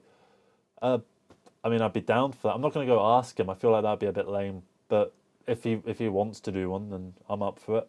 Because he is one of my fucking heroes, to be honest. But, you know, doesn't matter what my heroes are. It's about what your heroes are. You're the audience. Please don't have me as your hero. I don't want that. I can't handle that kind of pressure. Ooh, I've got a notification on my phone. Ooh. Jonny Mozza, learn the steps you need to take to get set up on AdSense. Oh, okay. This is serious. This is serious stuff. So action is only required once you're eligible. I technically got my 4,000 watch hours today, but it's a few days behind. So I think it's going to come through on Monday when I'll be eligible. So what I need to do apparently is I need to confirm personal information on AdSense. Once you meet the verification threshold, $10 or your local equivalent, you'll need to verify your identity and your payment address, PIN in brackets. Then you need to submit tax information. All creators earning money on YouTube must submit this tax info no matter where you are located. I don't know why I did a Jamaican accent for that. Do the Jamaicans pay tax? Well, obviously they do, but like more than the usual countries. set up your form of payment. Once your earnings are in AdSense, you'll need to set up a form of payment so that we can send your earnings to you and then get paid. Keep creating and keep earning. Once you earn the payment threshold, $100 or your local equivalent, you'll start seeing your payments coming in. So it's a checklist, sure, but do I need to do anything right now? Or do I just wait until Monday? Ah, it's a video. Fuck off. No, you pissed, you cunt. Don't say cunt in a video. I'm really worried that messed up. I'm really worried that messed up the recording of this. So I'll just do a quick clap. There you are. That counts. Liverpool ? So whenever I dip into an accent, apparently it always ends up being a Liverpudlian accent. I am technically half from the south and half from like the very highlands of Scotland. So sometimes I like to tell people I'm from Lancaster, just to sort of like mess them up. Is it not Lancaster? Do I mean Lancashire? I've messed up the punchline of my own little joke. Yeah, I meant Lancashire. I'm just an idiot. And I messed it. Do you know what's really annoying? The other day, I remember I told a joke. It was, what was it? I really hope the next president of Taiwan, restart the joke. I really hope the next president of China doesn't have a lisp. Otherwise, we'll be in for a Taiwanical government. Now, I was very proud of that, right? And I went to tell it to someone. And because I was very proud of it, I told the first bit of the joke. And as I did it, I realised I couldn't remember the punchline. And I broke down, not broke down crying, but just like, I just broke. I was like, no! Where's my punchline? What I was trying to do, I was trying to fit Taiwan and totalitarian into one word, and it doesn't work. Oh, this is a question I really need to... Where the hell did it go? Oh, it's just disappeared. It was just there. Oh, no. Oh, yeah.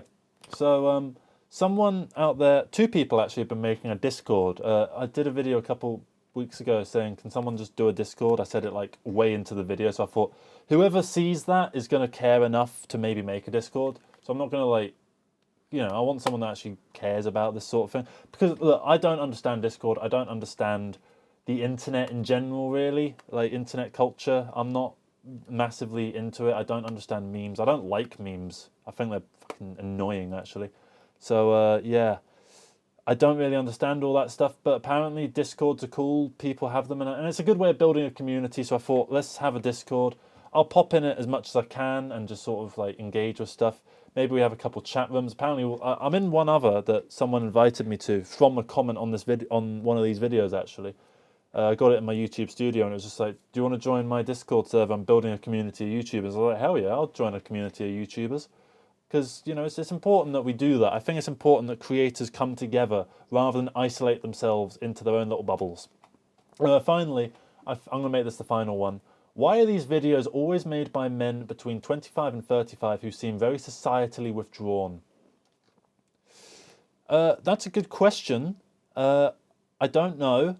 I think what it's got to be is that people who are societally withdrawn, when they're withdrawn, they pontificate and they think about stuff and they think about where their general, sense of self is and, where their place in the world is and all that kind of thing. So once you end up coming to conclusions, you want to share those conclusions to the world. And so that's probably it. Because, look, I'm not so societally withdrawn now, but I have been at times in the past, like everyone, I presume, because none of us are perfect and we all have peaks and valleys in terms of our own, worldview and mental health and so on. So, yeah, generally, I just think it's very important to just try and be yourself. That's what I'm doing. Yeah, and, yeah, that's what I was going to do. I was going to wrap this up by going to the golf videos, cause the golf comments, because some of these ones are brilliant. If it weren't a golf course, it would be a housing estate by now, and I'm sick of those springing up all over the place, to be honest. Nature found in golf courses, mushrooms, brackets, picked by me last week. Trees, squirrels, birds, brackets, including owls, bats, foxes, rabbits, swans, geese, fish. I like how swans and geese aren't included in birds. They're different from birds. Owls are also separate. I find that kind of hilarious. But he finishes it with, "I know you're probably just trolling, so I'll let you off. Here's just a quick message to everyone that watched the golf video that disagreed with it. I wasn't trolling. I was being 100% serious. I don't troll. I don't make stuff ironically. I don't do that. I'm not an ironic fucking person who goes around going like, ooh, I hate golf. Like that, you know, I'm not doing that, okay? If you hear me say something, I believe it, okay? I should probably not say that, actually, because at some point that's going to come back around and bite me. Fuck it. God, that's 12.19 minutes I'll never get back. You just lost the game. You just lost it. I've got a heart rate at that. I've got a heart rate at that. That's well done, Gesm Snopsy. Well done, sir. You've done a hell of a job there, sir. You sure owned that Kev Aldenson 3358 who wasted his own time by watching the whole video. Like, if you think prioritizing blocks of flats over green spaces, they're not green spaces.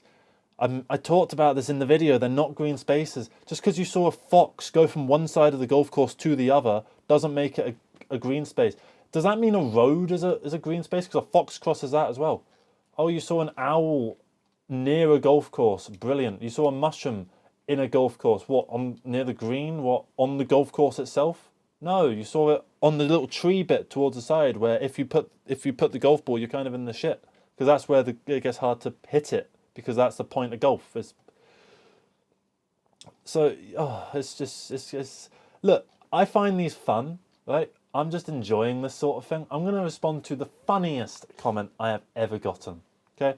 And there's actually someone else that actually responded to it for me that I gave a little heart react, which I don't like doing because it feels a little bit petty. I've heard that it takes up space argument before. It almost always comes from less than average income earning individuals. Sorry to say, but that's the truth. People who earn a livable wage and can afford a decent flat or home don't complain about how much space is being taken up by golf courses, warehouses, parks, etc. Broke people are the ones who think that magically if those things went away and stopped taking up so much space, they'd have more opportunities for more housing. That's not how the world works, my friend. So the guy that responded to this, he made basically the point I was going to make, which is... basically, he didn't actually respond to any of the point being made, just the fact that it's being made by poor people. That's enough. So, yeah, it's a very classist comment, and I know that'll probably get a jeer, like, ooh, you're moaning about classism, it's bloody PC culture gone mad. But literally, the whole point of the comment is, that guy saying that is broke, and therefore the point is moot. That's surely the definition of classism, right? I would imagine. But also, that's not how the world works, my friend. So we should just accept that's not how the world works and not try to better the world. You know, should we not try and do that? Because, look, also, where did warehouses come from? Also, what I find fun is actually, I know a place near where one of my pen pals lives. They have a golf course near them that is actually being replaced by their local council and being turned into a park. So it's going from not nature, because a golf course is about as much nature as a car park painted green is nature. It's green space in the fact that it is the colour green. Okay? Would you say a football stadium is a green space? Yeah, it's green, but it's not nature. That's kind of the general point that I'm talking about.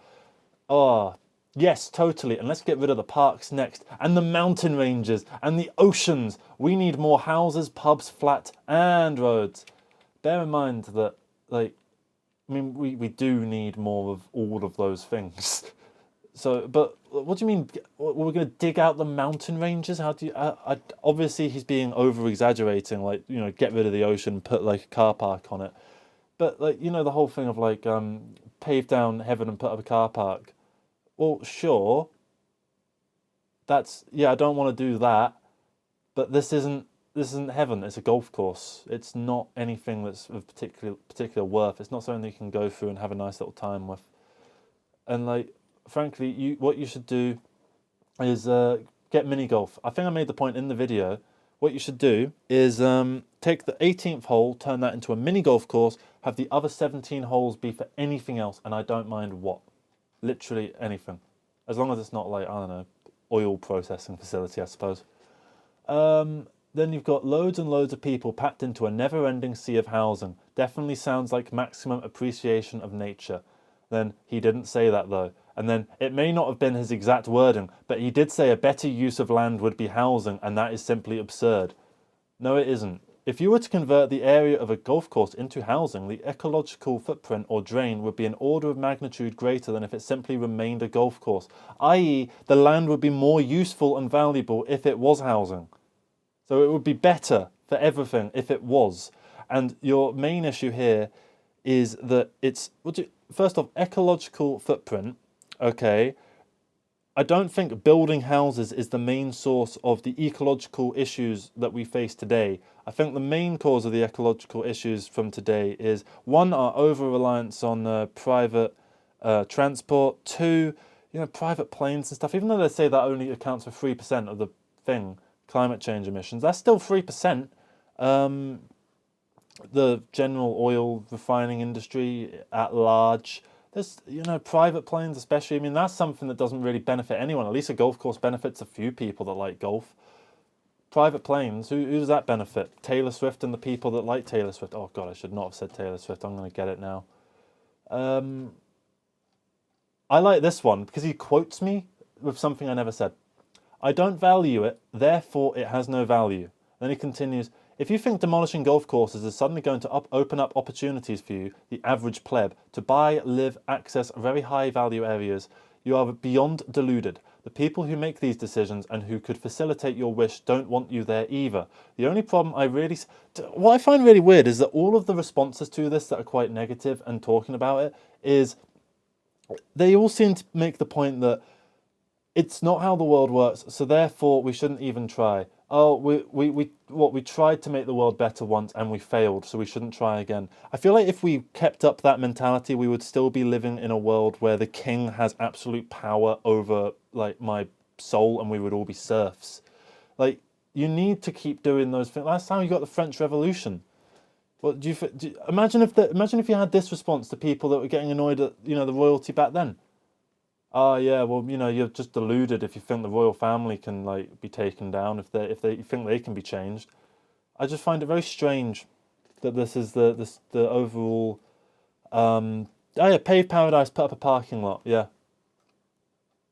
it's very, very strange, but I do find it quite fun. I like this comment. He's young, heart's in the right place. Listen up, Gornubius Flux. My heart ain't in the right place, my son. My heart ain't in the right place. It's not. It's really not. So, yeah, I think that's probably going to be the video because, yeah, this has gone on quite a long time now. And, bro, have you never hit a 250-yard drive through the air? Yes, it was nice. Never hit in a 100-yard pitch shift? Yeah, I guess. Never sunk a 20-foot putt? Yeah, of course. I've played golf. Golf is one of the great... I said I played golf like 10 times in the video. Golf is one of the greatest gifts in life. Find a way to make a successful small business. Here is an easy business idea. Pet waste removal. Start that. It's super easy and very profitable. Right, I think with that, I'm gonna give you that idea. Or no, Chad Dawson TV has given you that brilliant idea. So thank you so much to Chad Dawson TV for that idea. Yeah, thank you for watching this utter mess of a video. This very long utter mess of a video.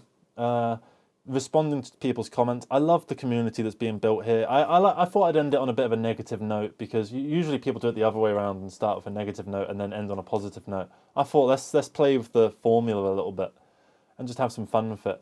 Yeah, I love you all, even the people in the golf video. I love the fact that you're engaging with these things that I'm making, and I love the fact you're responding to stuff, even critically, even if you're like being a bit insulting about it. My one thing, never ever insult anyone that works on these videos that isn't me. You can insult me all you fucking want, but if anyone insults anyone else that has anything to do with these videos, if I see anything like, that guy on the left looks fucking stupid or whatever, or like, that guy on the right looks like a pillock or like whatever, no, that's not on. Don't fucking do that. No, no, no, no, no. See what I mean? End on a negative note. That's how you make the YouTube videos. Yes. Yeah. So thank you very much for watching this. Hope you have a good rest of the day. Take care. Sorry for this video, I suppose. Bye.